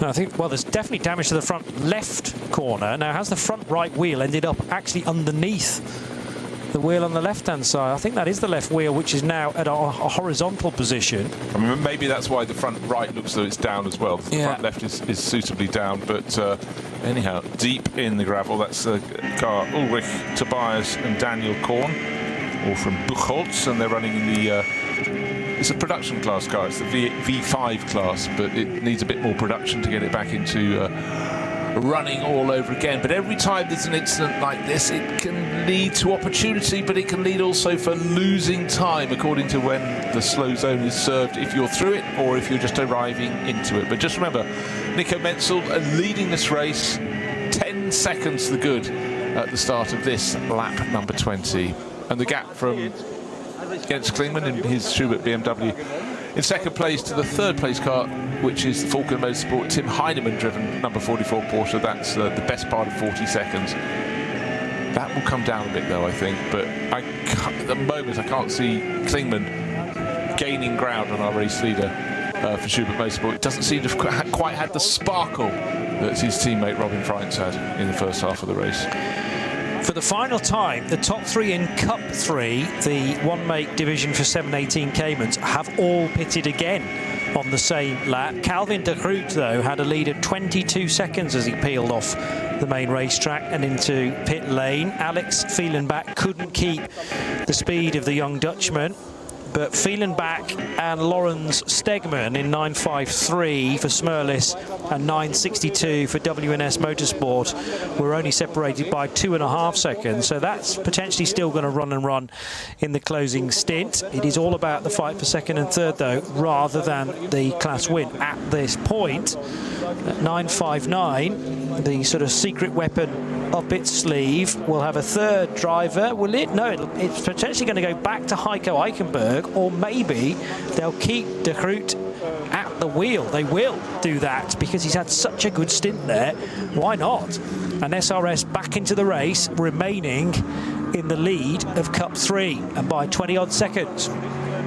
Into the final hour, though, for everybody else in the lead pack, and Nico Menzel is somewhere in that very long 3.5 minute sector. It's taking cars actually closer to 4 minutes right now because of bits of yellow still here and there, and he has a 10-second lead over the Schubert Motorsport BMW of Klingmann. Still new slow zones are coming up on our screen. We get a yellow bar. They've just been arriving thick and fast. The latest one is Schwedenkreuz 2. You think about that wonderful fast sweeper to the left-hand side. You've gone past Flugplatz and you're motoring on. So it's a point where the speed is low. But of course, it's really effectively there to cover the car that's off in Arenberg in the gravel, that number 444, the car with not all its wheels on board, and our race leader finding himself out in the gravel on the exit of the chicane on the Grand Prix loop, just about managed to haul it up without getting past the car that was in front, running slowly. But there's a slow zone. Why is it there? Because we know what's happening down at Hatzberg. Oh, sorry, further around the lap, there's another one in front of them. So drivers, even when they're having their intense battle with the rival, they may not be able to see, but they can get messages about what's the interval. They've still got to work their way around back markers and still got to sort out slow zones, and some drivers react rather faster than others, but this one's been here for a while because we've already got the car that has gone off, I think, being put onto the back of a flatbed. But for now, the little set, Cooper in front is absolutely entitled to be where it is. As soon as they get to a green flag, which they have, they can now accelerate. But around the outside, Nico Menzel, will there be a gain for the chasing Jens Klingmann? You'd suggest perhaps just a little bit will come their way. And out of Galgenkopf along the Dottinger Höhe, they go all over again. But it's still Dunlop Motorsport leading this race, number 17, Nico Menzel. But we've seen it from him, we've seen it from Klaus Bachler, his teammate in the Falken Motorsport car. A degree of frustration when you get a camera pointing at them and they're being delayed. They want to get through a slow zone without interruption by anybody else. They'll drop to the minimum speed. But they want the cars in front to be, the drivers in front to be completely conversant with what's required of them and not delay them by a nanosecond. Menzel gained a second in Sector 1. He then lost 4 seconds in comparison to Klingmann. However, then Klingmann dropped 8 seconds to Menzel in the third sector. So 10 seconds might become 15 by the end of this lap. There was also a harem-scarum moment for Tobias Muller a moment or two ago in the number 48 Losch Motorsport Porsche. He's still the leader in SP9 Pro-Am. And Jake Hill trying to hunt him down. Gap at the start of the lap was 14 seconds.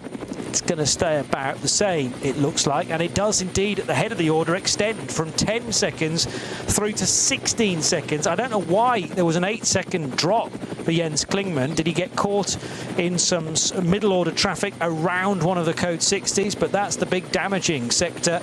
2 minutes for Menzel, 2 minutes and 8 seconds for Klingmann. That's really, really galling for Klingmann. I don't think it was anything to do with what he was doing. It's just simply where the traffic was and whether he found the slow zone that had just been extended, and therefore a longer slow zone as the clean-up operations happened at Arenberg or somewhere. But certainly that's cruel. The lap we thought he might be able to find a bit of an advantage to try and claw back the advantage of Nico Menzel. Nico Menzel, in turn, being slightly delayed, but not by as much as Klingmann. Or is the performance that BMW suddenly just falling off a cliff? It came in for its previous pit stop. Car number 77 came in after 14 laps.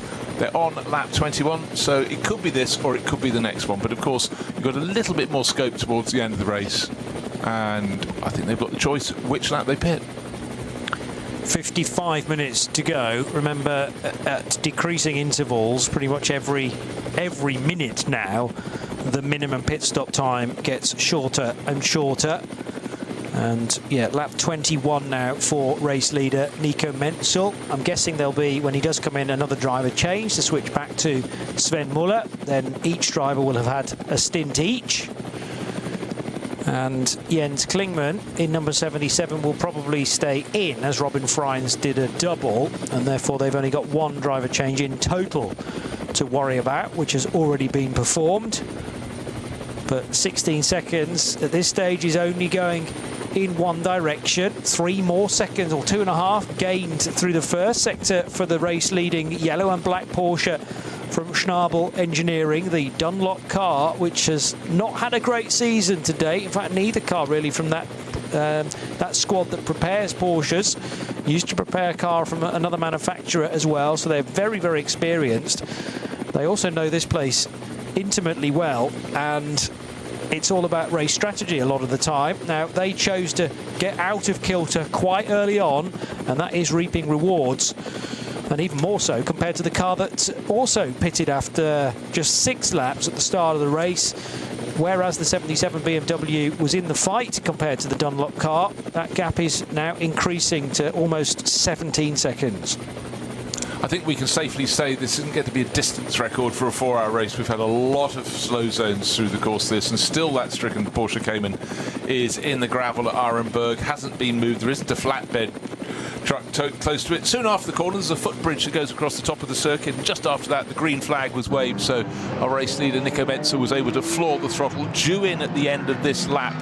Has the scope to possibly go one further, because they'd last pitted on lap 14. You can do an 8-lap stint, but really, I think you're just fine to take it this time around. But particularly because that buffer got as low as 2 seconds over Jens Klingmann in the chasing Schubert Motorsport BMW, but it's gone out and out and out. And in fact, now it is fully 16 seconds, and it may even be going out on this in-lap. Good scrapping between a couple of Audis a little further back down the order.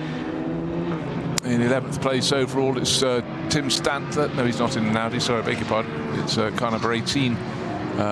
Moving around on the track, just trying to have its own battle at the front of the field. But this became an early, it's the alternatively fueled car with Frusser at the wheel. It's the Audi from Juta Racing flashing its lights. Well, that car ahead of it is the Max Cruiser. Again, alternatively fueled car. That's the number 11 for Christoph Lenz and Christian Kohlhaas, Nico Otto. And a bit of confusion there because they are having to lap a BMW at the same time. So it was a wider approach for the number 11 Audi, which is being driven by Christian Kohlhaas. And that's actually the fight for the alternatively fueled cars, not just Audis, any manufacturer. So they both run in AT1. 19th and 20th overall, but importantly just separated by 1/10 of a second, and ebbing and flowing a little bit, but doing very, very nicely, thank you. First or second, I'm just waiting for the end of this lap, and you'd expect the first two to come in. Number 17, the Porsche of Nico Menzel, and waiting to see if they do that. But will the gap have suddenly gained another 6 or 7 seconds? Because if it has, it's absolutely disaster for Schubert Motorsport. But if it hasn't, because nothing has been placed in their lap, frustrating. Oh, incident between the KCMG Mercedes under investigation. That's car number 47. Now Gamu at the wheel at the moment, former Super GT 300 champion. He's down in 13th overall. Remember, this was a car that Kamui Kobayashi ended up losing about 5 minutes, went off into the barriers in his stint. And the car that's was possibly in contact with is car number 155. It's the Plus Line Motorsport BMW M4. It's the GT4 category car, so we can't tell you where or what happened between those two, but that's under investigation. And so for 47, the KCMG Mercedes crew, they'll be looking to continually try and claw back a bit of time, but if they get any other punishment, then that's going to be very unlikely they'll gain many places.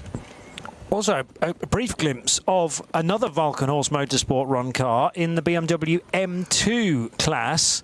So a BMW M2 racing machine for Bennett Earl, who's driving right now, and Lars Erik Volstedt, who I'm sure has been in that car at a point already today. Another Norwegian driver, so I'm up to now 5 Norwegians entered in various places on the list this weekend.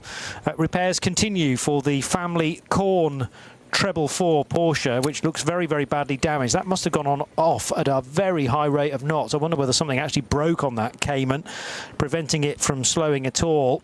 It was good to see, I reckon, a driver out very quickly and able to walk or jump the safe side of the barrier. But the V5 runner, certainly down to just 3 wheels on that wagon, maybe fewer than that, and having to be craned out of the Arenberg gravel. The AT1 fight, still door handle to door handle, and this time the Equipe test car gets ahead of the Max Cruiser Racing example, and now ganging up on them is Jake Hill in the second placed SP9 Pro-Am car, the Bill Stein Mercedes. Yeah, Jake worked the traffic very nicely there. He's actually chipping away a little bit at class leader Tobias Muller for the Losch Motorsport Porsche crew, but Jake running for Pro Sport Racing, the Mercedes, yeah, neat, tidy, trying to gain a little bit of ground and doing a decent job there. But just looking at respective paces, the top 3 are stretching out rather than closing in. However, they're going to be coming top 4, but they will be coming in at the end of this lap, I would suspect.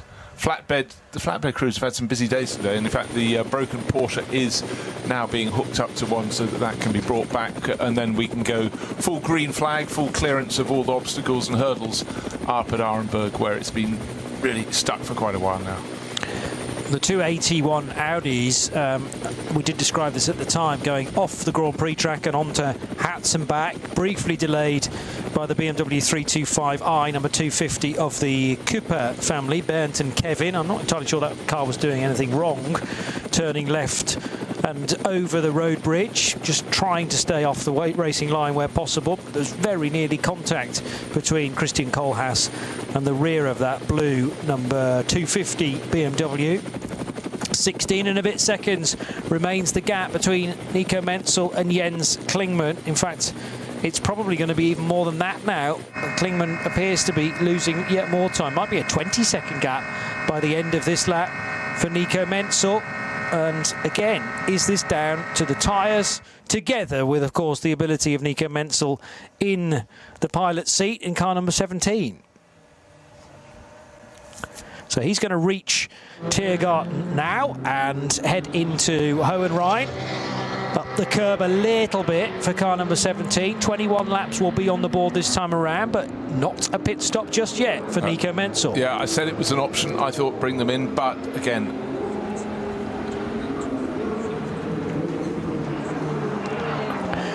so there is now concern about those two Audis from AT1, about there being yellow flags out going into the Hats and back. So we were looking at that in fine detail, and I have to admit I had not seen the yellow flags just the other side of the barrier, but certainly concerned that an illegal overtake had taken place there, because of course you're not allowed to overtake anybody regardless of whether it's a car on your lap or not. So now the battle between Max Cruiser Racing and Equipe Vitesse might have to be looked at as they headed for Sabine Schmidt's curve, and the 11 car was still ahead, but actually both cars overtook the 250 BMW, which was being driven by one of the Coopers. I can't tell you whether it's Bernd or Kevin, because the timing screen doesn't tell us differentiate between family names, but it's certainly one of them. Just the two drivers entered into that SP4 car this weekend. 21 seconds is now the leading margin, so it has indeed crept up by another 5 seconds. Well, it's looking very, very smooth for Nico Menzel, but I tell you what, at any point around the lap, you suddenly, the marshals will be really very busy. Well, waved yellow flags at almost every corner. Suddenly our screen is alight. Plenty around Versailles, some at Kallenhardt, and certainly some still at Sabine Schmidt curves as the track drops away down towards the point at which we had the Juta Racing Audi facing backwards on the track. There is some debris in the middle of the circuit. It'd be quite nice if that could be swept clear. Does look as though they've moved that Juta Racing Audi away from there. But for the drivers, it's this element. You just want to press on. You want to chase, particularly if you want to chase. You don't want to constantly be interrupted by yellow flags, but the marshals will make them even hotter on a hot day here in the Eifel Mountains. But again, you just constantly got to be on your tiptoes in the cars. Jake Hill just having to whack on the anchors as in his Pro Sport Racing Mercedes. That's running around in 6th place overall, 2nd in the Pro-Am class, but and again, you come along and suddenly there are course vehicles, barrier repairs. A lot of the course vehicles cover the barriers repairs because they stop beforehand on the circuit so that you're aware there is something on the track, because you don't want to go around the corner and find the tail end of a flatbed truck right in front of you. So, but for a lot of them, those marks have been there for a long time. The trucks have been there for a while, and it's only really when drivers come out of the pits, having started a stint, that the danger is notable, but they would have been informed by the team. Starting to hot up again, potentially, in Cup 3, because I described at the time that Calvin de Groot would be retained in number 959 for SRS Team Zorg Rennsport's 718 Cayman. But he was 7 seconds slower on the last lap than the chasing Oscar Sandberg for Smerlis and Moritz Oberheim. Well, Oberheim wasn't as quick as the Sandberg car. So that's making the distance between those three Cup 3 leaders about equidistant now. But I reckon something like a 15-second gap, first to second in Cup 3s, maybe come down to 7 seconds. Going to check that at the end of this current lap, which will be lap 20 for the all-Cayman class. The 900 Porsche heading through Sabine Schmidt's curve now for Benjamin Hites. And this is one of the Cup 2 runners in 9th position. But Cup 2 is led by Nico Bastian now in number 904. So the Mühlner Motorsport car back to the front. And I'm sure we've seen that car, with Martin Rump at the wheel. So no stranger to leading the division. So Estonian out of that car, and German racer Nico Bastian taking over in the Cup 2 Pro driver combination. As in 3rd position in SP9 Pro-Am, still David Jahn. And by my reckoning, this 23 car has now served all of its, it had 2 penalties, and it's been in to serve both of them. Yeah, by my reckoning, it's actually catching Jake Hill's Pro Sport Racing Mercedes. So Gamota Racing, new name effectively for this year for the NLS, but it's certainly put itself in the limelight today for good reasons and for bad, but going very nicely now. It's back in the hands of its starting driver, David Jahn. Remember, he was the one that seemed to be accosted by the vast majority of the SP9 field in the first couple of laps, but had its own problems otherwise, but in between going very, very nicely. Of course, we've got a BMW M4 GT3 Evo, another one of those further up the order, 2nd place overall for Jens Klingmann, but 21 seconds down. Remember, he got to within 3 seconds when he rejoined behind Nico Menzel's Dunlop Motorsport Porsche, but since then, not a jot. Now, Tim Heinemann travelling slowly around the circuit. This is the 3rd place Porsche. Falco Motorsport waved yellow flags ahead of him, but at the moment he's 42 seconds down on the 2nd place BMW, and still repairs. But frustration for the driver, Tim Heinemann. Is this a tyre down or something? I'm beginning to wonder, because he's just waved yellow. He's now been overtaken coming out of... Looks like he's looking to pull off the circuit. This isn't right. This isn't just a code 60. There's a major problem for the 44 car that was the lead in the next batch. Remember, it wasn't going to win the race today, but Tim Heinemann has had to retire the car, just as exactly what happened in the 24-hour race for this car as well. And heartbreak once more for one side of the Schnabel Engineering Garage. And if it can happen to the 44, then those looking after the 17 will be thinking, is everything right with our car? OK, that pitted on lap 15. This is lap 22. So it's not like they short-fueled it. It should have been able to do 8 laps. The sister car is on its 8th lap and should be pitting at the end of this particular lap. The teammate car is the Dunlop liveried one.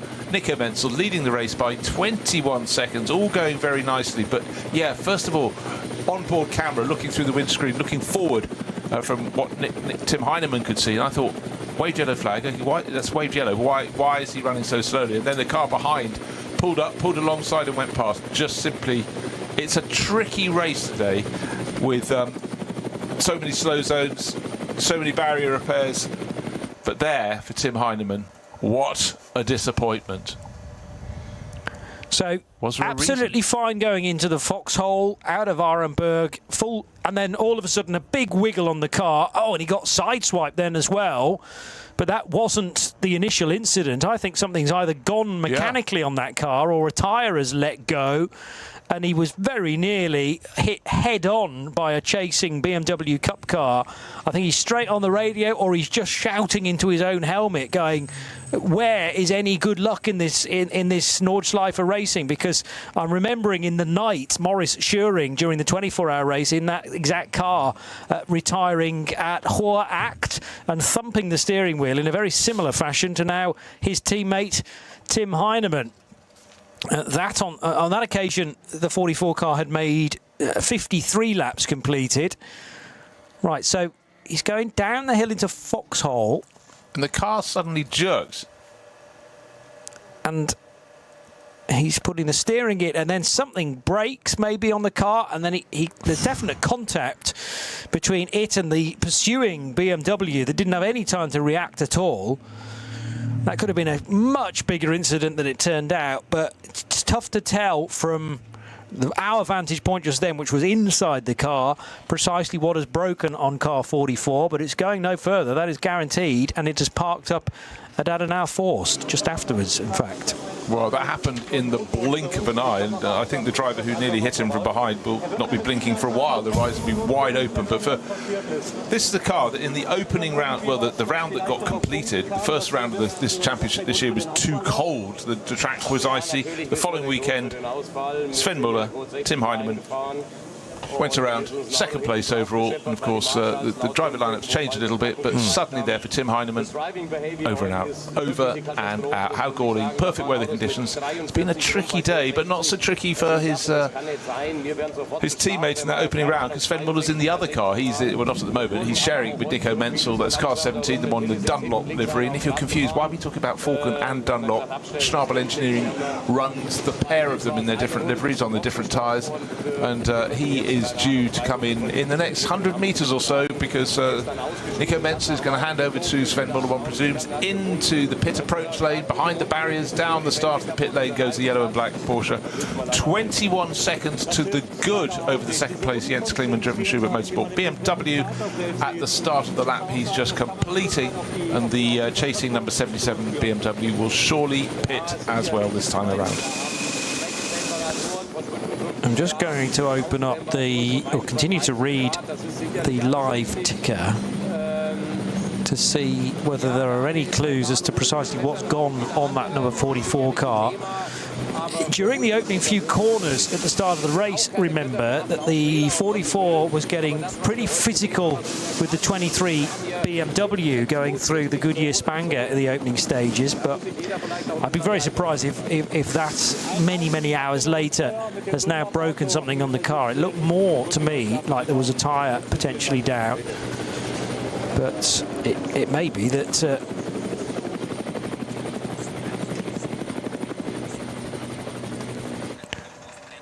just being told that Schnabel and 44 slowed down for the yellow flags and then was potentially hit by that BMW that therefore maybe was not observing the flags. But there was too much of a squirm for me. Okay, there were yellows up ahead, but maybe the suggestion is that the hit caused the tyre to go down.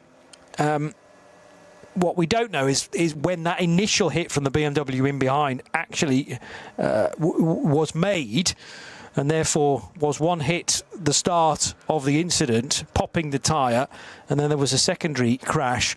But either way, a mightily frustrating way to retire from the race, because it was on course for a podium. Yes, a long way back from the Dunlop Motorsport Porsche and the Schubert BMW, but still highly likely that car was going to finish on the podium, because the Aston Martin of Valkenhorst Motorsport was at such a distance away. That's brought the Villigomez driven car, 35, back into the reckoning though, Bruce. Yeah, up into third place. Just notice, remember the gap between first and second. The number 17 Porsche from Dunlop Motorsport and the number 77 Schubert Motorsport BMW was 21, nearly 22 seconds. When they came into the pit, the end of lap 22, that had come down to 15 seconds. It really has gone forward and back in a way that is really unusual in this race, but I can't put my finger why Jens Klingmann was losing time gradually. I did say that maybe Dunlop in this temperature is the better tyre to have, albeit on a different manufacturer's car.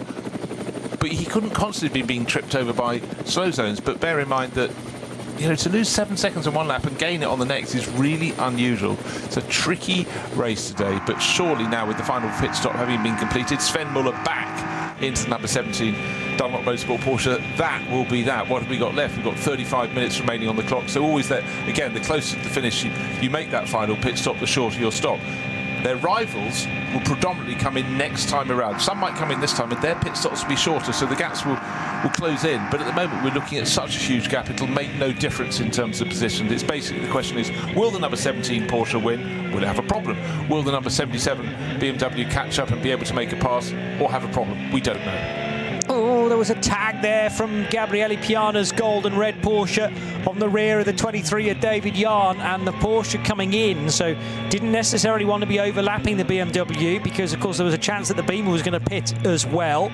So Piana was prioritising the right-hand side of the racetrack, driver's right, so he could get in for a final stop. The live ticker doesn't give me a huge amount of detail regarding the number 44 Tim Heinemann Porsche, but it does say rear left tyre failure, comma, rolling at slow speed.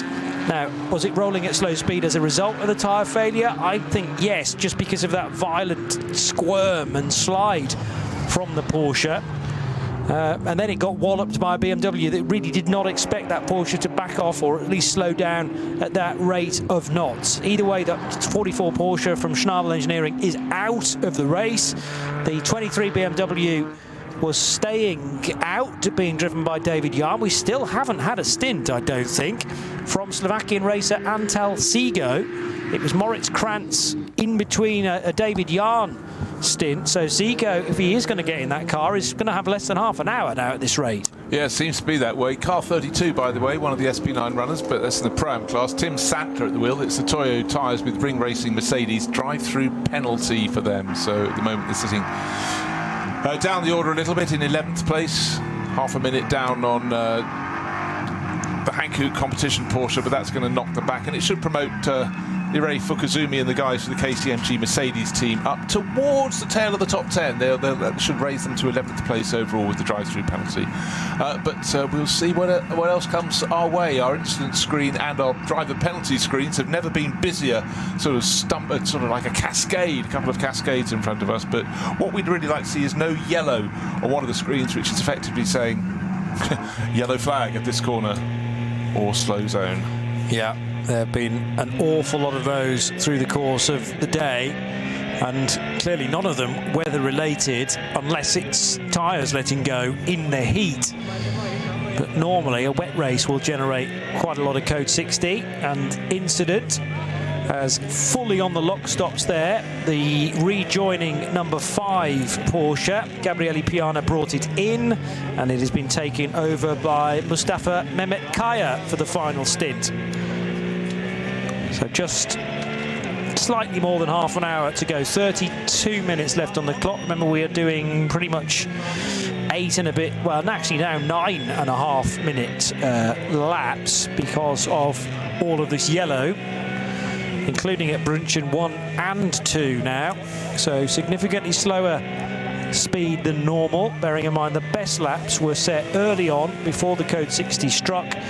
It's 8 minutes 4, 8 minutes 5 seconds before any of that traffic was caught. Here's a little bit of positivity I can put into the race today.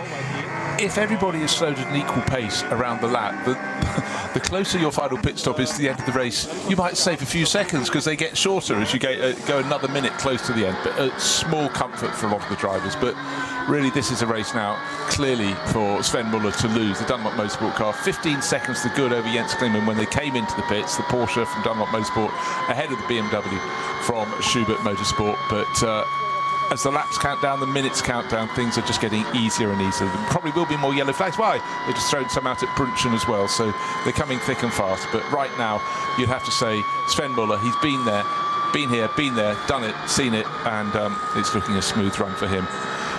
Through to the end of this 4-hour race. This is nominally the 6th round of the Nürburgring Langstrecken Series for 2026, and it's full of surprises. I'm sure there's some more still to come.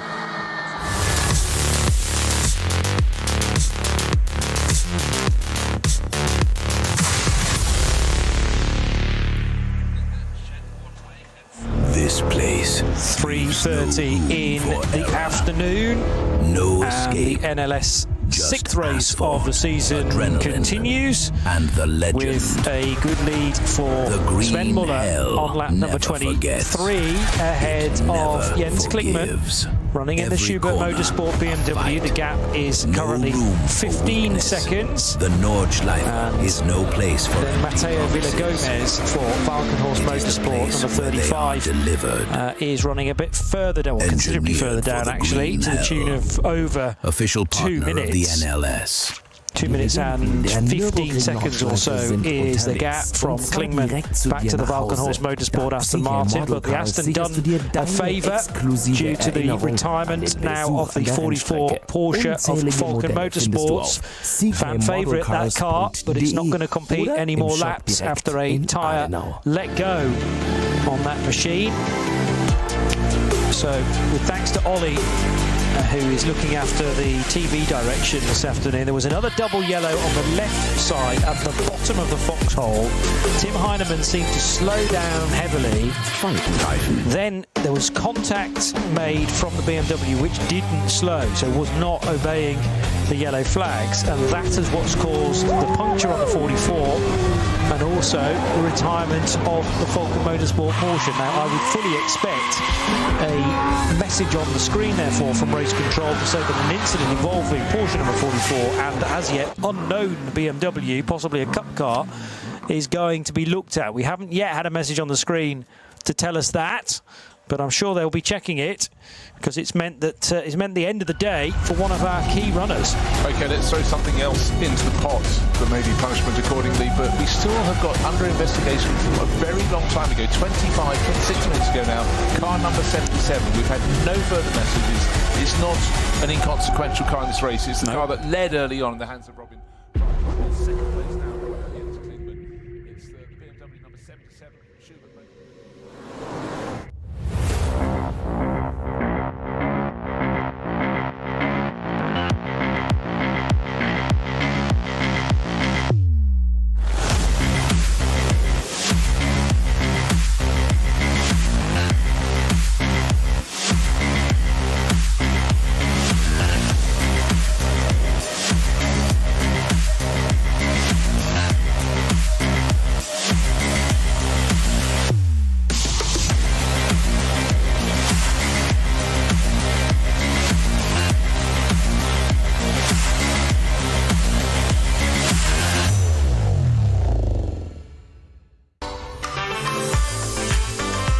Liebe Fans, Lovely fans. besucht uns auf unseren Social Media Kanälen, follow us auf Facebook, Instagram, YouTube und TikTok. Willkommen bei der NLS.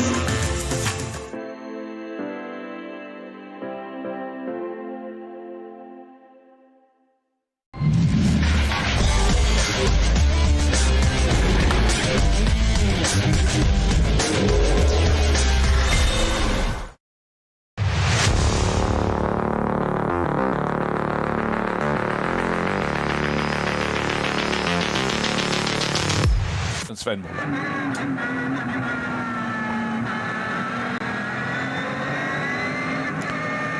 RS1, part of the Radio Show Limited network of channels. We're into the final segment of the Nürburgring Langstrecken Series race, round 6 for 2026. Remember, next time out on the 1st of August, it's going to be a 6-hour race for the Ruhr Pockelrennen. Still a big chunk of what I reckon is tyre debris sitting in the middle of the racetrack at Hatzenbach. And remember, a couple of corners time is where Selv had his moment in the Jutta Racing Audi, significantly into the Armco to driver's left. It remains to be seen whether there was any contact between the 8 car and another one of the cars. Well, I noticed that car 8 was under investigation for pushing another car. Well, that was before the incident, wasn't it? I don't think those two, the message is necessarily related, because Selv had his incident maybe about 40 minutes ago, and they were checking something about an hour previous to this. Some late pit stoppers as well, with less than half an hour to go, include the 2 SB9 Pro-Am runners. So 48, the Losch Motorsport Porsche is in at the end of lap 23, as is David Jahn in the number 23 BMW. And just remember, any class rival or any rival out on the track that pitted a lap ago, their pit stops would have been longer, so a shorter pit stop for those two. That would have gained them a bit of track position. But for Losch Motorsport, up to you know, they ought to be going on to win the SP9 Pro-Am class in probably about 5th or 6th position, but at the moment they're sitting on a lead of 37 seconds over the Gamoto Racing BMW of David Yard. So they've sort of done their hard yards. We've got 25 minutes and declining and falling through to the end of this race, and it's about ticking off the laps. It's about not getting penalties as well. That's very much a factor that needs to be considered. But at the moment, the gap between first and second, it's 16.3 seconds. So that late final pit stop has actually led to an increased advantage for our race leader, Sven Muller. There's a Muller leading the secondary class, which is SP9 Pro-Am. That's Tobias Muller, who's had a really, really good run for Losch Motorsport with their Porsche. And certainly those giving chase, they might be able to close in a bit, but I think Losch Motorsport have been so consistent across 3.5 hours of this 4-hour race that they deserve surely to take the Pro-Am honours overall. We will see. Oh, the race leader in Cup 3 is off the road, Calvin de Groot. I was about to say that's a big, big lead still that the Dutchman has, sharing with Heiko Eichenberg, but he slithered off the track, maybe on his own. There certainly wasn't another Cup 3 car within the confines of this machine, but it doesn't stop him, of course, tangling with somebody else from a completely different category. At 9.59, kisses goodbye to a race lead, maybe a race finish as well, and all of a sudden the pendulum swings back to Moritz Oberheim in the 962 WNS Motorsport car. Yeah, code 60. Guess where? Foxhole has been a place today, and it was bizarre. I was just looking at the timing screen to see how much of an advantage de Groot had, and suddenly there he is off at the side of the track. This race, the incident list is literally twice as long as it normally is, and Schravensschwanz, so opposite end of the circuit, there's a yellow flag there as well, so they're still coming in, and this is this bizarre thing. Weather conditions that ought to be relatively easy to keep the car on the track. Yes, it's hot, but yet still these incidents are occurring. But it seems almost none are occurring for Sven Muller, because he's just having this serene passage around at the front of the field. 16 and a bit seconds to good at the start of lap 24. Jens Klingmann still in the mix, but you're running out of opportunities to gain an advantage on the car in front of you, whether in terms of pace or more importantly, the car in front delayed by a slow zone that's cleared before you get there. But we've seen huge swings in this race. And for Jens Klingmann, all those years of experience, it's just about bringing it home. If it comes his way, it comes his way. But you'd have to say, surely Dunlop Motorsport have got their sums right today. Their tyres seem very good in the hot conditions. And Sven Muller, sharing with Nico Menzel's, they've just done a really, really clean and tidy job. But it was the person who said, come in after 6 laps of your first pit stop, that separated these two cars that are first and second now from the rest of the pack. And then between them, it's a standard race. But they separated themselves from everyone else, and it's been something that's just worked so well for them today. But it is always a roll of the dice. So it's all change in one of the well-subscribed categories, Cup 3. The other very well-subscribed category being SP9 collectively. Kept us guessing to probably the end of the second stint, as now, unfortunately, the increasing car park is being added to, the Jutta Racing Audi being craned into position, and the treble 4 car that came to grief, pretty big grief, down at Arenberg in the gravel trap. The Korn family racing car missing at least one of its front wheels. And yeah, the graveyard of cars, thankfully all the drivers involved appear to be okay, and that was a big concern for the treble 4 driver, but did seem to be out pretty swiftly. Still not sure which of the 3 corns it was involved in that high speed off at Arenberg. Meanwhile, Caracciolo Carousel for the 77 Jens Klingmann BMW, half black, half red livery for the Yokohama loyalty.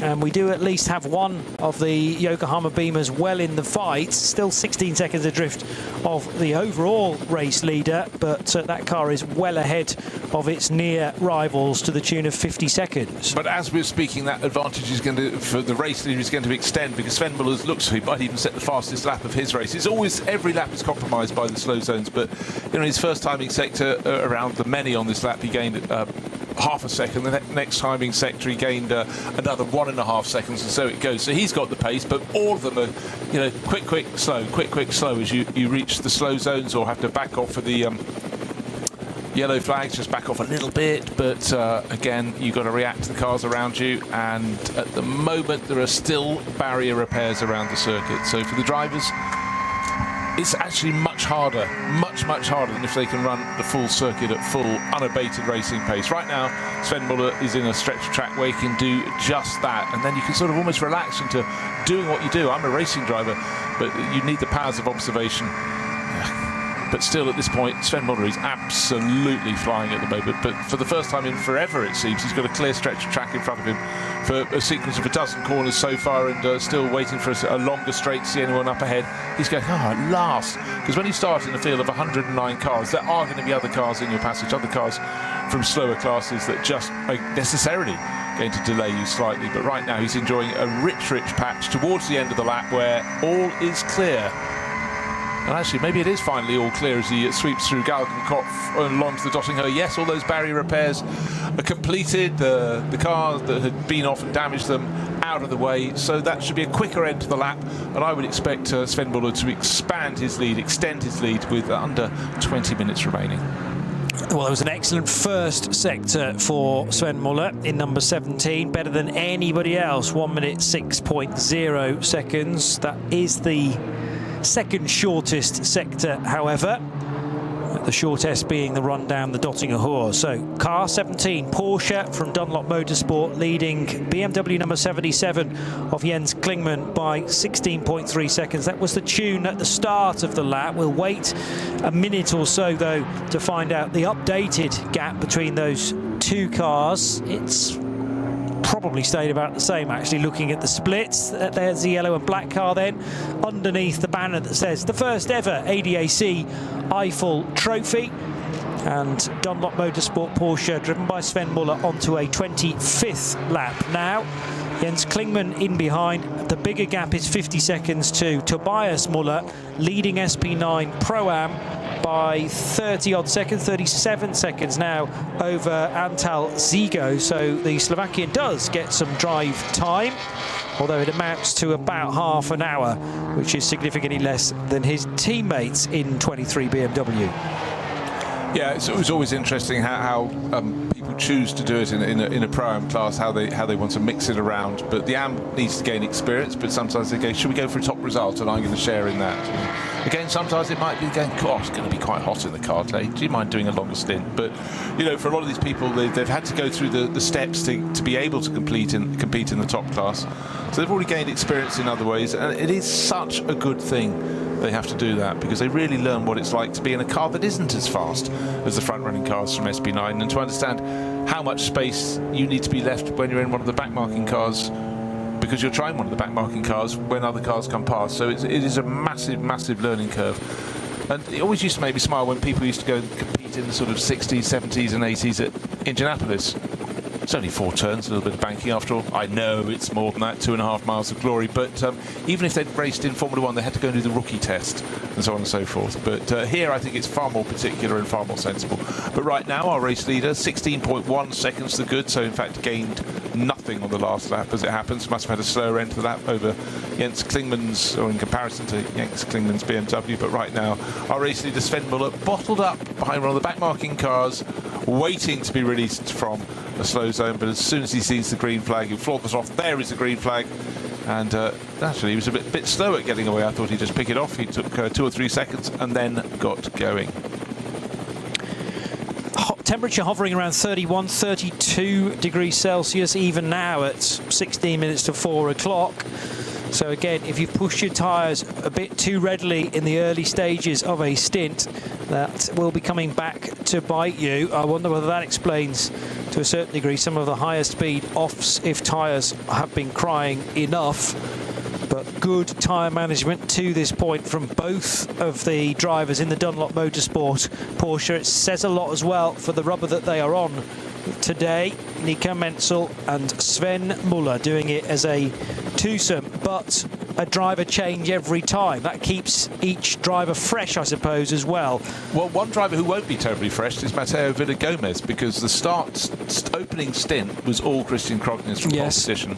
But since then, Villagomez has not got out of the car, and unfortunately for him, under investigation from under time in the pit stop for number 35, which is an effective 4th position overall, probably becoming 3rd position overall actually, but that will not be a helping hand. We haven't got a penalty attached to it, but again, just misdemeanors in the pit lanes, misunderstandings, and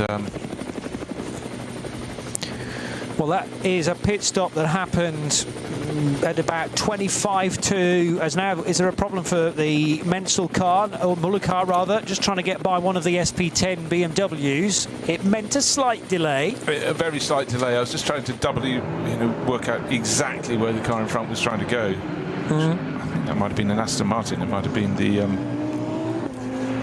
It was an SP10 class car though, but I thought for a nanosecond it was the Walkenhorst Aston Martin of which we were talking of Villa Gomez, but he's not going to be a full lap down. But such has been the advantage of the front-running cars that, get this, the gap between the first two is 16 seconds. The gap between second and third is almost 2.5 minutes. You're talking getting on for a third of the lap around this circuit. Such has been the margin of the front two runners. Really, really unusual. I'm not saying this is who it was, but I do know that Charles Espenlaub is in action today in an AV racing by a Black Falcon BMW M4 running in the SP10 class and on course for a third place finish as things stand, car number 177. So trying to get as close as possible to the 176 Pro Sport Racing Mercedes and car 170, which is the Toyo tyres with Ring Racing Toyota Supra. So those are the current top three in SP10. So yes, the key thing about the number 35 Aston Martin is, first of all, how much shorter on the pit stop was it? And then it will have to come in and serve those outstanding seconds.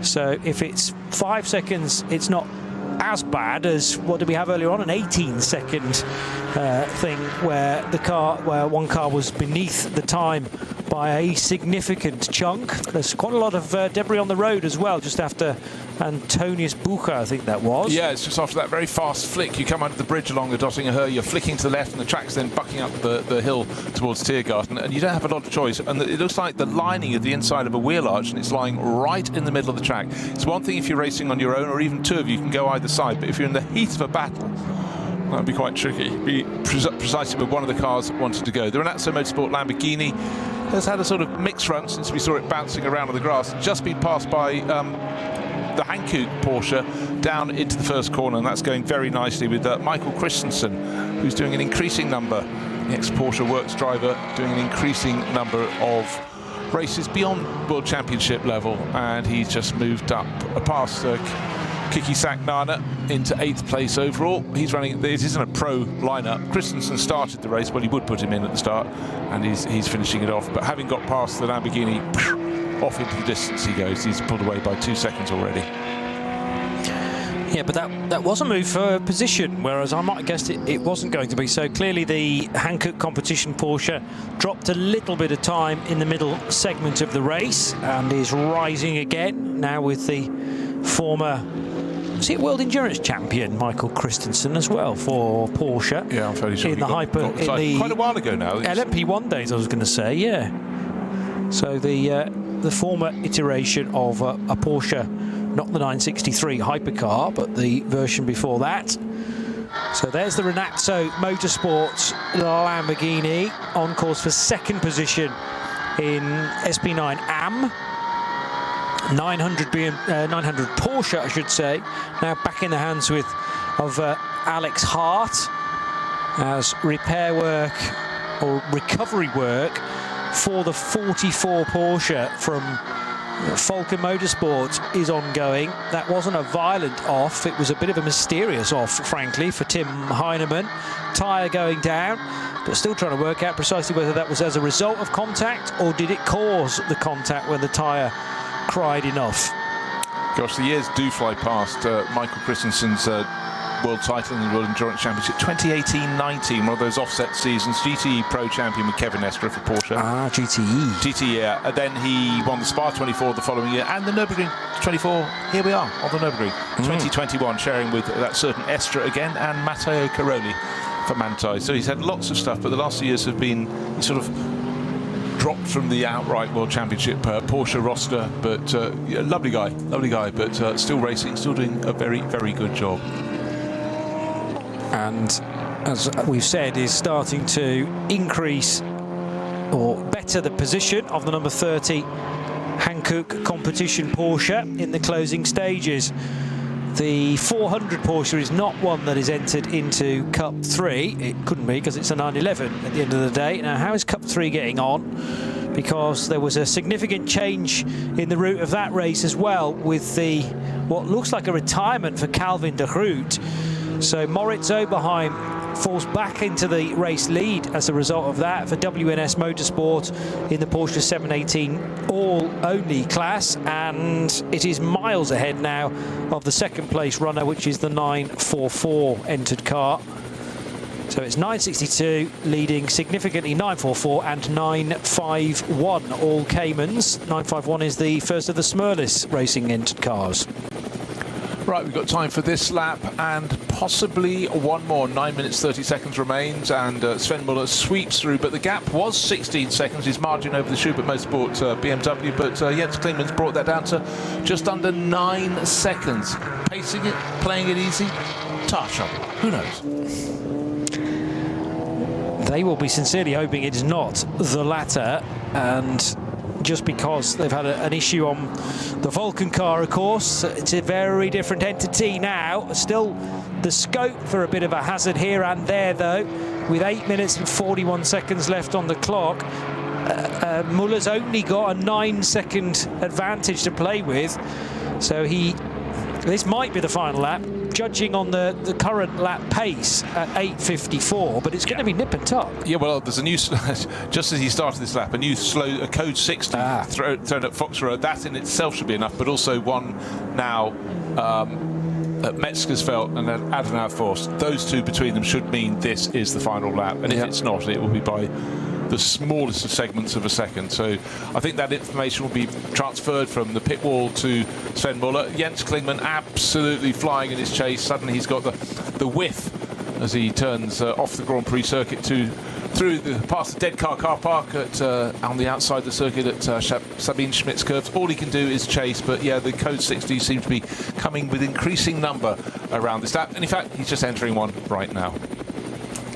So this is the first of them on Hatzenbach, but there are also code 60s, 11 in total, in the Fuchsrohre, Adenauer Forst, Metzgersfeld, so they're all in quick succession, and then a fair bit of green flag running before you get to Eschbach. But also adding to that, the Hatzenbach approach now, and Hoher Act at the top of the hill after you've climbed away from the carousel. So all of the team managers, the chief engineers, will be on the radio, where radio coverage is possible to do it, by the way, because the nature of this track means that it's very difficult to cover pit-to-car radio in good reception in all places, but there'll be a quick blast of the radio to say this is where you're likely to have to slow down. Back up to full speed, though, at Kittelbacher Hohe for Jens Klingmann for Schubert Motorsport. No danger from behind. 2 minutes and 23 seconds is the advantage for the second place SP9 Pro car over the SP9 Pro-Am leader.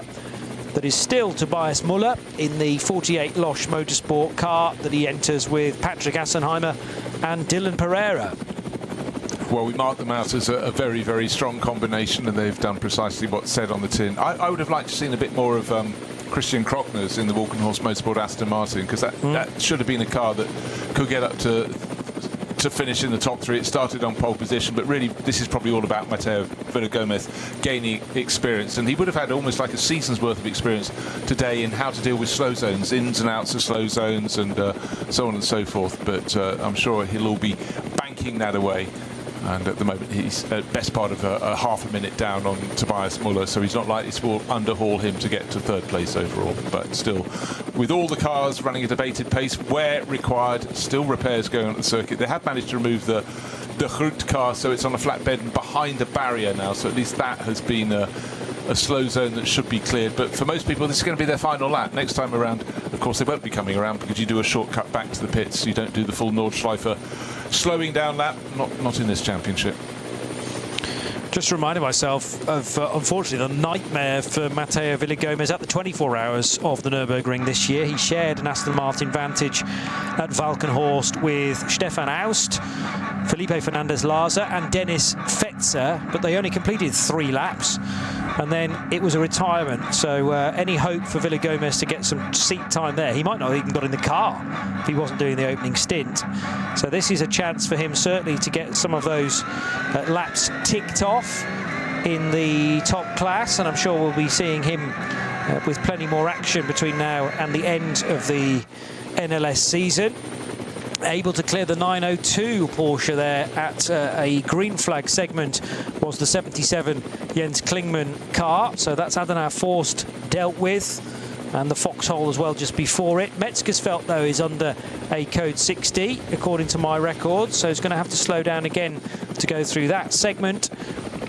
And also Hoher Acht, one of the 11 code 60s in action on what could be the closing lap of NLS6. Oh, and it's tight as well between a couple of back markers.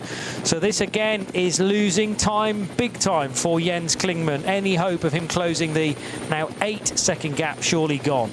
Yeah, he needed all the seas that could possibly part to do precisely that for him, but unfortunately two people in sort of middle pace cars just having their own little battle, and he had to back off when he thought, is there a gap down the middle? Yes, there is. No, there isn't, but anyhow, better to back out. But for our race leader, Sven Muller, he appears to have clear track ahead of him. Quite strong shadow across the circuit, very bright sunshine in the Eifel Forest today. Warm conditions, and really, it's very unusual. When you get people making their first pit stop early, it's not often the front runners, but this time two of the front runners did it, and they've had to pace in all the subsequent sessions they've had on this circuit today, and that's why it's come down, just the two of them. Sometimes you get people who guess correctly and make an early pit stop, but they're not drivers who actually have the pace. Sometimes it's the drivers in the SP9 AM class who decide to do something differently. Sometimes it's a driver who's just picked up a slow puncture and think, well, there's nothing to it, I have to come in. And I'm now at a point in the race where I am able to pit. But today, two teams rolled the dice, still rolling the dice through until the end of the race, because you've got to guess where other cars are going to go in traffic. A Porsche Cayman being dispatched on the approach to the carousel, and only just before the entry point by our race leader, Sven Muller. But as this is being watched from the pits, and we've only got just under 2.5 minutes until the 4 hours will be complete, you can think those in the pit lane are going, I think we know the result now, and it should all be fine. Should it be fine? Will there be anything else happening? Still code 60 at Adenauer Forst, that was a while ago. Has that been cleared? Doesn't really matter to the front runners because they've already got past it. Just 30 seconds between the leading duo in the BMW M240i class on this closing lap, and it remains to be seen in relation to those two cars where the overall leader is, because it could, of course, if it's in the wrong place for those guys, force them onto an extra 10-minute lap or so. But it's James Brakel who leads the M240i Racing Cup class, the British racer in 667, with Yannick Fubrick, a former champion of NLS, with some good success now. Late in the day, Mustafa Mehmet Kaya's off the road. From 7th place, he'd been in a real battle with Antal Zico for Gamoto Racing BMW. But is he not the AM leader as well? He's the SP9 AM leader. And he hasn't gone around the Grand Prix loop, but the cut through, he appears to have gone on and clattered into the barrier. Was he pushed? Did he outbrake himself? But we can't tell. He's sitting in the cockpit at the moment looking around the car, but it'll be really interesting to see how you ended up just there. It normally takes two to tangle at a corner like that. Well, I offer to you Antal Zico, because the Gamoto Racing BMW began the lap with Kaya with 1/4 of a second between them. So have they gone into that corner, the Goodyear Spanger, side by side, and the race began with some contact to the 23 BMW. A different driver on that occasion, and I was arguing that David Yarn was the innocent party. Well, has the BMW of Seago tried to move up the inside of Kaya, and it's all gone very, very wrong then for the Black Falcon Porsche. Spat out of the battle for SP9 AM. That should deliver matters then in the direction of Renazzo Motorsport. And there, bright yellow Lamborghini now on course for an SP9 AM victory. Meanwhile, minute left on the clock. Galgenkopf, for once, is actually clear now and offers green flags to those still racing through it. And amongst those, the race leader, number 17 of Sven Muller, sharing with Nico Menzel. 46 seconds left on the clock. It's still going to be fairly tight, but this probably is the final lap. We might have to count down the seconds, you know. He's got 9 seconds to play with. If he just wants to blend off the throttle, a bit of lift and coast into the final corner, I'm sure they're on the radio keeping him up to date. 25 seconds still to go, Bruce. It's tight, isn't it? He's got a great big clock in the front of the car with enormous hands so he can tell, or a digital clock, but it's going to be super tight. Do not accelerate, do not accelerate. 12 seconds, 11, 10, 9. How much fuel is on board is the next thing as well. He might have to go round again at this rate. 5 seconds, he's over the line already. There will be one more lap. Final lap, this is called. My word. And he had 9 seconds, you know, so he could have got off the throttle and maybe shaved 3 or 4 of those and ensured that was the race finish. Maybe too much of a dangerous game to play. Was it last year or the year before when a Red Bull apt Lamborghini Huracan played games like that and in the end kissed goodbye to the race victory after the Manthey Porsche swept by to the win? Right, it was the BMW and Mustafa Mehmet Kaya. Oh, Kaya's lost it though completely. He braked far too late. There was no contact that I could see with the BMW. He was trying to get the place back again and unfortunately skews off the racetrack into the tyre wall. And I'm not sure whether that car is actually rejoined yet, number 5. No, it has remained where it is. It hasn't completed the first timing sector. Oh, it has, but very, very slowly. So it might be trickling back. But the thing about going on to the final lap, the race didn't start bang on 12 o'clock. It started effectively about 35, 40 seconds after that. And so if his clock was set to thinking I'm taking it 4 hours from precisely midday, that wasn't when the race started. And what was the margin we reckoned at the end to do the extra lap? It was about a dozen seconds, wasn't it? Yes. Well. What's the gap between first and second? That's an interesting one. 9.6 seconds. So actually nothing particularly gained by Jens Klingmann in that. Pretty much even Stevens. But, dearie me. And also, as soon as you get going down towards Hatzenbach, once you're onto the Nordschleife, you've got to go in this really, really slow zone. And you that will help with the fuel. It will help with the fuel. Okay, so car 17, its last pit stop was after 22 laps. We have got... No, he'd be fine on fuel. Okay. Well, actually, it depends how much they chose to put in. Well, exactly. Because when you're mapping it to the end of the race, then you don't want any more fuel than is necessary, just purely because of weight. But I'm sure a team like Schnabel Engineering will not be leaving anything to chance. Yeah, but 50% of their running stock is out of the race already, which is Tim Heinemann's car. They had a problem, as you mentioned at the start of the broadcast today. They didn't get the Dreams in the Nürburgring 24 hours. Both their cars in trouble early on, but sometimes you're looking for things that could maybe possibly happen, but I'm sure this one, best part of 10 seconds advantage. It's stop and go with the slow zones around the circuit, but I don't know. It's the nature of the beast. And ironically, so many times across the years, across the seasons, it's the circuit that attacks the cars because of the weather. Today, in dry, albeit hot conditions, it's been the cars that have attacked the circuit. And that's put a very different display on things. And I do say it's very much harder, tougher, particularly when they're hot already in the car, to be going in and out of slow zones. Just your concentration, it's like, going out for a run and you go, I'll run at 100%, I'll run at 80%, and just chopping and changing. I don't do running anymore, by the way. And but for those behind, suddenly in the last 2 laps, the last sort of 15, 20 minutes, there's been a real shuffling of the pack. I'm still looking to see if any more driver penalties or car penalties are coming. The main one that's going to affect anything near the top is the car in 4th place overall, still under investigation for undercutting its pit stop. That's Mateo Villagomez, Walkenhorst Motorsport. Aston Martin running 3rd in the SP9 Pro Class, 4th overall, dropping away from the pace of Tobias Moller, who's heading surely for victory in SP9 Pro-Am in 3rd place overall in his Losch Motorsport Porsche.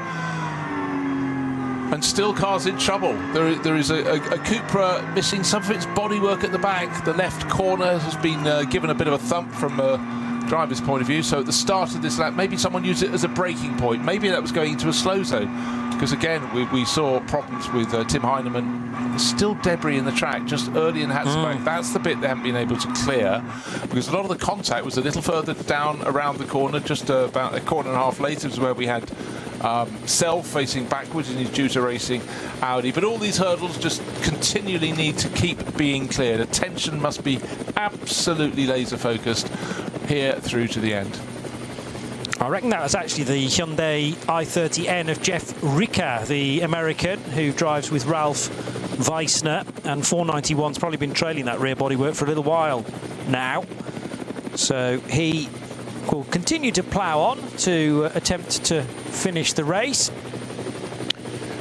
A couple of Hyundais in today's battle. I think it was just the two that I spotted, whereas we had the development car during the 24 hours of the Nürburgring, where they were actually using a pre-production engine for testing purposes at Hyundai. But that is the Stenler marketing by Mertens Motorsport crew, who have brought two of those cars to the ring this weekend. Getting a glimpse of a bright red BMW, which I have to admit I don't remember seeing in the race prior to this point, but that's always the way, the final few stages, and I recognise a car for the first time. Right, the sword of Damocles has fallen on number 35, Morgenhorst Motorsport, Aston Martin. 36-second penalty for undercutting its minimum pit stop time, and that will drop them, well, definitely down below. That means Pro Sport Racing Mercedes with Jake Hill on board will rise to 4th place overall. Ansel Zigo, I think won't rise any further, but a place lost, but experience gained. Both good experience on track and bad experience in picking up a time penalty there for Matteo Villagomez, I'm afraid.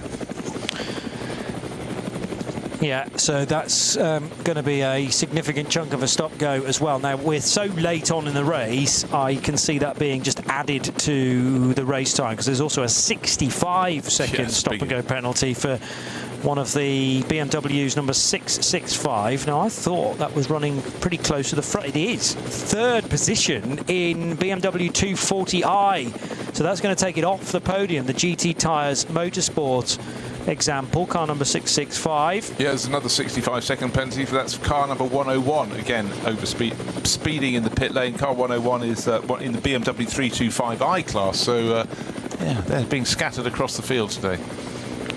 So, the final timing screen in places is going to look significantly different from how they run right now, but there are some regulations written in to the sporting published document that says if you're not going to have an opportunity to do a stop-and-go penalty, and you're not, because we're beyond the checkered flag time now, even though the flag hasn't actually been waved yet, so there won't be scope to serve that penalty in reality, but there'll be a segment of time for a drive-through, and then added to that for those cars a further 65 seconds for the stationary time.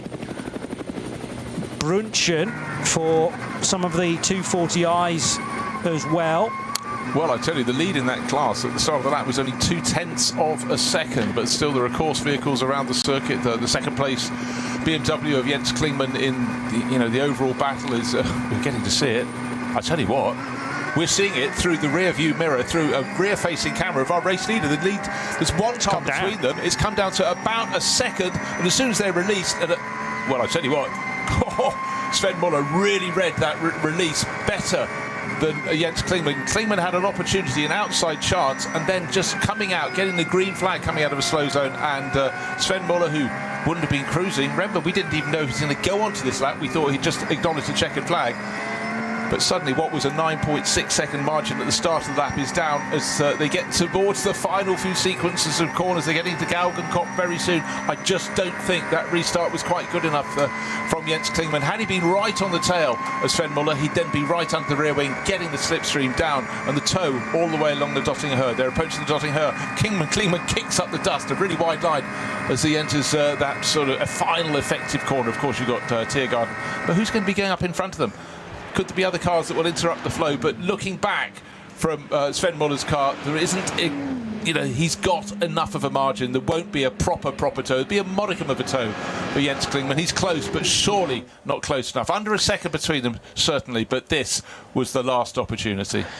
We're also trying to keep tabs of which way that fight for the BMW 240i class is going to go between James Brakel and Yannick Fubrick. They are overlapping now as they head towards the latter stages of their lap down the Dottinger Hoor, and I think Fubrick has jumped Brakel. Meanwhile, very close indeed. The BMW is going to be right underneath the rear wing of the Dunlop Motorsport. Schnabel Engineering prepared Porsche. They didn't expect the extra lap. They certainly didn't expect something like a 9-second again from the Jens Klingmann chasing BMW. Talk about heart-in-mouth moments, but now they can breathe easy. The smiles are bursting onto the mechanics there at Dunlop Motorsport. That was far tighter than they would have wished. 0.319 of a second for 17 Dunlop Motorsport Porsche to win NLS6. It's carnage at the end of the BMW 240i fight, but they have survived. That was a Porsche completely outbraking itself. Across the grass, across the track, into the tyre wall, and somehow those two BMWs knitted their way through.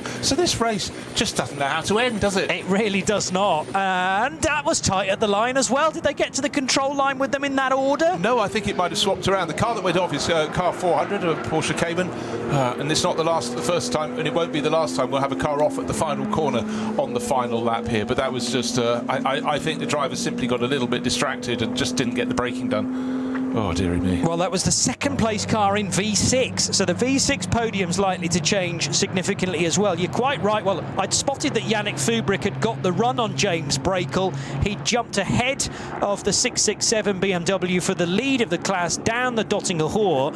I was slightly concerned that Fubrick had got on the anchors to celebrate with the team a tad too early, but he is called as the race winner by 1 second over James Brakel in 667 and the rest of the crew within that car, who are 667. He's sharing it with Josh Hislop. So two British racers in the Mulready, and in fact Aidan Mulready, Irishman. So three drivers from the British Isles, shall we say, and the BMW 240i class just missed out by 667 because Yannick Fubrick, who is a former champion of this race, sharing with Tim Lucas Muller, Eduardo Bogane and Sven Marker. So they actually cycled 4 drivers through in 651 to win the class. So Sven Muller can drive in as though, well, that was easy, wasn't it? Just a quiet drive in the country, but the fact he's being chased across the line, 0.319 of a second was the gap first to second. Another 100 metres, that would have changed, because certainly the grunt, the BMW got really good exit from the final corner. It was a chase, but just in behind them, you know, the TV director snatches back to the next set of cars. There's a flatbed truck coming in, ironically, with one of the previous class leaders, and I don't know if it interrupted the line of the cars in the BMW Cup class car, but when they got up to the final sequence of corners, then they very, very nearly got taken out by a car from another class that just drove across the grass and came towards them. But that last lap, it was epic racing. And for Aidan Mulready, an Irish racer who was in that lineup, you know, he's gaining experience quickly, and didn't take a class win today, but he certainly would have gained a lot of experience. He very kindly visited us in our booth, didn't he, during the Nürburgring 24 Hours. He's a pilot from stateside, half Irish, half American, but coming to do his racing in Europe. You've chosen well, Aidan, and no class win today. Or is there? I haven't looked at all the timing screens to see if anybody else has picked up penalties, but it was proper racing to the flag, but so nearly interrupted by someone else having their own element of fun. So that was Fubrick with the much tighter line through Galgenkopf. There was lots of dust on the road though as well. And Brakel, I'm sure, frustrated with that minor mistake, then tried to repay the favour, but he ran out of laps in the end. And what we missed from revisiting that moment was, yes, the lurid slide from the 400 Porsche, nearly cleaning out both of the leaders in the 240i class, and straight into the barrier in the end for Sascha Kloft, sharing with a couple of the family members of the Hochheimers, Thomas and Christian. But all smiles at Dunlop Motorsport. This feels like it's been quite a wait for Schnabel Engineering, who have not had the best start to season 2026 with either of their cars. But it was quite a decision to go in completely different directions with two Porsches. One the Dunlop car, one the Falcon car. And if that was a tyre that let go on the 44, well, that's two different extremes, isn't it? The Falcon tyre maybe not being able to deal with the heat.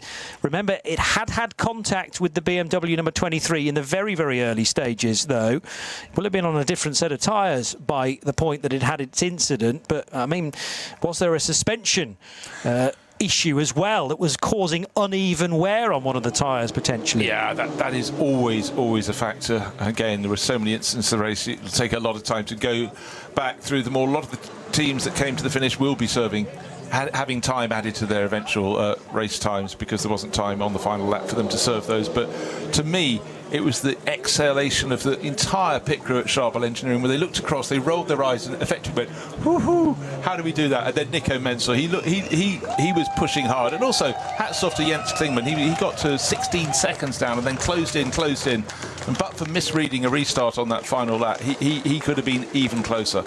Closer than 0.3 of a second? Oh, I think so. Yeah, well, I mean, Klingmann and his teammate Robin Freins will be thinking, where could we have gained 0.3, 0.4 of a second? We never did get a resolution to that car being under investigation either, the Schubert Motorsport car. I think it's been long enough now for the team not to worry a huge deal about that, unless Race Control have a great stack of paperwork to get through in their in-tray. Very good initial sector I've just noticed from Fukasumi in the KCMG Mercedes. That was would have been an in-lap. Yes, it was for the KCMG 47. Well, that was a bit of a classic, Bruce Jones, for NLS6. Well, it certainly kept us on our toes. Thoroughly enjoyed. Looking forward to the next race. And you get 2 hours more, 1st of August, for the next round of the NLS. So coming soon. This has been the 6th round of the Nürburgring Langstrecken Series on RS1, part of the Radio Show Limited network of channels. And as Bruce says, we'll have the next race live the 1st of August, another Saturday. From Bruce Jones and Johnny Palmer, bye-bye for now.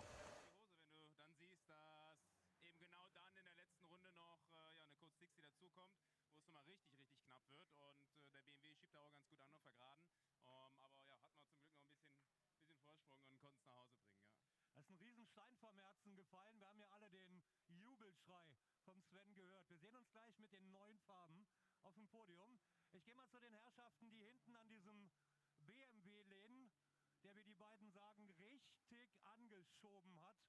Und richtig angeschoben hat zum Schluss der Jens Klingmann. Du hast alles gegeben, du hast wirklich jeden Meter, jeden Zentimeter gekämpft. 0,3 Sekunden zum Schluss. Trotzdem, danke für diese Endphase. Ja, es hat Spaß gemacht auf jeden Fall. Wir sind ja da mit Yokohama, um den Reifen noch weiterzuentwickeln, wie für nächstes Jahr bis 24-Stunden-Rennen. War ein knappes Eng, es war wirklich viel los, es war super viel Verkehr und ziemlich messy draußen. Ich glaube, meine schnellste Runde war 8,50 oder sowas, aber ja, am Schluss P2 ist es geworden. Ich glaube, wir sind trotzdem zufrieden und Robin ist ein Wahnsinns-Doppelstinn im Start gefahren und hat uns die Position gefahren. Also danke Robin, er hatte heute die härtere Arbeit, glaube ich. Letzte Woche, German ist okay. Letzte Woche Rang 2 in Le Mans mit 10 Sekunden Rückstand. Heute Rang 2 auf der Nordschleife mit 0,3. Das nächste Rennen gewinnst du mit 10 Sekunden Vorsprung.